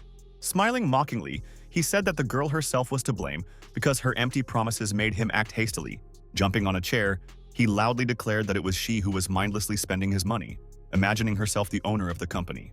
Jumping with joy, the guy laughed and shouted that now everything in their family belongs only to him and no one else. Sun frowned and calmly asked if he was confident in his loud statements and understood what he was really saying. When she got closer, she demanded that he leave the room immediately, saying that she had nothing more to say to him. Not understanding her words, the man asked again in confusion, trying to find out exactly what she meant and what was going on in general. Suddenly behind him, the voice of the old man Zhang had brought in a wheelchair directly to the office rang out. Turning around in horror, he did not believe that Sun was alive. After all, he spent a lot of money to secretly get a deadly poison from abroad. When the man recognized Zhang, he shouted out loud, blaming him for all the misfortunes, and the hero only smiled calmly and silently in response. Getting closer, the character made him step back and ask in fear where all the guards had gone. The main character claimed that he was able to easily neutralize the poison, and the old man had a simple fever that required regular care. Jin waved his hands sharply and shouted at the guy to stop telling the details of the treatment and not embarrass the audience. As he approached the enemy, Jiang advised that if the young man wanted to buy poison, he shouldn't skimp by taking cheap drugs from Pingxi. Seeing the familiar bottle at his feet, the man stiffened but still carefully picked it up, wanting to read the composition. Gan studied the contents carefully, unable to believe what he was seeing, feeling the horror growing inside him. The label stated that the product, a common fake, and the symptoms of poisoning would disappear on their own in about 3 days. Realizing that Pingxi had cruelly deceived him, the man began to lose consciousness and slowly began to sink to the floor from severe shock. After the meeting, everyone headed to the Sun family's spacious and luxurious home, where the atmosphere was tense. In the guest room, the old man carefully studied the hero and Zhao, while the confused girl stood between them, not understanding what was happening. Unable to stand the strain, the elderly man slapped his hand sharply on the cold handle of his wheelchair, trying to restore order. Sternly demanding silence, he explained that despite his distrust of Gan, the boy was still part of their family. Rising from his seat, Sun said that the young man could not possibly have bought a fake, considering such an accusation absurd. Turning his back on the guests and folding his hands behind his back, he declared that it was time to make Pingxi Company completely bankrupt. Frowning and turning back around, the old man firmly ordered Tiantian to immediately escort the guests out, not wanting to continue the conversation. While Zhao was aware that the family was preparing to strike at the company, the confused girl found the idea of attacking Pingxi extremely ridiculous. Dismissing Sun's concerns, the hero assured her that she had nothing to worry about, making it clear that they had found a way out of the situation. Stretching his hands before leaving, he confidently stated that they were leaving the house, but he hoped to hear good news from the family soon. A few days later, Pingxi's company was in chaos. Although outwardly everything seemed calm and the building shone under the bright sunlight, Guan, along with a concerned employee, closely monitored the financial schedule, checking for any suspicious movement of funds. Slamming the desk angrily, the supervisor demanded a report from the assistant and asked if he had prepared all the necessary work documents. Losing his temper, Guan shouted questions about what was going on and whether the secretary had actually checked each item properly. The puzzled guy explained that he had studied everything and recalled that Sun had previously publicly stated about the disease after buying their drug. The assistant was sure that people would start returning the goods, but Guan shouted that they were being deliberately exposed as guilty. Grabbing the assistant by the collar, he demanded to immediately bribe the media to tell their version and justify selling a fake. While the frightened young man tried to justify himself, the police entered the office and calmly asked who runs the company. After showing his ID, the officer confidently asked Guan to come with them for further clarification and necessary procedures. The assistant informed the chief that Sun's grandson had passed on the information in advance, which was why the police found out the whole situation so quickly. While Guan was being taken away, he swore at the secretary and demanded to know why he only found out about what had happened now, and not before. The young man knew that the company's stock had collapsed and wondered how Guan still considered himself in charge, hiding the facts to avoid punishment. After calling Jiang, the assistant reported that he had completed all the tasks and assured the hero that now he can completely calm down. On the luxurious terrace of his house, holding a newspaper in his hands, the character only laughed as he watched the developments around Pingxi. Having signed the document, he noted that it is especially pleasant to see how people get a well-deserved punishment for their actions. Looking at the news screen, Jiang thought that Sun was extremely cruel, and now he understood why Jiang did not stop his cunning grandson. Clenching his fists with determination, he said that now Pinzi and Shine will not be able to escape, because the truth will be revealed sooner or later. But the character warned that it is too early to celebrate the victory, because the company will probably try to cut ties with Pingxi in order to save its own reputation. The young man only knew about Shu, and he assumed that he was the one who arranged Guan's arrest, because everything went too smoothly and quickly. Perplexed by what was happening, Jiang asked what they should do next, considering that it was necessary to use the current situation to their advantage. Reassuring his friend, Jiang said that he expected such a development, so he prepared a plan in advance and is sure that the enemy will fall on the hook. Meanwhile, Lu entered Mr. Shu's office and coldly noted that they hadn't seen each other for a long time, trying to hide her tension. With a snide and confident smile, the girl said that arranging a meeting with him was incredibly difficult and required a lot of effort. Holding the photo in her hands, she introduced herself in a calm voice and said that she didn't come to Jinan for profit and power, but to find a decent man. Frowning, the woman pointed out that a man from Jiang's entourage had humiliated her, and now she wanted to see how he would pay for what he had done. Handing the photo to Zhao, the girl noted that Shu has money and she has connections, so they can easily join forces. Looking away, the man claimed that he would fulfill her request without difficulty, but still asked to remove the photo of the guy in disguise from his eyes. At this time, journalists gathered outside the Pingxi building, reporting that the company was closed for selling fakes and allegedly making poisons. Against the background of the cameras, the reporters said that the head of Shine confessed to smuggling weapons and trying to bribe the investigator.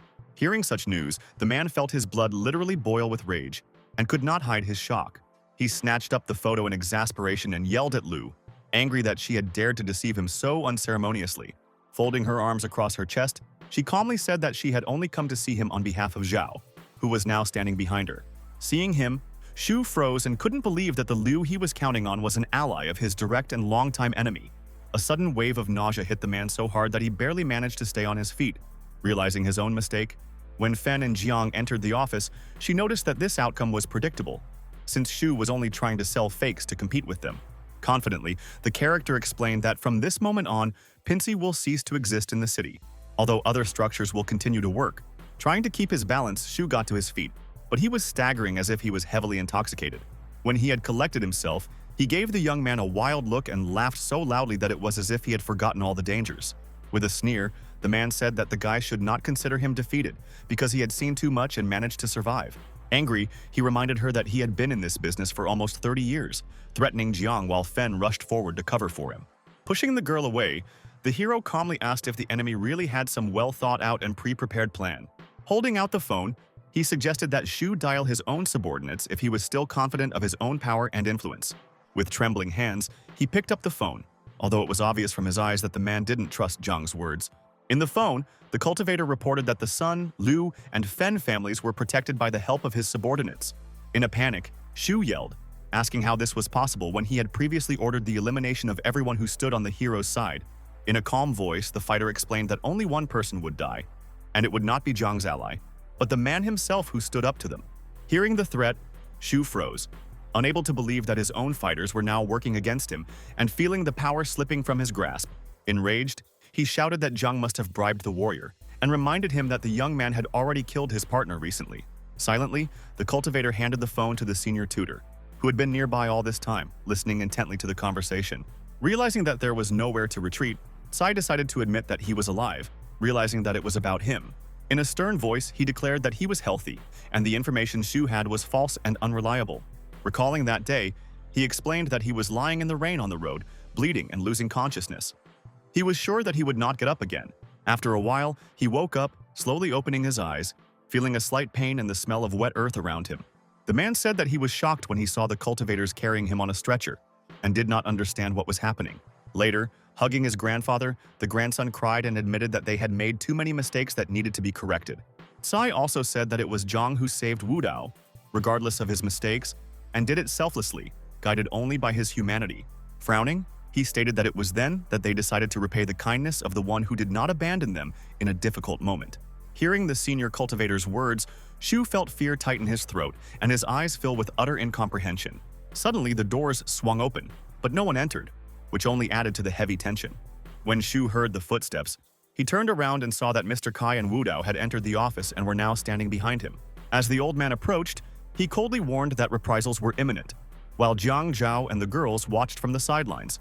Looking from the phone to the hero, the man finally realized that he was in a carefully prepared and flawless trap. With a slight grin, Jiang said that he had already anticipated every possible move of the opponent, and therefore came up with a plan. Wu Dao brandished his dagger and threatened the man, who had kidnapped them in an attempt to control the alliance and nearly killed the elder with his treachery. Taking a swing at Shu, the guy believed that he was obliged to pay with his own head for all the evil done and the pain caused. Stepping back in fear, the man shouted that he might still be useful, begging Jiang not to let him be killed without a trial. As he dodged the blow, he squeezed his eyes shut, gritted his teeth, and feared to meet his own agonizing death. Wu Dao chuckled casually and said that he didn't believe his grandfather could have fallen into the trap of a pathetic fool like this Shu. Falling to the floor, the man wet himself in terror, as the cultivator said that he would have killed him long ago if he didn't respect Jiang. Holding Shu's jacket, Wu Dao asked if the hero would like to let him interrogate the prisoner himself, but received a confident refusal. Throwing him to the floor, the fighter considered the man an abomination, and the man cursed and did not understand how anyone dared to treat him so humiliatingly. He wanted to curse, but when he met Jiang's gaze, he forced a smile, admitted defeat, and declared that Pingji now belonged to the hero. Without reacting to his chatter, the youth grabbed the enemy's face and dragged him towards the window, not hiding his disdain. After smashing the glass with Shu's body, he was about to push him down, but the man desperately managed to grab onto the frame with both hands.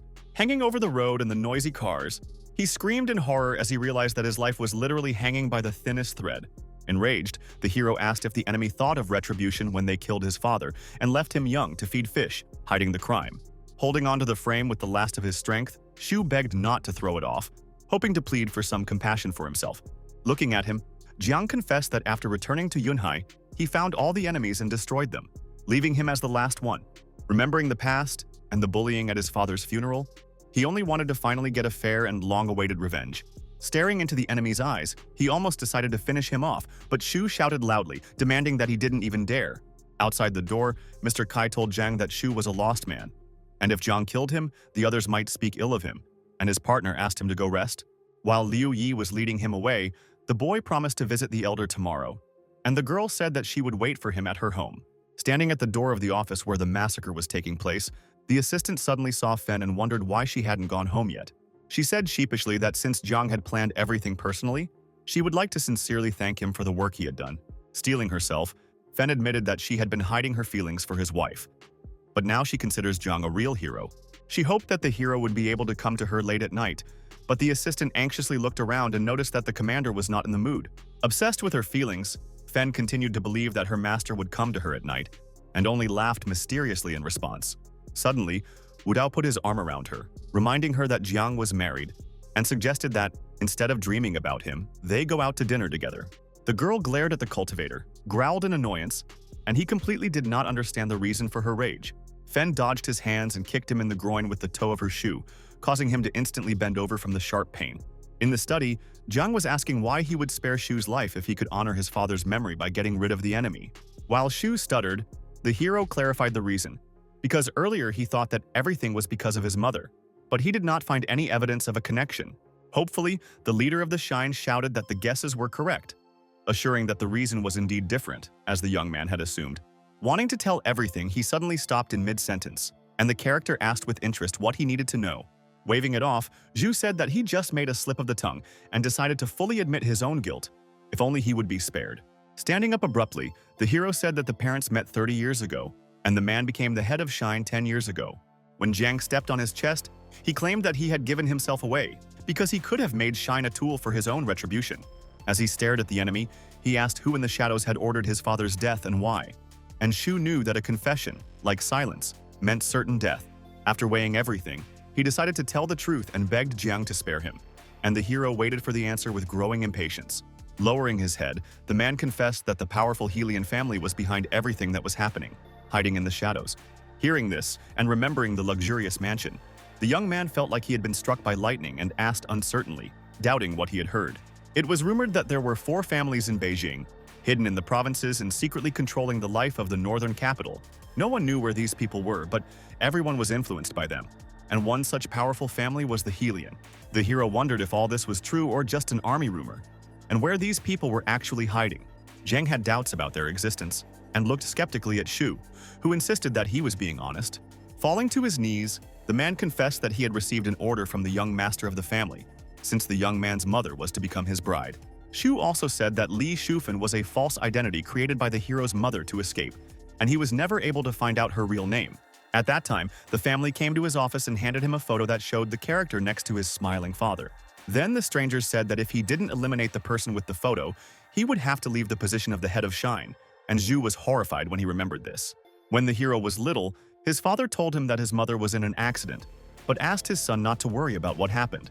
Now Jiang sternly asked Shu where his mother was, not wanting to listen to excuses and demanding to tell the truth immediately. At that time, the father hugged his son, trying to calm him down, and now, years later, the young man realized that the accident never happened, and it was a fiction. Putting the boy in the car, the father promised to figure out everything himself. Did not involve the child in dangerous family matters. Now he realized that the previous turmoil had started because of the Helian family's hunt for his mother, and as a child, he had called out to his father from the car window, but he didn't turn around. Remembering this image, the hero wondered who his dad really was and what he was trying to hide. 5 years ago, the doctor reported that the man had serious heart problems, and the bank card provided by the young man was blocked. Clutching his head, Shu said that only later did he learn that the Glory Group was Helians, and that his father had died without following their orders. Realizing that the hero's mother was betrothed to the youngest heir of the family, he decided that Jiang himself had an ancient origin. Knowing about his powers and knowledge of meditation and mystical purifier techniques, the youth didn't show any emotion. But now I realized that it was because of the Helian family that the head of Shine started smuggling things. Exasperated, he asked if the man had sent his mother to see Helian. But Zhu held up his hands, assuring him that the family had come to see the woman. Grabbing him by the leg, the man insisted that he was only following their instructions and had no idea what their goals were. Listening to his pleas in silence, Jiang smiled maliciously and agreed to let the enemy live, but only in exchange for another extremely important service. Later, at a press conference, Shu announced that he was stepping down as the director of Glory Group and said that the powers would be transferred to the character. Journalists poked their microphones and asked if there were any family ties between them and why he made such a decision. Gritting his teeth, the man admitted that he was involved in smuggling, blinded by the money. But thanks to Jiang, he finally came to his senses. Irritated, he shouted that he was acting against his own will. So he took the wrong path, and the hero calmly watched with folded hands. Shouting over each other, the journalists said that they still had a lot of questions and demanded an immediate answer. Thinking about what was happening, the hero wondered how the Helian family would react to the situation now, and what steps they would take. Sunlight fell softly on the huge hotel where he had returned, after a long and busy day full of worries and worries. Closing his eyes, the young man completely immersed himself in the cultivation process, allowing the energy to flow freely and clear his mind of unnecessary thoughts. Abruptly snapping out of his trance state, Jiang opened his eyes wide, sensing that something in the air had changed and was demanding his attention. Looking at the pendant, he speculated that it was Xuan Qindao's hidden aura that allowed him to survive, and that the elder had established a direct link between the artifact and his family. As he put on his shirt, he remembered that he had only found a fragment of the page at the time and hadn't given it much thought. But now he decided to investigate thoroughly. However, it was more important to solve the problem with the Helian family. But a sudden loud shout snapped him out of his tense thoughts. Turning to the door, he saw a disgruntled Jue in a nightgown blocking the way with her hands on her hips. Turning to her with a smile, he heard the accusation that he was hiding in the room again. And then the girl threw the papers on the floor in anger. Frowning, she sat down on the sofa and asked in exasperation if he had called her just for these documents. Like a petulant child, she closed her eyes and pouted, waiting for some reaction from her husband. Opening her eyes a crack, she noticed that Jiang was carefully studying the papers that she had thrown at his feet a moment ago. After knocking the documents out of his hands, Zui rushed to her husband, demanding to know if he thought she was too old for entertainment. Smiling, she added that perhaps he was afraid that she would notice him in the company of some sly fox. Jiang smiled and swore that he had no one but Zhao, and that he was simply afraid of hindering his wife's successful career. He also feared that the Helian family might attack her, because if the rumors were true, their influence would spread everywhere. Suddenly, Fen's voice was heard, and they both turned in surprise towards the slightly ajar doors. When she entered in her nightgown, the girl did not notice them and handed them a paper, stating that she was ready to serve Jong at any time. The hero looked at her in bewilderment, being in the strong embrace of his wife, who also did not understand anything. Noticing that the hero was not alone in the room but with his wife, Fen cried out in surprise and covered her mouth with her hand. In a whisper, she said that if the guy didn't mind the third person, then she would be happy to take part in the entertainment. Angry, Sui was already preparing her fists to strike, and Jiang was trying to explain that there was a misunderstanding. Frowning, the wife threatened to kill her husband, claiming that she didn't believe a single word he said, believing that he was just lying to her. At that moment, the phone in Jiang's pocket rang sharply, interrupting the heated situation and demanding his attention. After picking up the phone, he was buttoning up his shirt as he walked and was about to leave, but Zhua yelled at him not to even think about running away. Engrossed in his conversation with Zhao, the hero completely ignored everything that was happening around him and ignored the shouts behind him. Upon hearing the news of the death, Zhang asked his partner in surprise, not believing what he had just said. Meanwhile, the ambulance was carrying the man's body on a stretcher, intending to take the corpse to the morgue and clearly doing its job. With concern in his voice, Zhao gravely reported that Shu was killed on one of the streets of Jianian, under a high fence. With concern and interest, the character asked if any suspects had been found by chance, but the bodyguard said no. The assistant was watching someone from behind the ambulance and noted that there were more important things to do right now than find the killer. After that, he explained that he had arrived earlier than the police in order to have time to examine the body and record the traces of the crime on the spot. Killing Shu shocked him. The man was lying against the wall with his chest pierced, and the wounds were like the blows of a demon's rage. Looking at the photo of the dead man, Jiang couldn't understand how anyone could repeat the traces of Xuanqing's powerful technique, because it seemed impossible. He also reflected that the assassin had managed to get into the cell and kill the prisoner with a single blow, and the young man realized that the opponent was much stronger than him. The sudden thought that evidence might have been left behind to throw him off the scent made the hero wary of unnecessary attention. Realizing all the possible risks, Jiang ordered his partner to leave the crime scene immediately, but the connection was suddenly cut off. Realizing that something strange was happening, the hero shouted into the phone in a panic, but did not hear the answer, feeling an unpleasant tension growing. When the network reappeared, Zhao said that he had just received a call, but Jiang remained silent as he considered his next course of action. The assistant did not understand the sudden silence on the phone, and the character ordered to leave and not go deeper, for fear of an attack. Looking out the window, Jiang realized that the Helian family was extremely dangerous, but this only increased his excitement and desire to understand what was happening in more detail. A sharp noise outside the door distracted him from his thoughts, and he turned around, knowing that he had to go back to the room for a difficult conversation with his wife. After weighing the possible risks, the guy decided to stay with the girls for the sake of his safety, realizing that his enemies could take advantage of his weakness. Pausing at the door, he hesitated to enter, but remembering that Sue was his wife, he decided that there was absolutely nothing to be afraid of. When he got inside, he saw the girls fighting, who froze and shouted at him, accusing him of coming back in the first place. In a fit of rage, his wife began throwing everything that came to hand at him, flying out of the room, and he tried to justify himself and explain the situation. After a couple of days, the hero decided to go by plane to a border town to sort out the history of his family and collect the necessary information. After landing at the airport, Jiang confidently walked to the exit, holding his suitcase and mentally plotting his next move. After driving to the center, he speculated that the Helian family might have sent an assassin to finish what he had started with Shu. As he walked down the street, he thought that after the Glory Group fell, their people had decided to keep quiet, and he wondered if they really wanted to accuse him of murder by mimicking his fighting style. Hearing the phrase that a thief has no defense against another thief, he paused, realizing the strange coincidence. Seeing the old man at one of the merchant shops, Jiang held up the pendant, deciding that sooner or later the enemies would give themselves away as a mistake that they couldn't fix. Looking at the pendant, he felt superior because, unlike the others, he was able to understand the key to the Xuanqing technique. Watching him, the merchant asked if he was going to buy anything, noticing the guy's uncertain look. When the old man heard the unintelligible answer, he began to chase him away, but the hero took out the money, showing that he only needed information. Understanding the young man's interest, he explained that the pendant was an ordinary product from the market and was sold everywhere without any special features. With a sneer, he added that such jewelry is inexpensive and is found here at every turn. After thinking about it, Jiang decided that his pendant couldn't be compared to fakes, but he still asked where to find another one like it.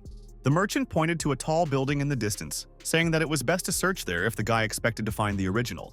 Major influential people usually gathered in this building, which attracts everyone with its unusual and pretentious architecture. Having recognized the familiar places, the hero realized that this is really a trading house, which has long occupied a special position in the city. It suddenly dawned on him, and he remembered that he had been here before, which made the situation even more strange.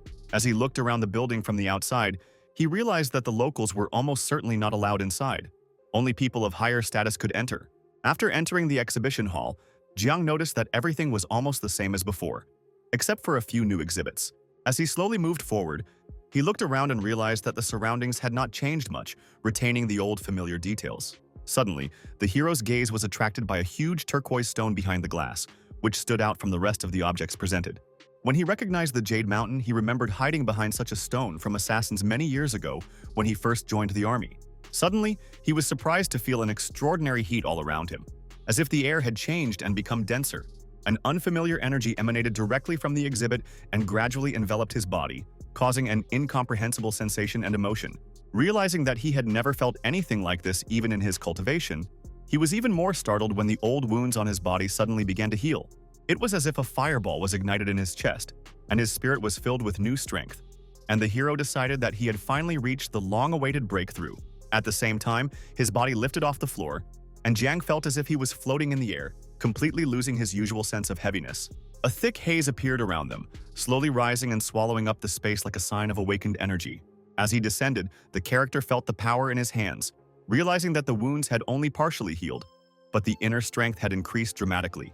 He was now certain that the trip had not been in vain, and he felt that his strength was enough to crush the Helian family's assassin. As he approached the glass cube and stretched out his hand, he realized that the resonance was gone, but the material of the pendant completely coincided with the stone. After reading the tablet, the hero decided that his pendant could also have been created from a fragment of the same Jade Mountain. Suddenly, he noticed the guards, who angrily asked what the young man was doing here and why he was violating the established order. Pointing to the exhibit, Jiang asked who the owner of the establishment was, confident that talking to the owner would help clarify the situation. But the security guard sternly replied that their boss did not like strangers, and demanded to leave the premises immediately without further questions. With a confident smile, the young man said that for important transactions, their master would certainly make an exception and not refuse.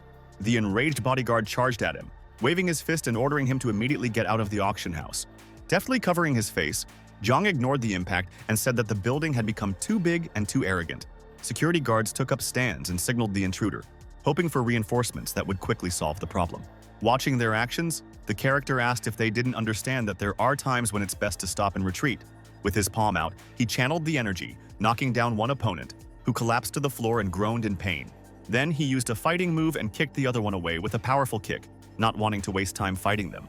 With a loud cry of pain, the guard flew far away and hit the floor, completely not expecting such force from the young man. The others were furious, asking who he was and how dare he make a fuss and make a mess of their territory. Without waiting for an answer, the chief ordered him to be killed, and the servants drew their pistols, aiming directly at Jiang. Showing that he wasn't intimidated by the threat of weapons, the young man just snorted in response, remaining in place.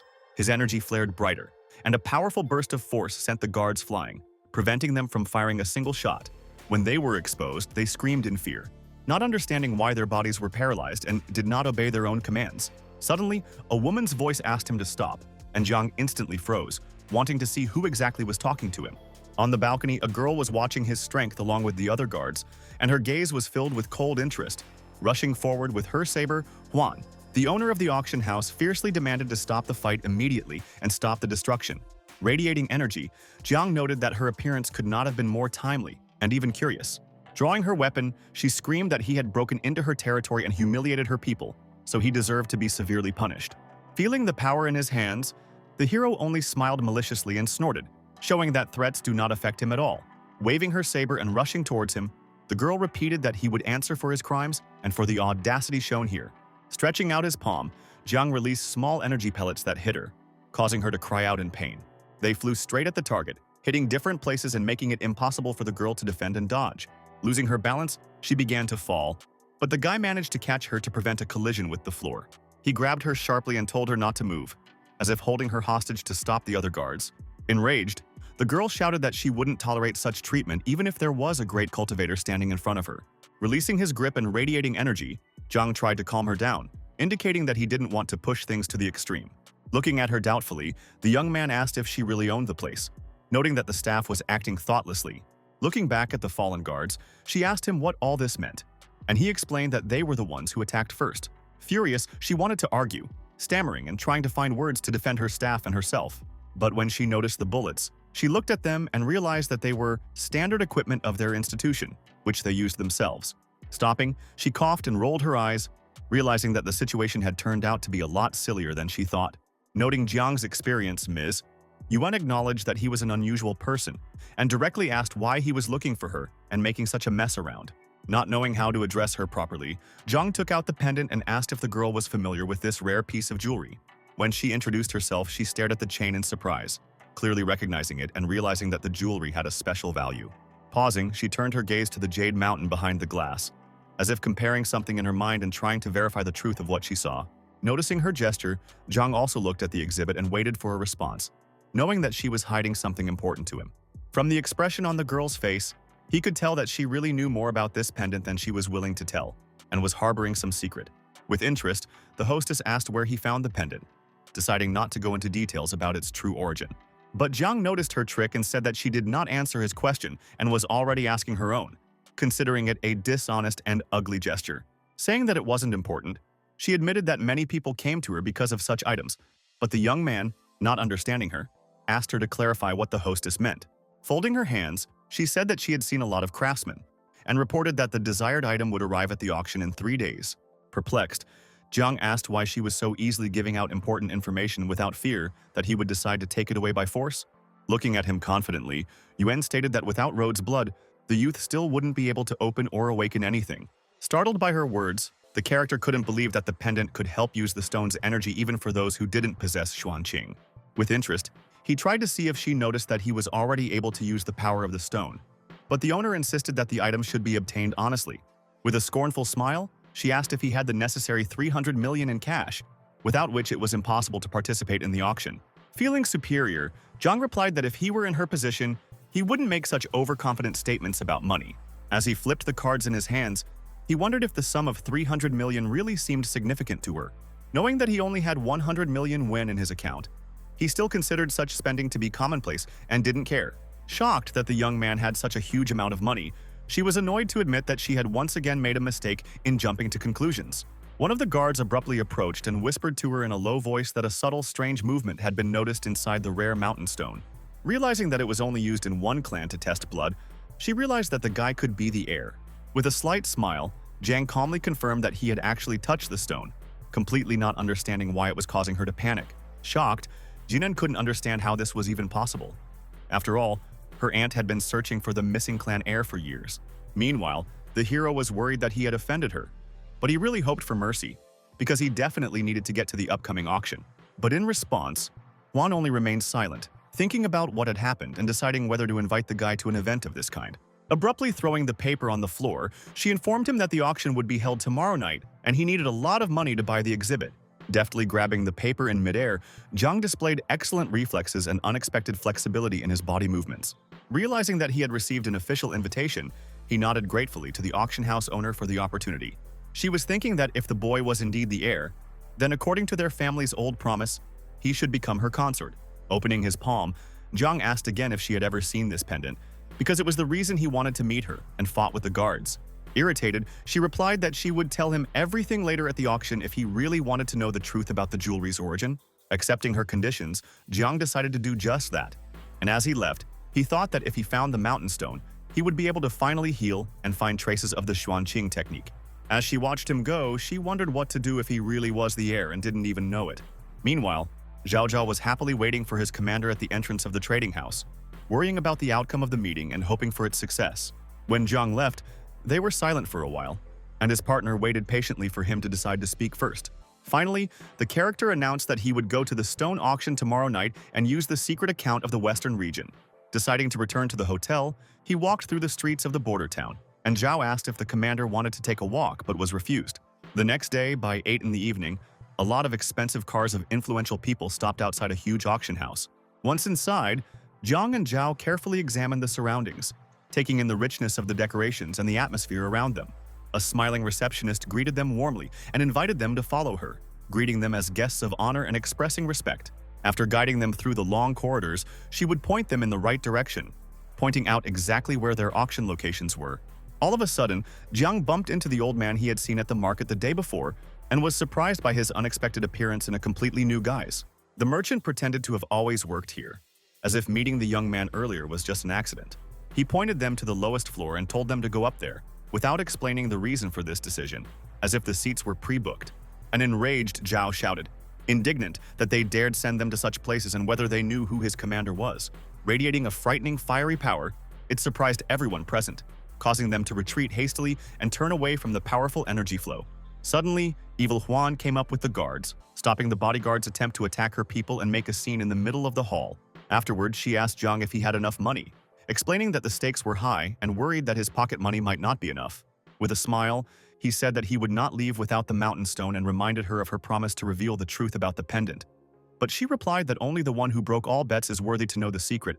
Perplexed as to what secret a piece of jewelry from the royal family's possessions was hiding, the character fell silent, and the girl turned around and told him to follow her. Noticing his reaction, Jinan again doubted their supposed relationship, but decided to hold an auction first, and then deal with the secret of the family. Opening the curtains of the spacious loggia, she told them to stay here, explaining that they couldn't go any higher, as they were new to the event. An indignant Zhao asked why his commander wasn't worthy of the upper floors, but the girl calmly explained the rules. The bodyguard was about to protest with difficulty, but Jiang, tired of arguing, held his head and stopped him. He didn't care what kind of seat he was given. At that moment, they heard a loud noise from the stage and simultaneously turned around, trying to understand what was going on. The host struck a large gong, and in a booming voice solemnly announced that the long-awaited auction was officially open. Marking the beginning of the event, the hostess confidently stated that she would not detain the guests any longer, wished everyone good luck and calmly left. Looking at Jiang, who was sitting in one of the loggias with a glass of wine in a relaxed manner, Yume couldn't believe that he was actually the heir of their lineage. Noticing that only regular and experienced customers had gathered today, the moderator decided to skip the boring reading of the rules and immediately start with the first lot. Surprised, she asked her aunt if she was really sure Jiang was their heir, and the woman noted the familiar facial features. However, the girl noticed that the guy clearly didn't care about his background, while Yume assumed that he already had a reservation for important lots. The woman added that after the auction is completed, the hero will be able to solve any questions that arise on his own. Considering it important, the niece said that the necklace on Jiang's neck belonged to King Yu Li, and she was surprised to learn that such a relic would be in his hands.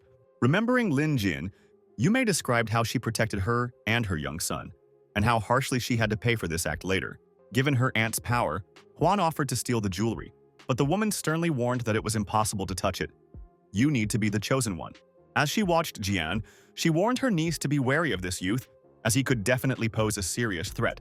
Sensing their gaze on him, the hero slowly looked up, clearly aware that someone was watching his every move carefully.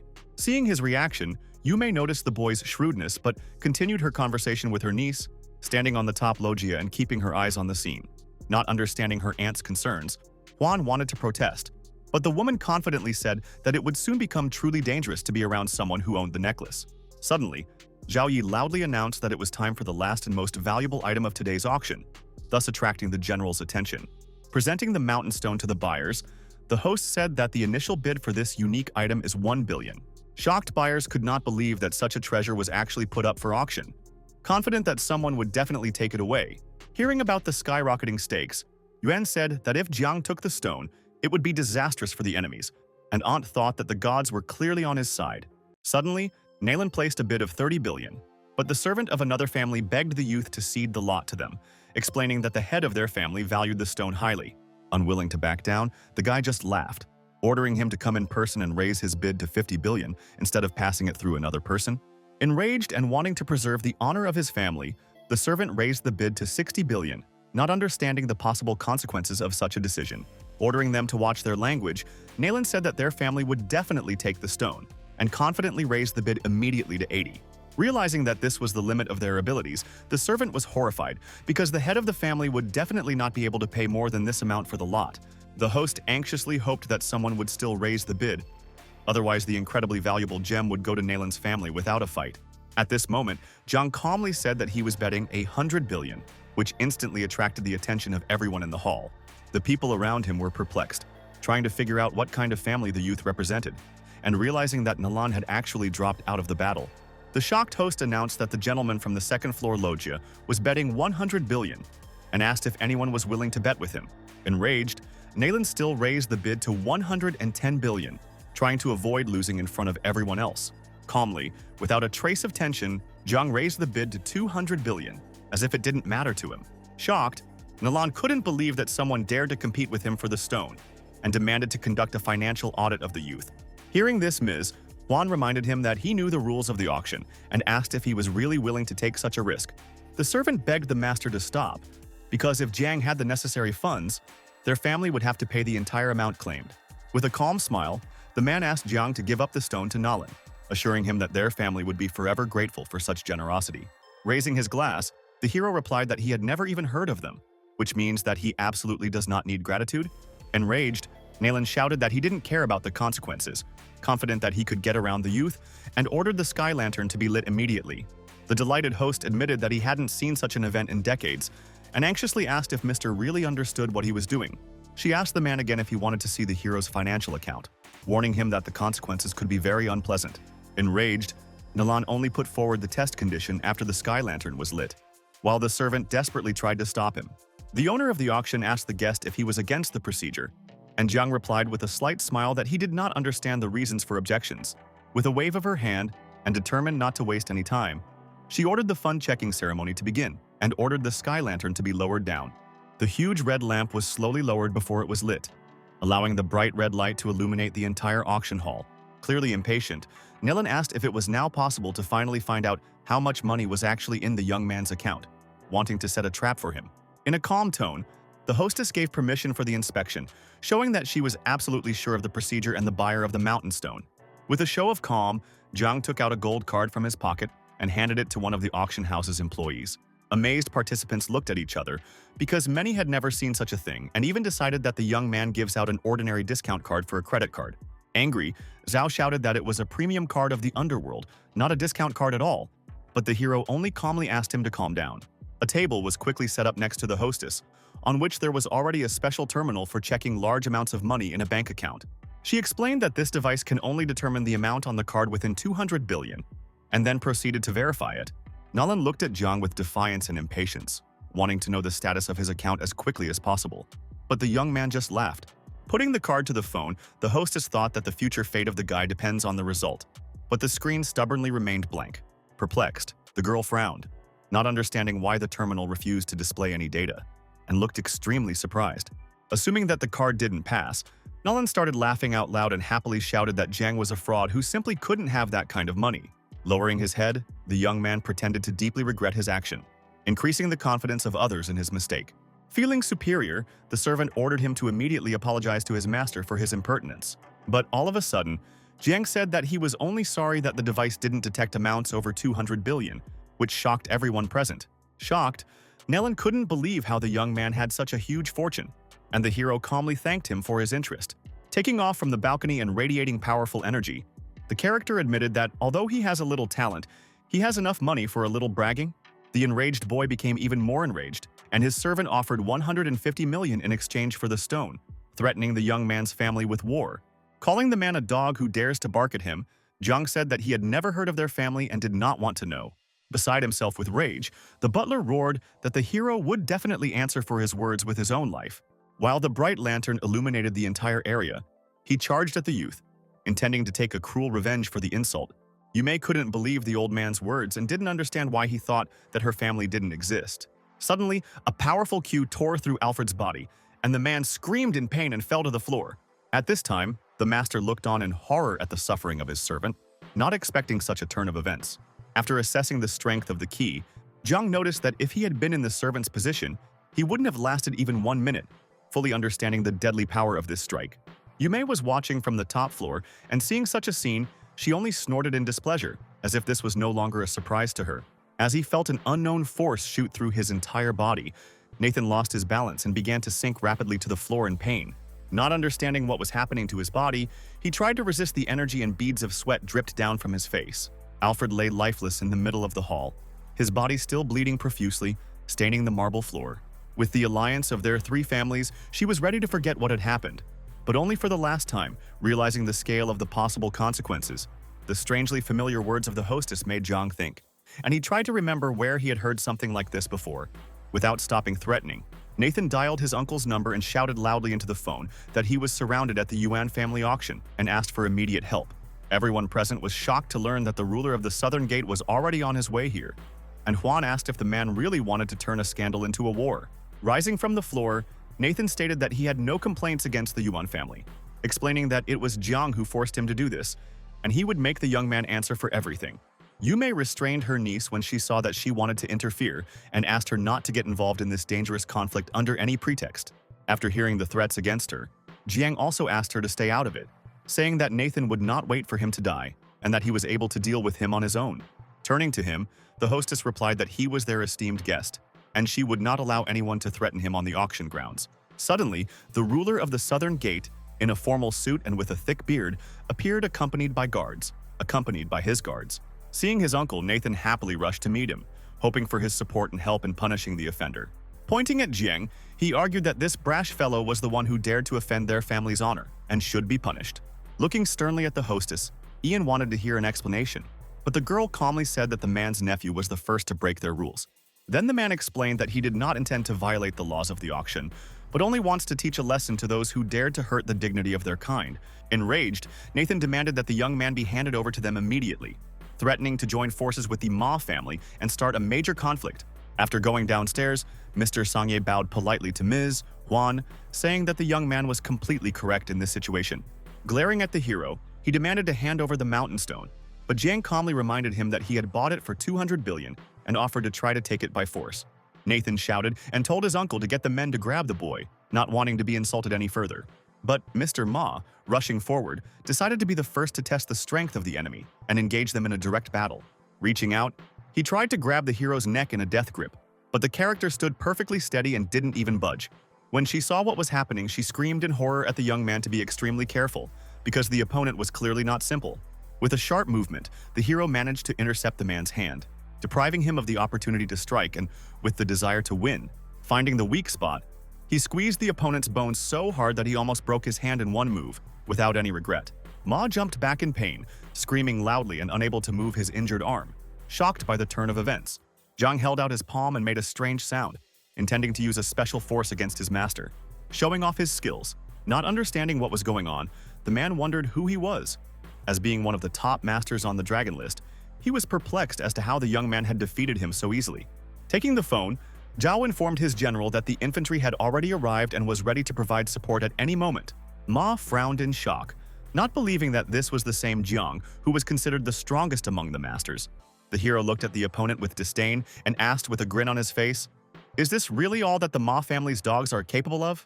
Beside himself with anger, the man tried to object and stuttered to find the right words in his defense, but did not dare to attack again. As Nathan watched, he didn't hide his annoyance and loudly asked his uncle why his men were waiting and didn't grab the guy right now. Looking at the young man, Ian sternly said that his strength did not give him the right to cross their path and demanded to give the stone in exchange for mercy. In response to these demands, Jiang only laughed, and the captain, noticing his reaction, asked with surprise if he didn't have enough arguments. Then, the hero with a slight grin said that the man does not have the status that allows him to set conditions, and offered to ask for help from his people. Suddenly, with incredible force, an unknown youth flew into the hall, breaking through the wall with his body, displaying the wonders of his physical strength. Panting heavily after the rush, he informed the admiral that all their brothers had been captured. Hearing this, Ian asked in surprise and disbelief. Then, Zhang explained that when he studied the history of the Great Mainland, he tried to understand the true strength of a man, but it turned out that it was impossible to find it in textbooks and legends. Hearing the name of the Blood Buddha, the admiral raised his eyebrows in surprise and asked if the youth was the lord of the Western lands, hardly believing it. Realizing that the hero was a god of war, she was startled and very surprised, not expecting such a powerful person to be so young. Jiang then asked with a serious expression if they really still intended to take away his mountain stone. In response, Ian only asked in surprise if the young man was joking, realizing what consequences might await him and the people in the event of a second attack. He also added that they respect the rules of the auction and recognize that this exhibit belongs to the young man by right. But Nathan still wanted to object to his uncle. Ignoring his nephew, the admiral expressed the hope that the general would continue to control the Blood Buddha, and the latter confidently assured him that he would be able to handle it. Announcing the end of the auction, Miss Huan said that the mountain stone was now officially Zhang's, and she was going to go with him to hand over the relic. As she walked forward, she told the hero to follow her, and he and his partner obediently followed behind, completely trusting the hostess. Perplexed, Nathan asked if they were going to let Zhang just leave, but Yang explained that there were more of his men on the front lines at the moment, so it was not profitable to fight. Noting that the hero had done a good job of annoying the Nolan family today, the hostess asked the guy to be more careful in the future, hinting at the potential danger. Standing in front of the mountain stone, she said that it now officially belongs to him, and this decision is not subject to challenge. Inwardly, Jiang thought with burning eyes that the block was no smaller than the previous one, but the power contained in it was much more powerful. With interest, he asked the hostess if their agreement was still valid, but she remained silent, as if testing his patience. Anxiously, the girl asked if Jiang really wanted to know the whole truth, but the hero was more sure than ever that he wanted to know everything. Explaining that she couldn't tell the whole truth, she only said that the necklace was related to the hero's bloodline, although he didn't understand what kind of relatives he was talking about.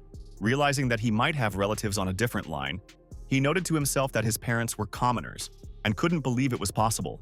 Holding out her hand, she assured him that he would find out when he was stronger, and then she would tell him something else that could change his fate. Closing his eyes, Zhang mentally agreed with Yuan and sighed heavily as he realized how many more secrets he would have to uncover in the future. The girl then told him that the necklace had been found in West Huang and told him to go there as soon as possible. After thinking about it, Zhang realized that this was a province in Miaojiang, and he was very surprised to realize the scale of the upcoming trip. Also, Yuan, with a slight smile, advised to visit another town of Jinglin on the way, considering that it would be useful for the hero. With a friendly smile, she wished him a good journey, hoping that his journey would be uneventful and bring important discoveries. As the owner of the auction house was leaving, the character shouted after her that they would definitely see each other again, showing off his slight audacity. When Yume met her niece, she asked if she had told Zhang everything, and the girl said yes, thinking that now he knew enough to move on. Then the woman explained that the next step depends entirely on whether the guy returns alive from the trip, and sincerely hoped that he would not let her down. When the guys went outside, it was already night, and Zhao, looking around, asked about their future plans and offered to return home, but the hero firmly refused. Looking at the dark silhouettes of the mountains in the distance, he ordered to go to Jinglin immediately, showing his determination and desire to quickly find out the whole truth. After a few days on the road, they finally arrived at a city that was under the rule of the Western aristocrats. As he walked through the crowded central streets, his partner couldn't resist asking why they were here, remembering that old man Huan lived nearby. At this moment, a girl was shouting loudly to Chen that she wouldn't marry him, her voice cutting into the ears of passersby. After witnessing this quarrel, Zhang watched the two of them and saw the guy asking in surprise who would become his fiancé's fiancé if not himself. Struggling out of her ex's grip, Lai screamed that it was none of his business who she loved and who she chose, demonstrating her character and independence. Looking at her face more closely, the hero froze in complete shock, not expecting to meet such an amazing girl in front of him. Unexpectedly, Zhao also noticed the striking resemblance of the stranger to the general, watching with surprise and slight bewilderment. While grabbing the girl, Chen shouted that their parents had already agreed on an engagement date, and she had no choice but to force her into marriage. Trying to break free of his grip, she demanded that he take his hands away, desperately resisting and unwilling to obey. When she bumped into Jiang, Lai didn't even notice his presence, confused and thinking that she was being held by her fiancé, and tried to break free of the grip. When she heard an unfamiliar voice, she turned around and stared straight into the character's eyes, suddenly realizing that this was a completely different person, and not an ex-boyfriend. Noticing the striking similarity between them, the girl's eyes widened in surprise at the discovery. In a rage, Chen demanded to remove his hands from Lai immediately, not wanting to put up with the interference of an outsider. Having calmed down, the girl firmly replied that she would build her personal life herself, and ordered her former boyfriend to immediately leave her alone. Chen frowned, asking her if she thought he wasn't worthy of her, and wondering why she chose a commoner because she thought Jiang was her new boyfriend. Deciding to play a game, Lai said that the young man was perfect for her and that she could not have asked for a better groom. Surprised, the hero asked who she was, and the girl, trying to find words, thought to herself that she had been looking for her older brother for so long and finally met him. In a rage, Chen shouted that she would regret her decision, and the guy threatened that he would not get out of this city alive. Telling him to ignore him, Lai took Jiang by the hand and led him along, devising her own plan of action. As she held him and walked forward, she wanted to show him a special place and promised that she would explain everything later, keeping the intrigue alive. Suddenly, Zhao called out excitedly from around the corner, drawing their attention and wanting to break the important news to his general. Anxiously, he told them that old man Huan was calling to ask for their help, as he had discovered a strange bronze coffin that made him very suspicious. Without wasting a moment, they immediately made their way to the Hunan border settlement, where they stopped at the massive gate of the man's domain. Together with his men, Huang came out to meet Jiang and greeted him with respect, showing his usual reserve. Excitedly, the hero asked to immediately tell him about what had happened, trying to understand the seriousness of the situation. With horror, the old man said that when his men were digging trenches, they came across a strange bronze coffin. And from that moment on, unusual phenomena began to occur around it. Understanding the threat, Huang decided to contact the higher-ups, and when he found out that Jiang was nearby, he remembered how the young man had helped him earlier in exorcising evil spirits in Yangzhou. Agreeing to help, the hero asked to show the place where the coffin is located. But Lai, clinging to his arm, shouted that she would go with him. Jiang glanced at his sister and asked her not to be alarmed, but she only assured him that she was very strong and ready for the challenge ahead. With a determined step, they headed straight for the massive gate of the border area, preparing to face unknown difficulties. Soon, they came to a temple-like structure, its outline slightly out of place among the other inconspicuous buildings. A young man in uniform came out to the meeting and asked the admiral in bewilderment who all these people were and why they were here. With a smile, Huang introduced the young man as a feng shui master from Jinglin and explained that he had invited him to help solve the mystery of the bronze coffin. Skeptically, the young man noted that the guest does not look like the master at all. Besides, it seems younger than him, and thought that this was some kind of deception.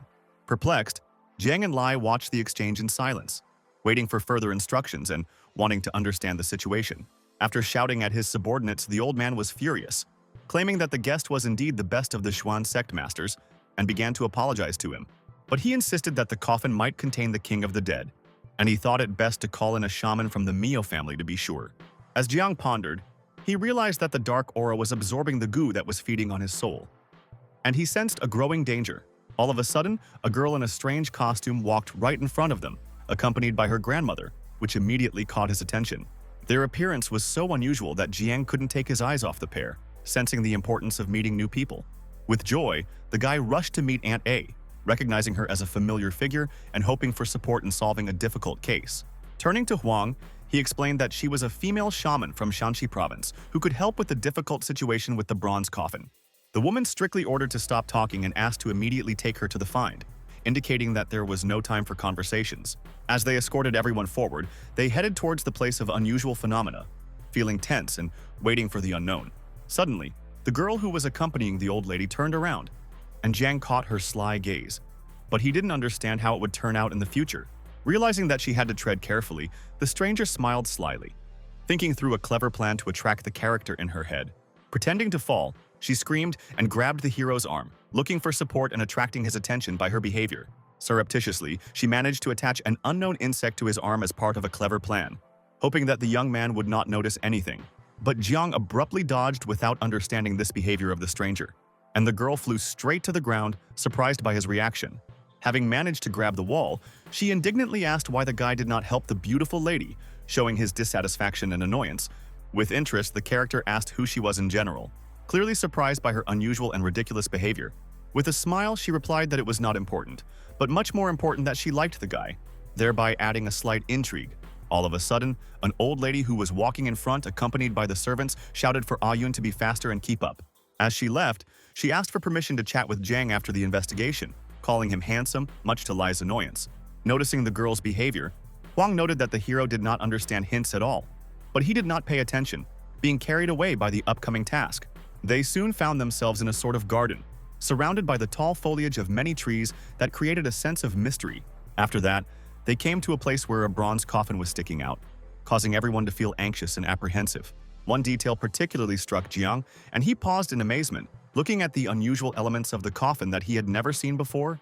The entire sarcophagus was tightly wrapped with thick chains, which were clearly meant to contain the dangerous creature inside.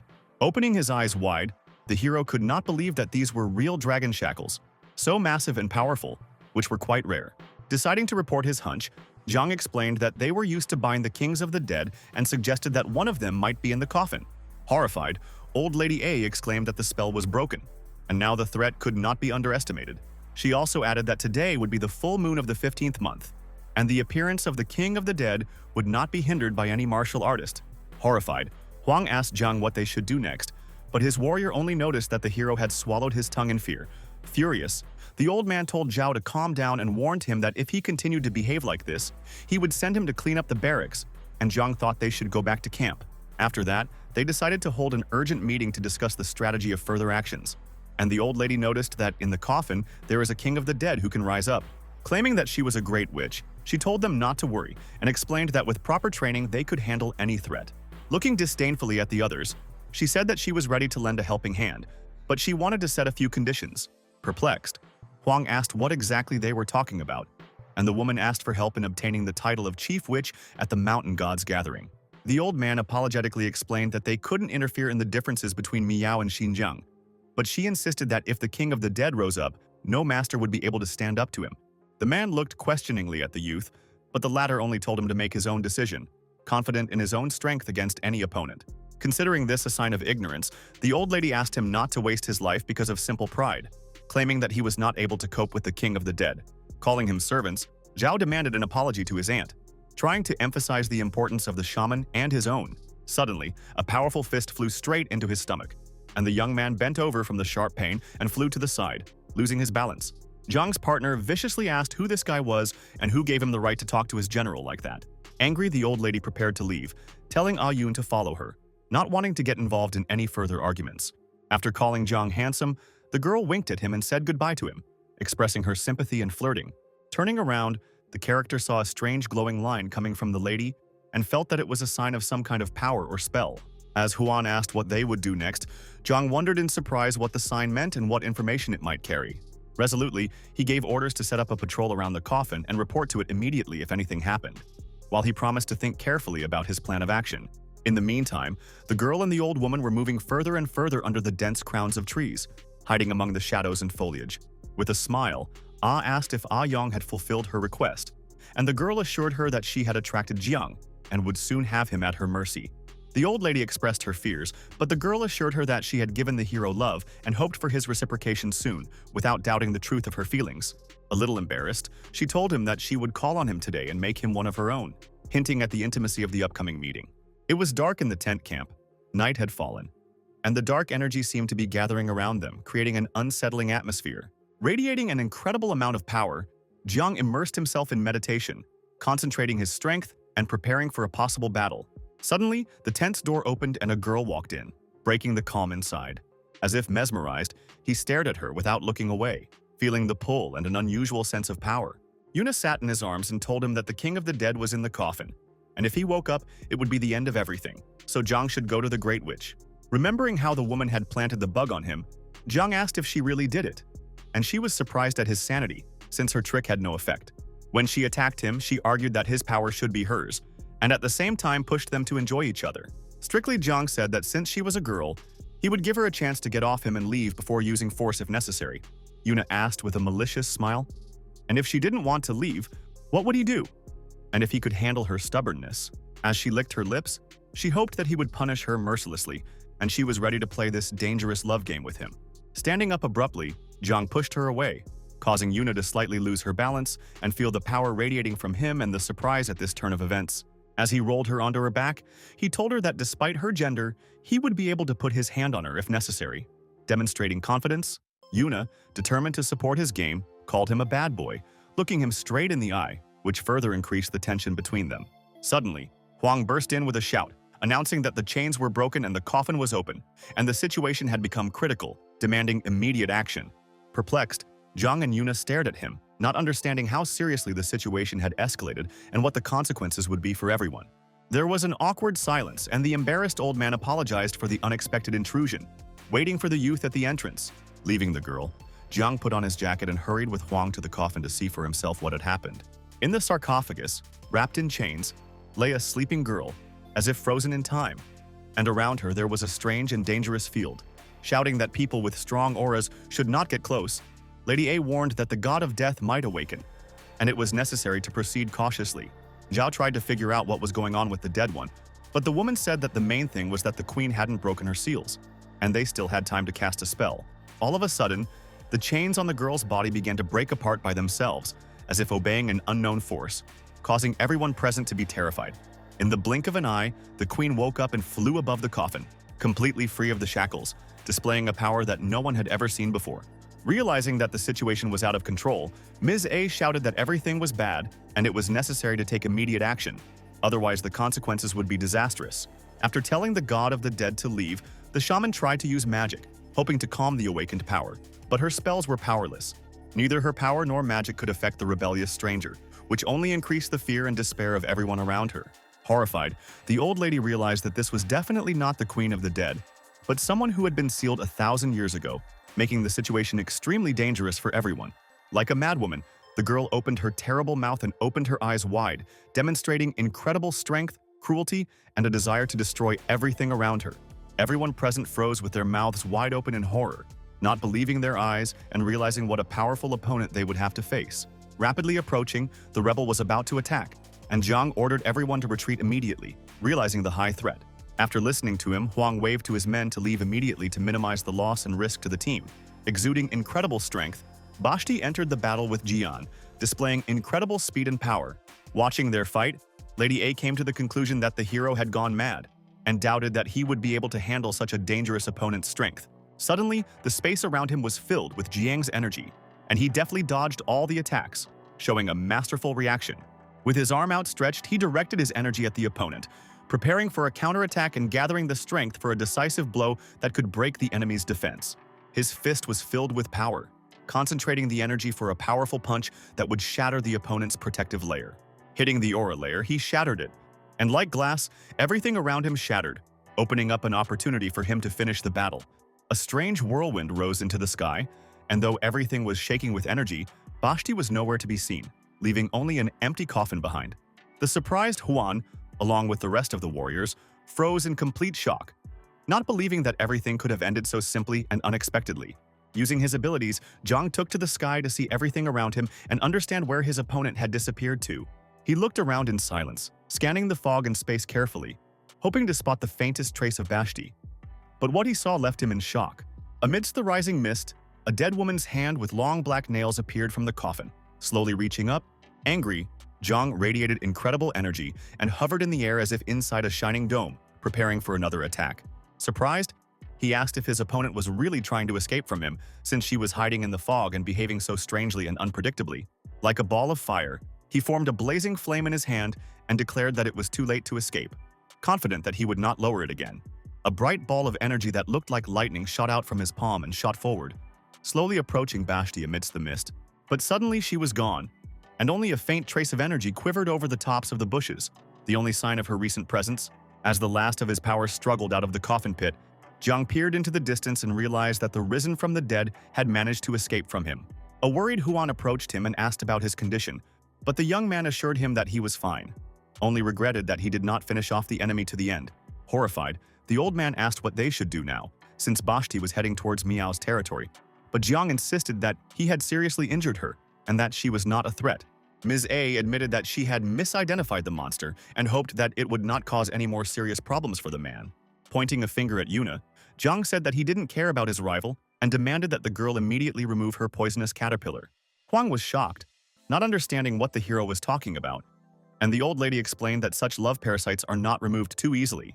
Sadly, Yuna said that there was no antidote to love, and the only way out was to marry her, and Jiang asked if there was any antidote. Mrs. A explained that the parasite's feelings control the victim through the blood, and it can only be weakened by reducing the tension between lovers. Jiang then asked about other options, and the old lady said that there were two ways: acupuncture or killing the target of parasitism. Uneasily, Yuna pointed out that this is unacceptable for the military, since this method contradicts all the rules established by their internal laws. The hero thought about her words, and the old woman calmly asked if he wanted to be with her granddaughter, hinting at the further development of relations. At that moment, Zhao ran up to them, shouting loudly that the general had received an urgent call that required an immediate response. As he got closer, he excitedly informed her that Mistress was on the line, and it was clear from his voice that the girl was in serious danger. When Zhang picked up the phone, he asked what had happened and heard Lai's broken voice pleading for help. But her words didn't form a coherent speech. Thinking that something terrible had happened, the character asked her again, listening to her trembling words, trying to understand the scale of what was happening. Then Lai said that Chen came to her, sprayed something in her face, after which her body was covered with a strong heat and she could hardly breathe. Realizing that she might have been poisoned or bewitched, Jiang opened his eyes wide, knowing that he needed to act without delay.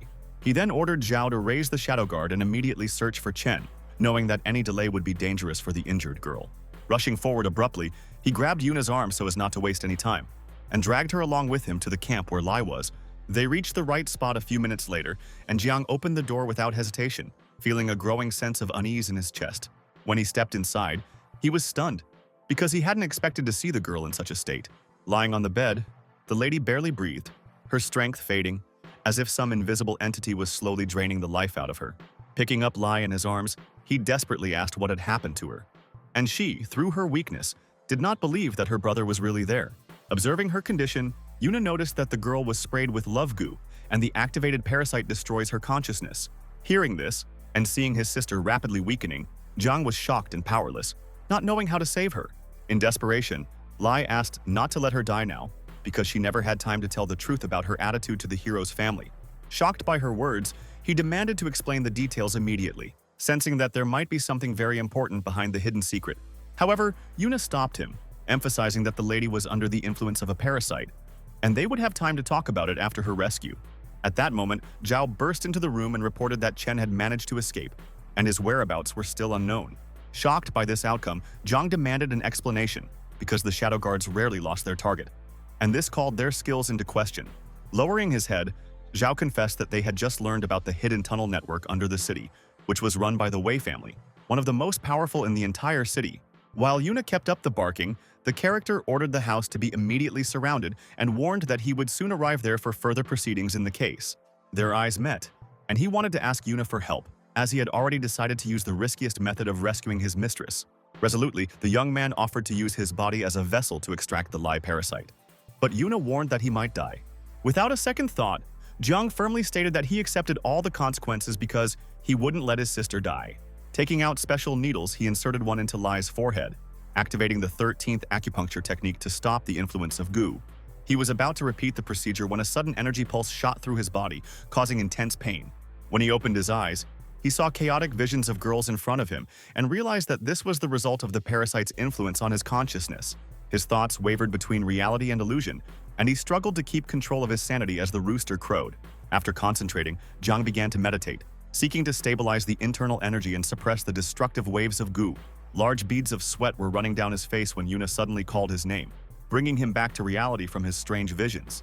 As if coming out of a trance, he opened his eyes and looked at the girl, sighed heavily, and replied that he was alive, barely holding back his true intentions. Noticing his fatigue, Yuna handed him clean clothes so that he could change and continue with such a dangerous and difficult job. When he took off his shirt, she saw a lot of old scars on his back, and this surprised her very much since the young man looked absolutely healthy. She wondered what kind of ordeal he had been through, because every cut seemed to be a testament to the hard events of the past. Jiang suddenly felt dizzy and clutched his temples as he felt the residual effects of the goo increase again. Worried by his sudden weakness, Yuna immediately rushed to his side and tried to see if the hero was okay. Jiang's next action startled her, because she hadn't expected such a drastic change in state caused by the stress and consequences of the ritual. Abruptly, the character pulled Yuna to him and passionately kissed her on the lips, as if he had been waiting for this moment for a long time, and knew the girl not just one day, but all his life. Suddenly, he began to take off his clothes, and the girl watched him in confusion, not understanding what exactly was happening, her eyes wide with surprise. Realizing that his barely alive sister was lying next to him, the young man quickly pulled himself together and suppressed the remnants of the parasite's influence, not wanting to give in to his weaknesses.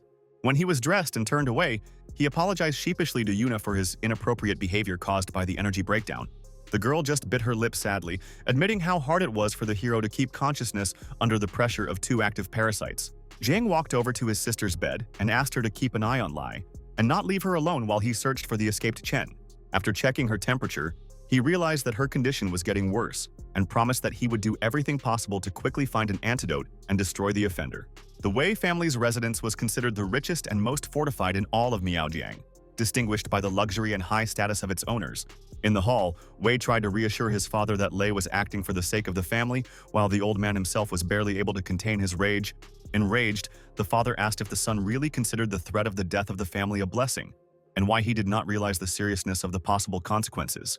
He shouted, reminding that Lei had gone up against a first-world general, China's strongest man and ruler of the northern lands. Pointing to his son, Wei said that Huan could have helped them become Jiang's allies, but the guy let the criminal escape through their tunnel. However, the young man assured that by joining forces with the clans, they would be able to oppose the general, who, in his opinion, would not stay in power. As the old man swung to hit his son, the doors opened and Jiang walked in, followed by his black-suited security detail. Seeing the general, the head of the family was speechless and froze, still holding the heavy wooden stick in his hand to strike and not knowing what to do. In one swift movement, Jiang snatched it out of his hands, not even giving Wei time to recover from the surprise and somehow justify himself. Then he hit Lei on the head, not to cripple him, but to make him talk, and Lei screamed in the sharp pain and unexpected attack. The wooden stick shattered, and a dark pool of thick blood appeared on the floor, although the wound was shallow but painful.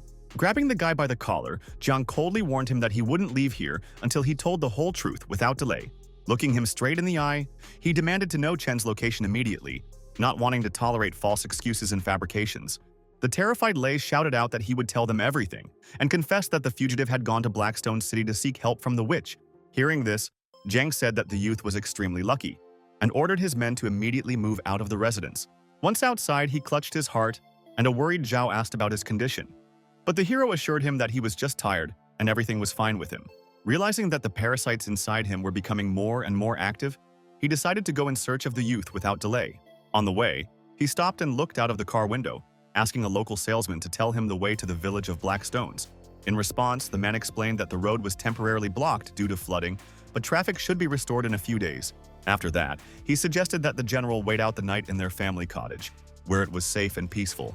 Walking along the dense canopy of forest trees, they came to the mansion where the owner was going to show Jiang the prepared accommodation for the night. Suddenly, an excited boy ran up to the man and, catching his breath, reported an important matter, forcing the owner to lean closer. Handing over the photo, he said that the residents of the Blackstones asked to stop the young man, who should not be allowed to leave these places alive.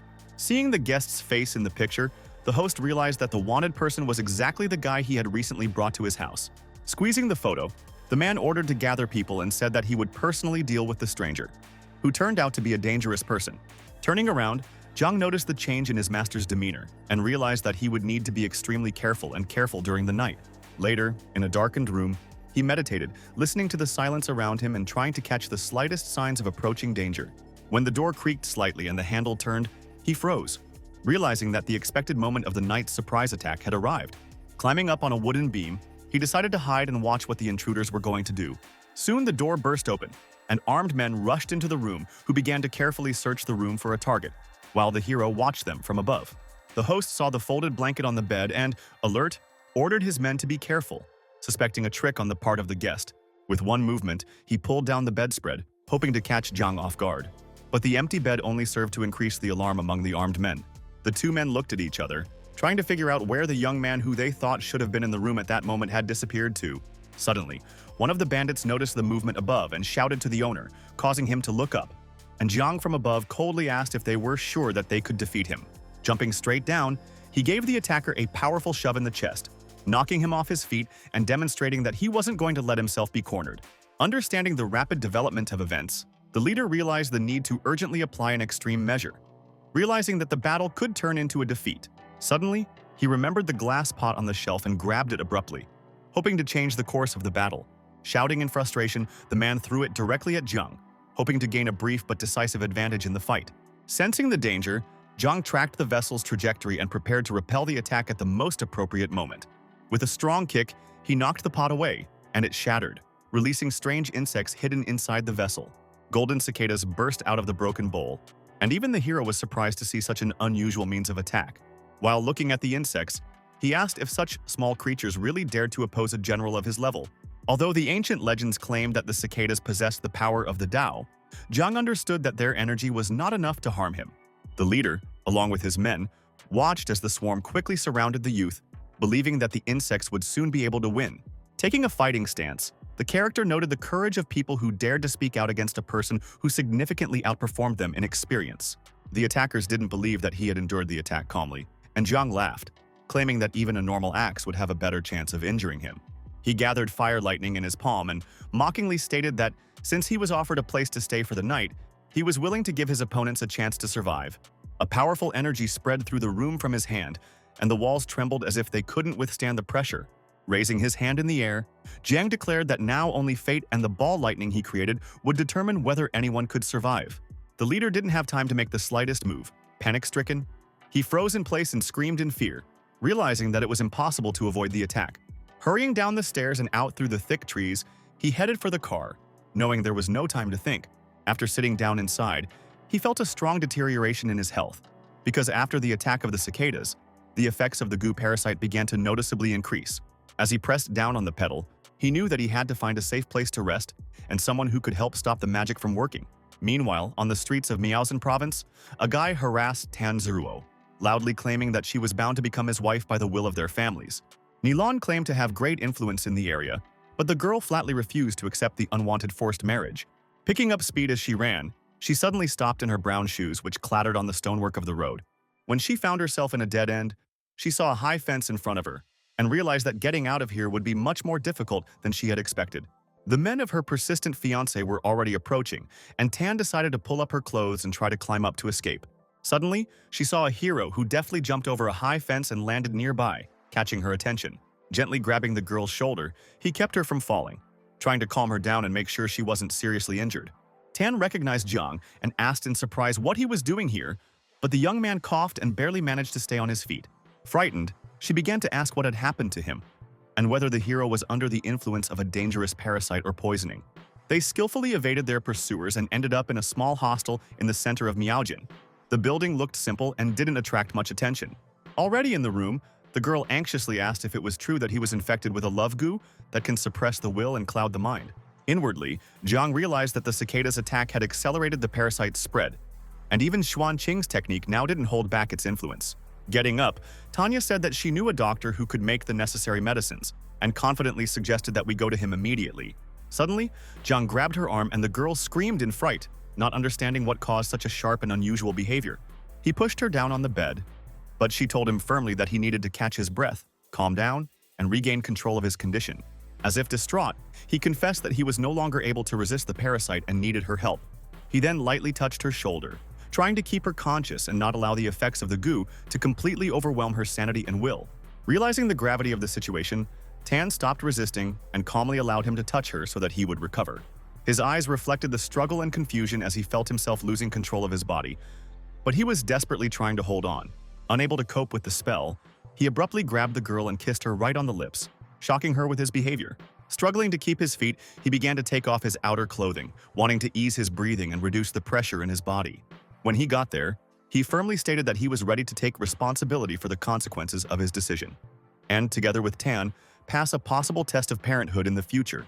After a while, Jiang quietly apologized to her for what had happened, but Tian confidently said that she didn't blame him for anything. With a small smile, she noted that thanks to the young man, she managed to get out of the South African expedition alive and believes that this is just paying back the debt. As Tian got up, she said that it was time for her to leave, and confessed that she ran away from home because her family was trying to marry her off against her wishes. But the hero stopped her by taking her hand. Hugging the girl, he confidently said that she was now next to him and he would not allow anyone to force her into a forced marriage. Looking at him in surprise and hoping for confirmation, she asked if the character was serious or just trying to cheer her up. In response, he smiled and suggested that we go out for a bite to eat, to distract ourselves from worries and calmly discuss what to do next. When they reached the street, the sky was covered with dense, dark gray clouds, as if a thunderstorm was covering the province. Undead hunters passed by, one of them ringing a bell and warning the inhabitants that a monster was approaching and they urgently needed shelter. Seeing them, Jiang paused and watched in surprise as the group moved in a fast and confident formation, his attention caught by the huntress who caught his eye, and he noted her calmness. Struck by the rarity of its energy, the hero assumed that it was Bashti, although the aura was different from the one he had seen earlier. Noticing his reaction, Tian asked what had happened and asked if he was afraid of the hunters and the chaos around him. Jiang smiled and asked if there were truly legendary undead hunters in front of them. The girl nodded and said that they were very rare guests. At this moment, she noticed familiar people among the passers-by, and her expression instantly changed to fright. The girl wanted to hide. Seeing her reaction, Jiang asked her what had happened, and she pointed at the three guys with a trembling hand and told him to look more closely. Among them was her future fiancé, the son of a Taoist priest from the Shangxi family, a well-known young master named Gei Long. Jiang forcefully clarified whether this guy was the one who was directly competing with him and trying to win Tian's favor. Annoyed, she asked him not to talk nonsense, firmly stating that she had never loved and could not love Lan as a hero. Patting her on the head, the character calmly told the girl to go to the hotel and wait for him there, promising to deal with the difficult situation himself. As she left, she waved to him and asked him to come back as soon as possible because she was very worried about the upcoming conversation with her fiancé and brother. Zhang confidently stepped towards Tian's brother and fiancé, stopped in front of them, and resolutely blocked their path with his manly body. Galan rushed forward with his fists, shouting that he was the boss here and no one would dare oppose a person of his position. Noting Zhang's agility, he acknowledged his quick reactions and offered to pay him 2,000 a month to serve in their household. In response, the character coldly said that he did not intend to be anyone's servant and asked what he could get out of such an offer in general. Annoyed, Lan told him not to be impertinent and said that he was lucky because his future brother-in-law liked him, ordering him to accept the offer. With a slight sneer, Zhang clarified exactly what they hoped for and what they could do to a person who did not recognize their authority. Hearing this, Lan rushed towards the hero with his fists, threatening retribution. His face flushed with anger and determination. He was ready to enter the fray without delay. Holding the belt in his hands, the character mockingly stated that first the guy must learn to behave with dignity, and only then climb into the attack. The youth opened his mouth in surprise, amazed at Zhang's boldness and audacity, not expecting such a sudden and unexpected turn of events. Leaving his opponents without pants, the hero calmly said goodbye, returning to the hotel and demonstrating his superiority. As they dressed, Lun and his friends threatened to catch up with Zhang, waving their fists and promising revenge, clearly angry and determined. The weather remained gloomy and dark clouds hung over the city, but the atmosphere on the streets was calm, despite the alarming and bad news. Noticing the hero's return, Tian anxiously asked if he had finished his business and had managed to deal with her fiancé and brother. With a smile, the girl introduced him to a mute woman in a red dress who was passing through and asked for a little rest in their room. Zhang froze when he saw her, because he immediately recognized her as Bashti from the coffin, a girl with strange events and mysterious incidents. Taking Tian by the shoulders, he asked her to go get some food, explaining that he wanted to discuss an important matter with the guest that required calm and quiet. She tried to protest, but he deftly closed the door behind her, leaving himself free to focus on Bashti. Turning to the woman, he said that he didn't expect her to find him on her own, assessing her intentions and preparing to attack. Bashti's eyes flashed red, shining with anger and determination, and she let out a sharp and shrill sound, indicating that she was ready to fight. In an instant, she took off and flew into the air, coming face to face with her opponent. The girl's long, thick hair suddenly wrapped around Zhang's arm like a trap, and he knew that he was in a dangerous situation. The hero's eyes suddenly flashed vivid memories of her. Cursed while still alive, she was once chosen as the maiden of the mysterious Valley of Blossoms. Previously, she sincerely dated some guy who loved her madly. But the evil magician pursued his own selfish goals. Once a traitor tricked her into putting her in a tight coffin, and she ended up buried alive, in total darkness and terror. Realizing that she thought he was the real mountain god of Miaojiang, the youth cautiously asked if Bashti really wanted him to cancel the sacred wedding vow. In response, she lowered her head in silence, and he mentally noted that, judging by the memories he had just seen, her curse was directly tied to the head of the witches. In a serious tone, Zhang said that he would only help her if Bashti followed him all the way to the temple. Suddenly, an agitated Tian rushed into the room and desperately shouted that a terrible calamity had happened in Miaojiang. The king of the dead had suddenly awakened, and the Xiao family couldn't handle him. Terrified, the girl asked what they should do now, because if the enemy starts to act actively, the entire region will quickly plunge into complete chaos. Calmly telling her not to panic and pull herself together, Zhang quickly asked where exactly the king was right now, and Tian replied that he was still surrounded in the Xiao family manor. With a sharp and confident movement, he grabbed the girl's hand so as not to waste a second in this critical situation. Dragging her along the corridor, Zhang firmly said that this was absolutely not the time for a long explanation. We should go there immediately.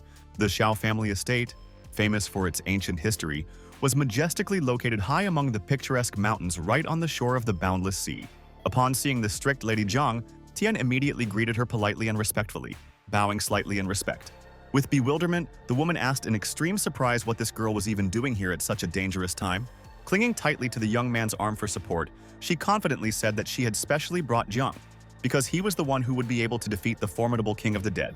After looking him up and down skeptically, the lady said that the guy didn't even look like a real shaman, and sincerely doubted his abilities. Abruptly thrusting her hand out, she said that they didn't need any questionable rogues at all, since they had already found a great shaman. But Tian desperately tried to object. Suddenly, a servant came running out of breath and shouted that the king of the dead had broken free, and Mr. Zhan urgently ordered to carry all the available dragon tree. Rushing down the path into the thicket, the lady desperately shouted that her staff was made of the right material and it would definitely be able to help the master. Tian was at a loss as to what they should do next, and Jiang calmly suggested that they follow and solve all the problems on the spot. Not far from the mansion stood an old coffin, all covered with yellow papers with mysterious hieroglyphs.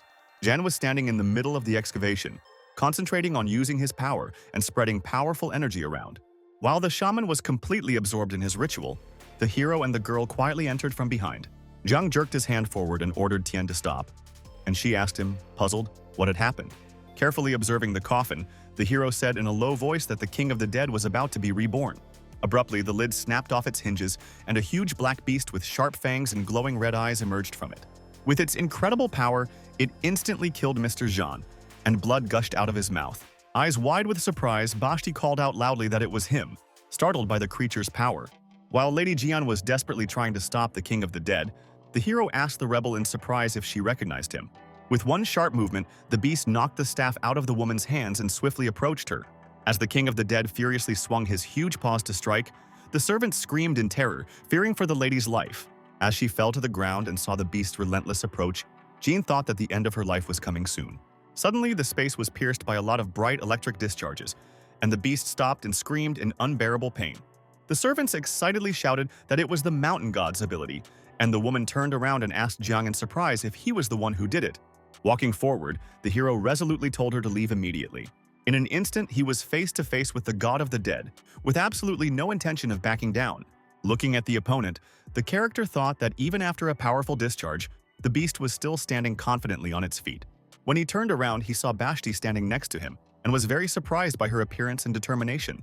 Instantly, the undead's eyes lit up with a bright red light, and she bared her teeth, ready to attack. With a swing, she rushed towards the king of the dead without any hesitation, who was clenching his fists in response. Radiating incredible strength and energy, she violently waved her palms as she tried to cast her abilities. As Jiang watched, he noticed that the ghost girl wasn't fighting at full strength because the king of the dead had been her lover in life. Suddenly, the beast knocked Bashti down with its huge paw and managed to stab her. Falling to the ground from the impact, she addressed him with pain and hope, calling him by the familiar name of Wu. Like a huge black mountain, it loomed over her menacingly, slowly, and inexorably approaching, its eyes glowing red. As Bashti held out her trembling hands to the king of the dead, she tried desperately to reach out to the remnants of his mind. But in response, he only grimaced angrily, baring his sharp teeth as if he was about to attack immediately. Turning abruptly, he suddenly ran back into the dense thicket of trees, leaving the ghost girl completely bewildered. Terrified, she screamed that she didn't even think her lover would be cursed the same way she was. But Jiang reassured her. To himself, the hero realized that the sorcerer of that distant era of the ghost girl was a real scoundrel who turned the beloved couple into terrible monsters. Calming her down, he promised to make sure to think of a way to free them both. And she, still sitting on the ground, sincerely thanked him, calling him Mountain God. Taking Tian's arm, the young man said that it was time for them to return home, and Mrs. Jian warmly expressed her deep gratitude on behalf of the whole family. Slightly embarrassed and blushing, she quietly asked if he would like to become the new head of the Xiao family. Leaving, the hero politely asked to forgive him, explaining that he already had enough important and urgent things to do. Inwardly, he thought that he had been waiting for a very long time for the right moment to finally get even with Chen, and that time was inexorably approaching. The closest thing to the Blackstone village was the Whitestone village, and that was where he headed without any delay. Revving the engine as hard as he could and twisting the steering wheel, he desperately tried to get out of the unexpected trap. On the way, passing through a dense thicket of trees, the transport suddenly stalled and refused to go ahead. Suddenly, the hero noticed how his car was quickly surrounded by several other white vehicles. Suddenly, several armed guys appeared right in front of the hood, who rudely demanded that the hero immediately get out of the car. Calmly going out into the street, the young man calmly asked what exactly they wanted from him, not understanding the reason for the outrage. Turning to the leader of the attackers, one of the guys confidently said that Zhang was exactly the right person for them. The character immediately assumed that it was Chen who sent them, and directly asked about it. But they did not answer, only preparing to attack in the hope of quickly getting rich. Yuan Yi suddenly appeared, viciously calling them ordinary hooligans, and resolutely sent her men to deal with the attackers. When they saw the strict village head, they ran away in a panic, greatly afraid of serious trouble. Zhang frowned and listened, trying to figure out who the girl was, because her voice sounded so familiar. When he finally saw Yuan, he greeted her politely and she asked in surprise what exactly had brought him here. Soon they were sitting comfortably in one of the rooms with Bashti, and the village chief was carefully asking why they were here. Taking a cup of tea, the hero honestly explained that he was persistently pursuing Chen Huan, and in response he asked what she was doing here and how Sister Lai was doing.